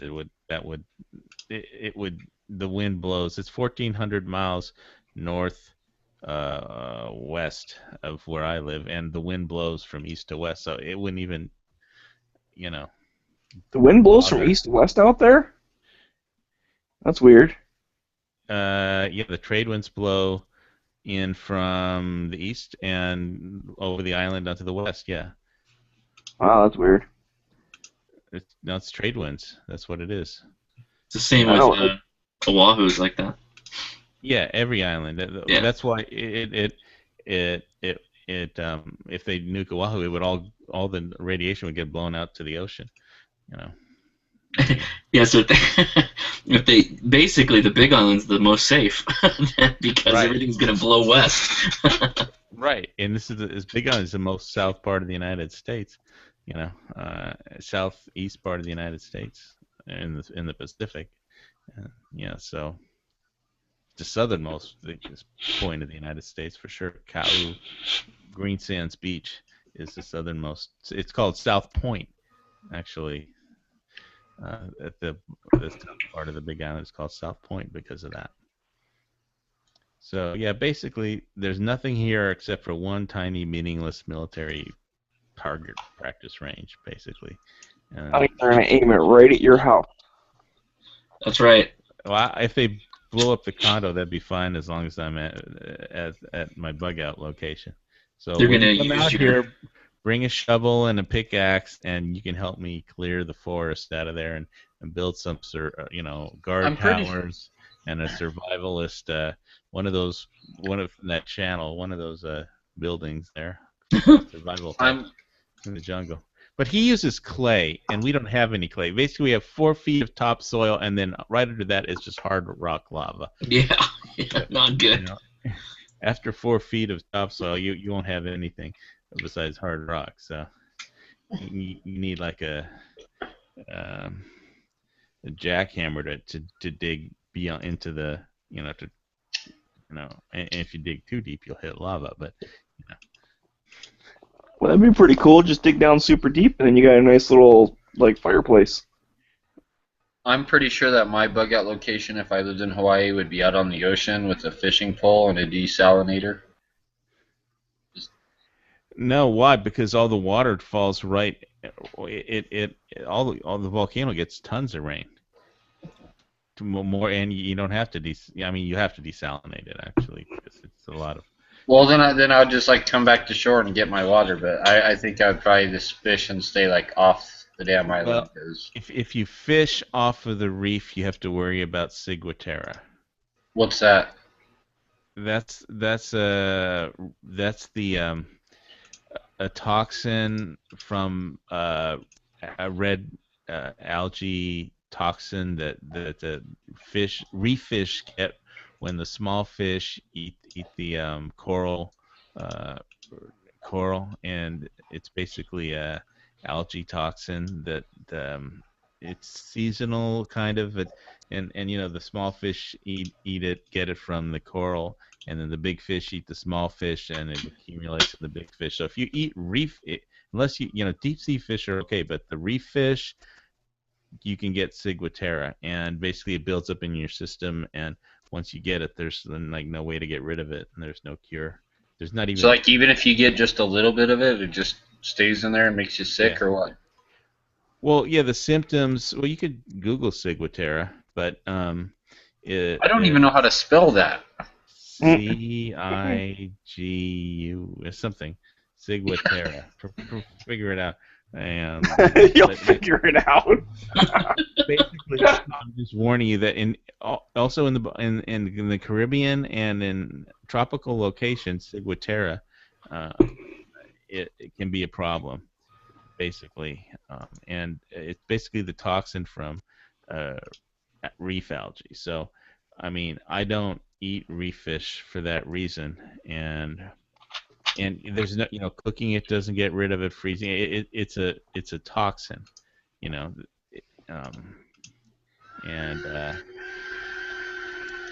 polyether toxins, including cigiotoxin, myotoxin. Yeah, this stuff's pretty bad. Yeah, you don't want to. But it says certain reef fish. Not all of them. It says certain ones. Yes, well, the small fish get it, but they don't have large amounts if you eat small reef fish, But it's the bigger ones, fish, that eat the small ones. So yeah, maybe you could eat mempachi and fish, and which you could probably live fine off mempachi, but they'll just have smaller amounts. But it's like when you go for ulu, those are the fish that eat big fish or wahoo, any fish that eats the smaller reef fish, they'll have larger amounts, in them. because they've eaten all the small fish. It's not that certain fish don't have them; it's certain fish don't have it in very large amounts. But if you eat reef fish, you're going to get the toxin. So. And you just can't poop it out. No, there's no way to. No, it gets stored in your liver and your fatty systems, and there's no way to get rid of it. It's seasonal too, right? So I mean, the algae is. Yeah. But so, I mean, once the fish eat it, they can't get rid of it either. So. Yeah, I think we get red algae here in California in some parts too. Yeah, it's not the algae; it's the toxin from the algae. Correct. Right. So be careful of Sacagawea. So if you want to go out and the apocalypse and do fishing, you're going to need to go deep sea fishing for tuna, because they don't have that problem. Yeah, they just got mercury. Right? Watch out for Sacagawea.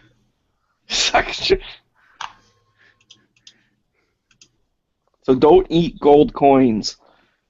But I was figuring in my survival location that I'm planning on that there's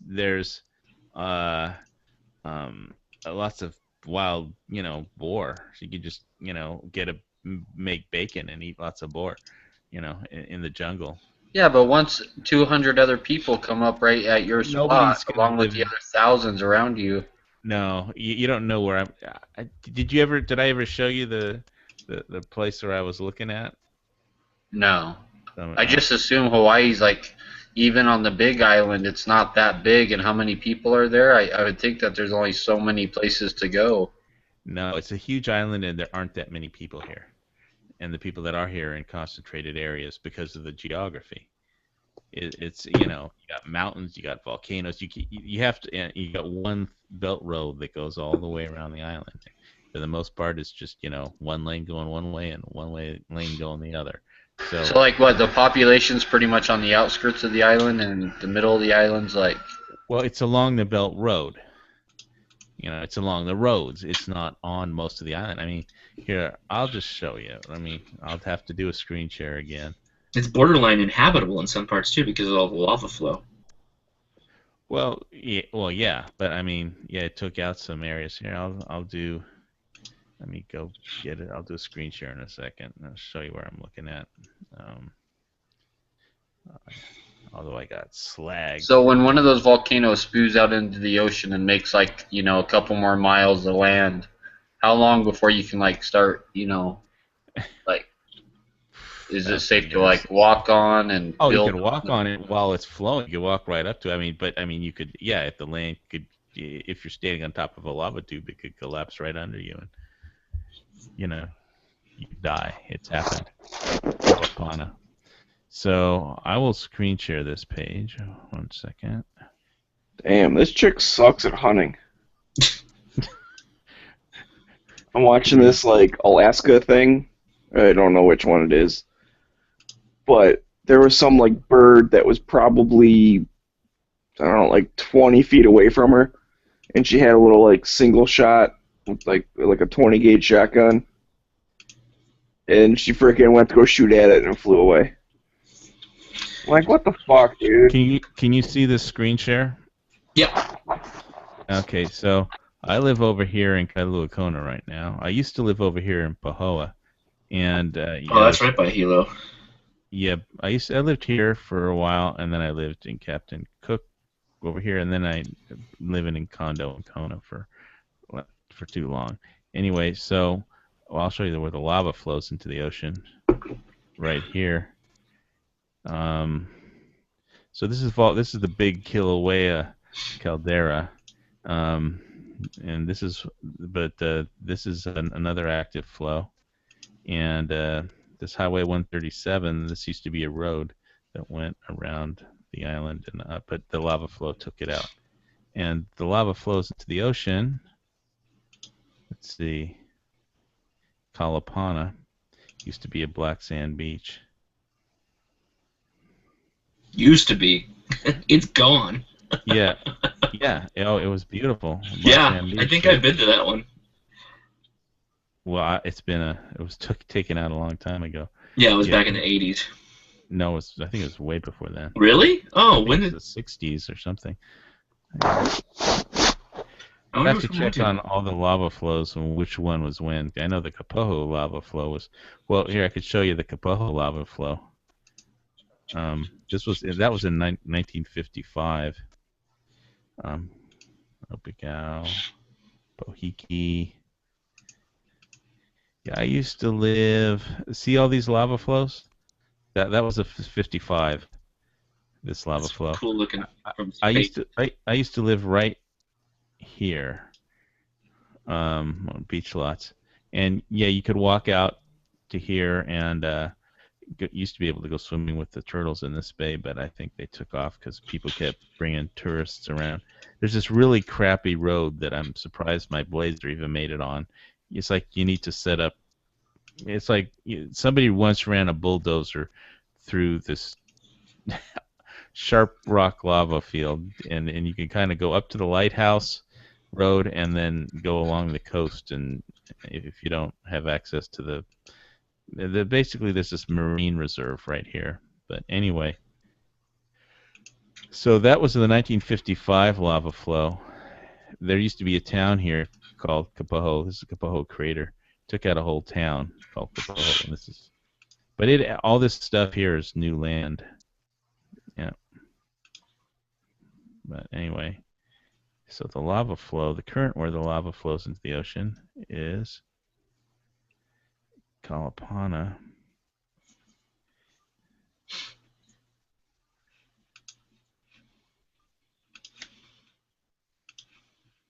All right, I think I'm gonna go crash. Oh shit!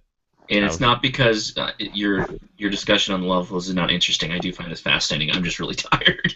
Well, let me just show you my bug out location. Okay, cool. Yeah, show me. So we can all come visit you. Yeah. Give me the exact coordinates. Yeah, I haven't bought it yet, but. Oh, okay. Yeah, well, if you're gonna visit me, it'll be to help clear the land. I'm gonna show up when you're all done. It'll show up when I'm all done. Yeah. Well, this is the lot I was looking at. This is the tax map key actually, but this is one lot I was looking that at. little corner spot. Look at that. Right here. How many Yeah, acres right is here. that? That's 2.421. He had it listed at 29,000. You can see in 2005 he paid $85,000 for it. And it was a ripoff. He got ripped. Yeah, and the market land value for the tax assessor is 16.4. But let me show you the bird's eye view really quick, so then you can go to sleep. Yeah, if you like post up in that faraway corner off the road, nobody would even know. Shit. So yeah, I can spin this around, but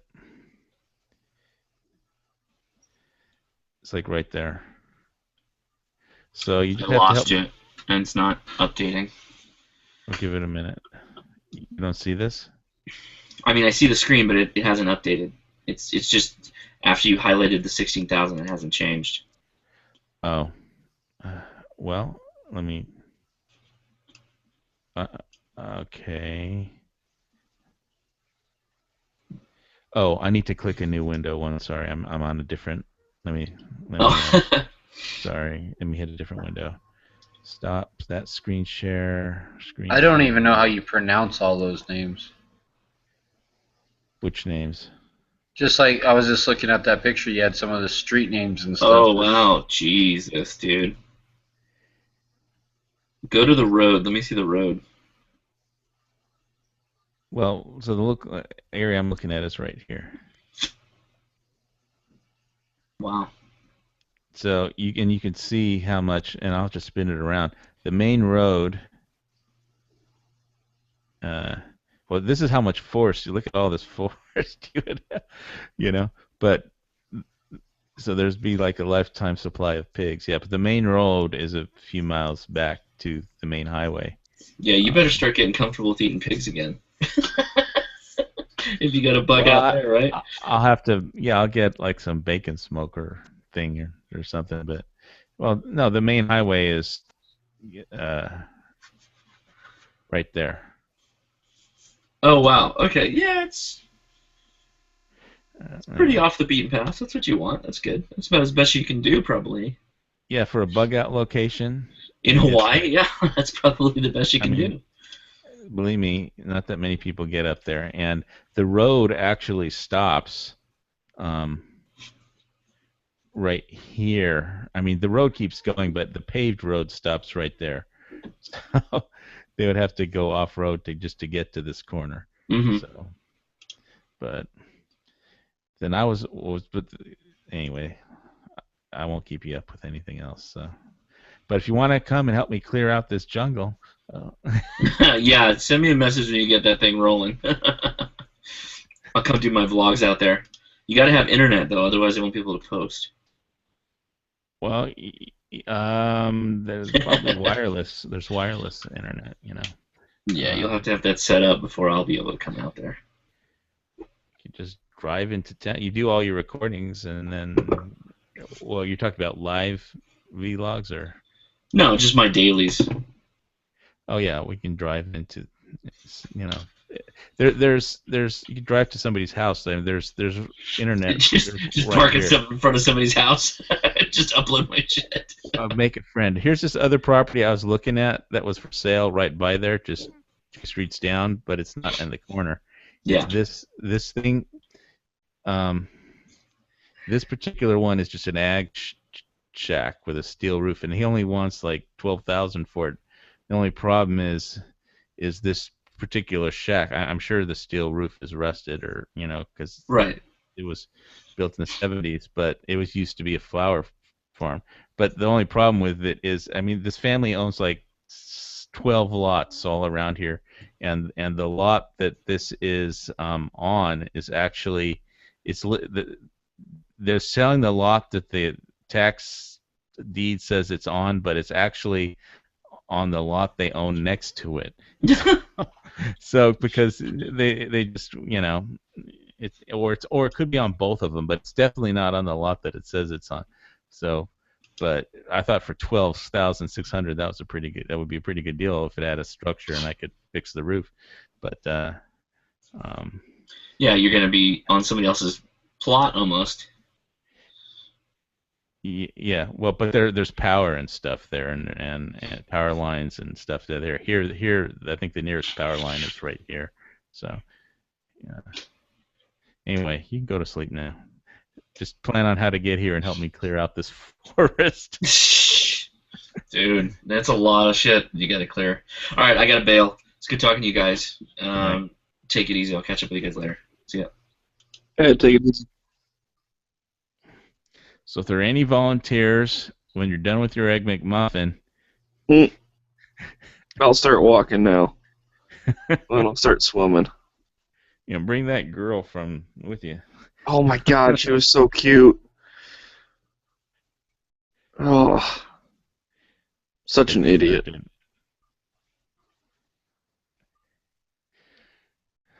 Yeah.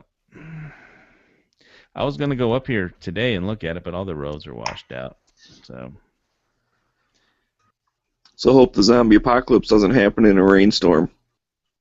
Well, if I'm up there, well, it's not that I couldn't make it up there, you know. I just have to wait for the rain to stop and the water to go down. Right. So if the zombies come when it's raining, you're screwed. Unless I'm already up there. I mean, even the zombies aren't going to walk all the way up that road.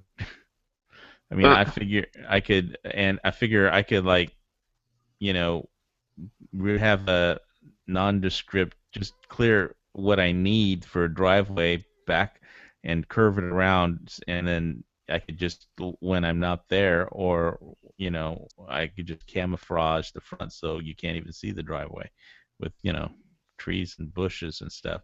Somebody was driving by, they wouldn't even know it was a driveway. I wouldn't put out a mailbox. They don't deliver mailbox out there anyway, so there's no reason to have let it, you know, it's like, you know, when the Batmobile goes in and out, they have that little thing that comes up and down with the bushes on, so you can't tell where the Batmobile comes out or the Batcave from. So, but I could build up some guard towers and stuff That'd be a cool video. Building a guard tower, cutting down a couple trees and building a guard tower from them, or something. or building a guard tower if there's trees close enough. These are probably all ohia trees and tree fern trees.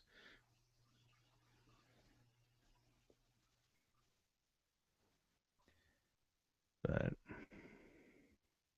anyway.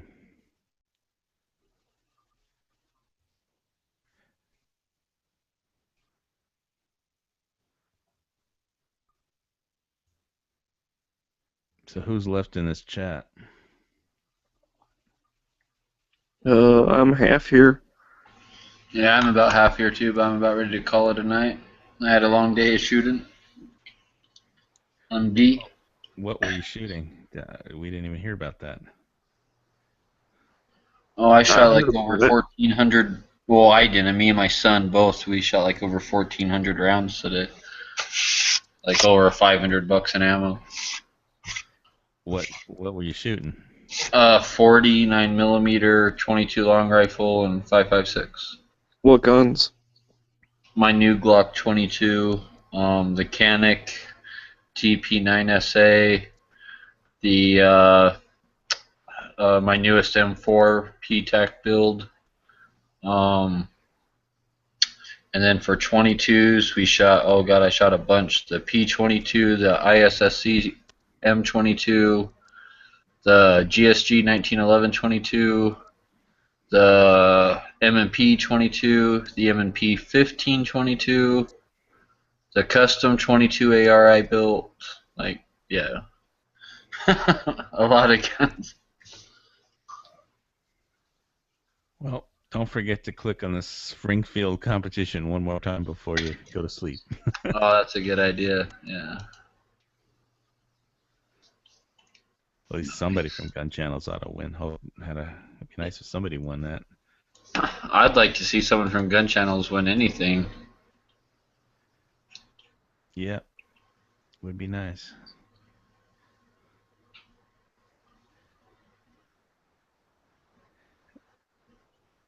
Since I'm saving up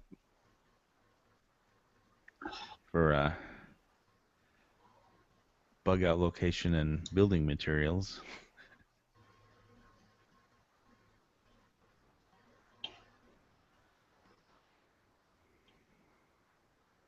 Yeah, I could build a pretty cool little target range out there in the jungle. Not bother anybody. Yeah, that'd be cool.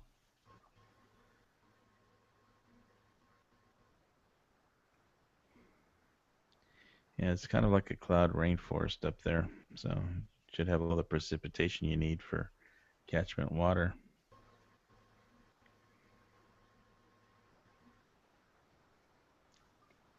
How thick is the vegetation and stuff? Like, can you walk around up there pretty easily?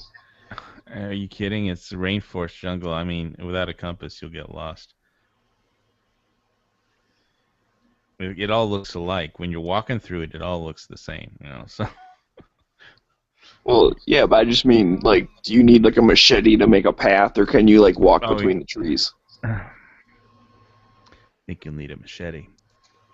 Because there's a lot of invasive species. If there weren't invasive species, you probably wouldn't need any. But yeah, there's a lot of Albazia, Chinese ferns that aren't native that are really annoying. You have to cut through.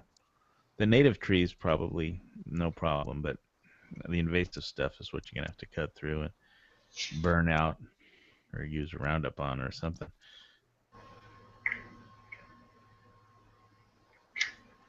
Can't hit the place with Agent Orange. Just get a helicopter drop. I got some Agent Orange in my basement if you want some. Okay, we'll bring a helicopter to drop it. I don't want to be Well, around. you find the helicopter. I got the shit that's hard to get. You just steal one of those helicopters that does like volcano tours or whatever. Steal? Yeah, I'll just hijack it. And how do I don't know how I'll actually get the Agent Orange on there. No, I think G-Web should steal Airwolf, because I think that's in Phoenix. So. Well, how's he going to get a helicopter to Hawaii? It's too far to fly. Not for Airwolf. That thing flew all around the world to like Israel and everything else. Remember?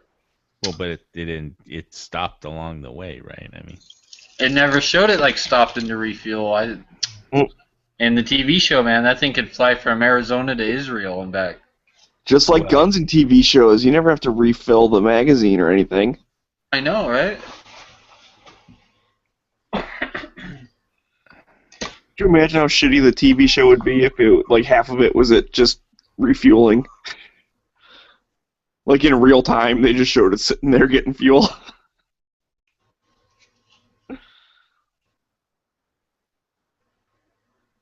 AT American. I'll be happy if somebody just brought out a D9 or something. Clear some shit. I don't want to have to pay for that. That stuff is expensive. D9.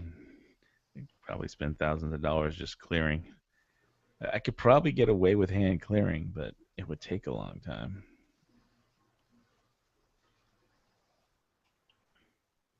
Good exercise. Removing ground foliage and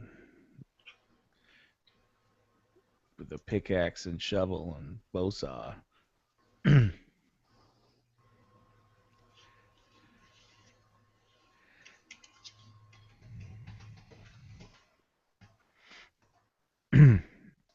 mean, there's companies that do it by hand instead of by machine, so they can just have a minimalist footprint when they do it.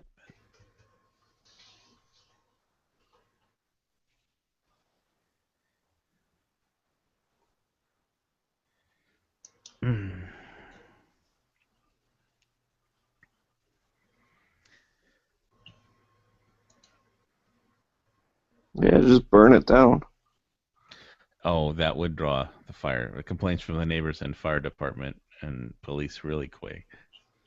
You start a fire, you're not allowed to burn anything anymore without a permit. Well, I'm not saying you admit that you did it. Well, I mean, they're gonna want if somebody starts a forest fire, they're going to want to know who started it. Well, I mean, lightning, lava, magic. Well, it is near the volcano, but they won't believe it. So. Well, you don't be there when they show up. Well, look at how to get the subdivision. Oh, so I just start a fire and leave? Yeah. And when you come back, your land is cleared. Well, they'll obviously come after the property owner. So first I got to burn it down before I buy it. Anyway. Yeah, you might get it cheaper too. So maybe this is fire damaged. But you can see there's basically one road out. Well, kind of two roads out, but you could get out of there before anyone called the fire department. If it's that bug out spot, no one should even be around there anyways. Well, there's a house right here. They'd complain. Well, right here. burn the house down first. Jesus, you're not thinking straight. No, I'm not burning anybody's house down. Sorry. You don't want neighbors up there anyways. It's a bug out spot, so. Burn the house. You want to be nice to your neighbors. Look, if there's only like one guy here that I have to be nice to, I can be nice to him. I promise you. And one guy here and one guy there. And that's it. That's the only neighbors I'd have to worry about. And they'd be like 4 acres away or 5 acres away from my property. So just pretend you're building a telescope and they'll clear the land for you and then be like, oh, wait, that's a crappy spot for a telescope. Just kidding. They'll protest if I build a telescope. They could protest.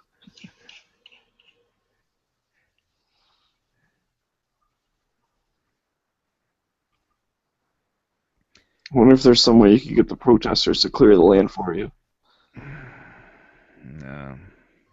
Take him prisoner and make him work there. Oh, just be like, look at all these invasive species. We need to cleanse Mother Hawaii back to... There probably are. A lot of Albasia trees are invasive. Yeah, so they would cut all those down for you. And then all you'd have to do is cut down the regular ones. No, well, I don't even. I want to keep as much. I don't want to clear the lot pin to pin. I want to just clear what I need to clear because that's like natural cover.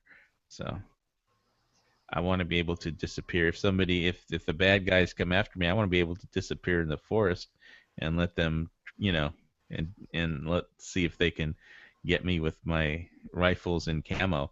Yeah, good luck finding me. If I, get my tiger stripes and camo face paint on, they'll never find me. It sucks you can't dig down, though, because that'd be nice to have a little bomb shelter. Who's going to bomb the volcano out there? I mean, you don't need a bomb shelter. You have thousands of acres of cloud rainforest.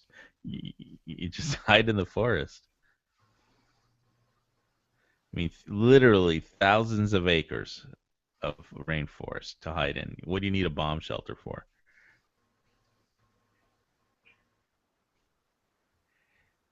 Well, I don't know. Doesn't matter. You can't build one anyways, but you could bury caches of spam. You just dig 4 feet down to hit lava rock, and then bury like a pallet of spam, and then cover it up until you need it.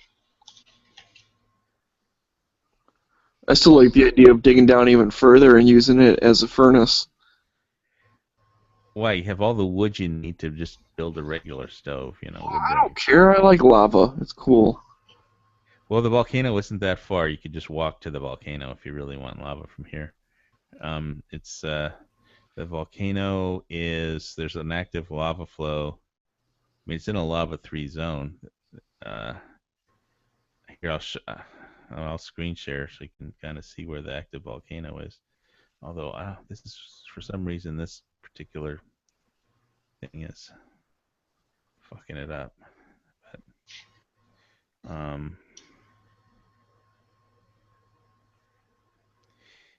Google Earth would show better than it's showing on here. Sorry.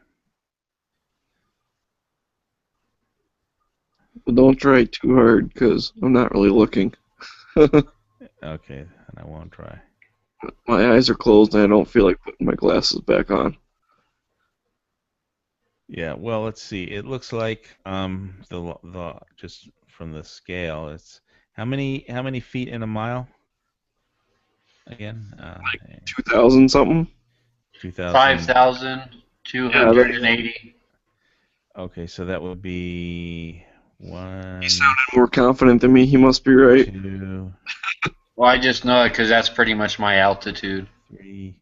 It looks like about the active volcano crater is about 3.5 or 4 miles away from there.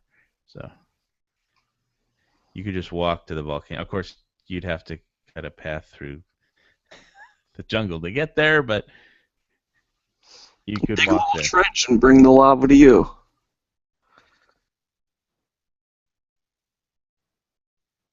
Why would you need lava? What do you need lava? Because lava's cool. And then when people come to fight you, you could build a catapult that scoops up chunks of lava and throws it at them. No, you want to just herd all the bad guys into the lava. That would work too.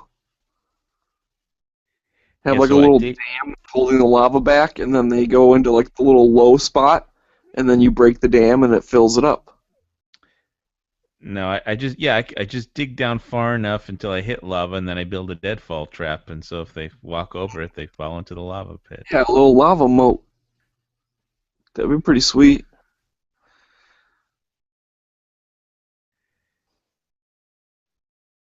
Yeah, well, gravity works everywhere. So No, everywhere on this planet, anyway. it's only a theory. You know, that's a theory of gravity. It's only a theory.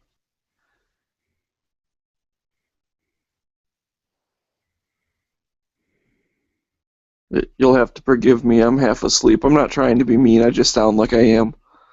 I really am being joking. Doesn't matter.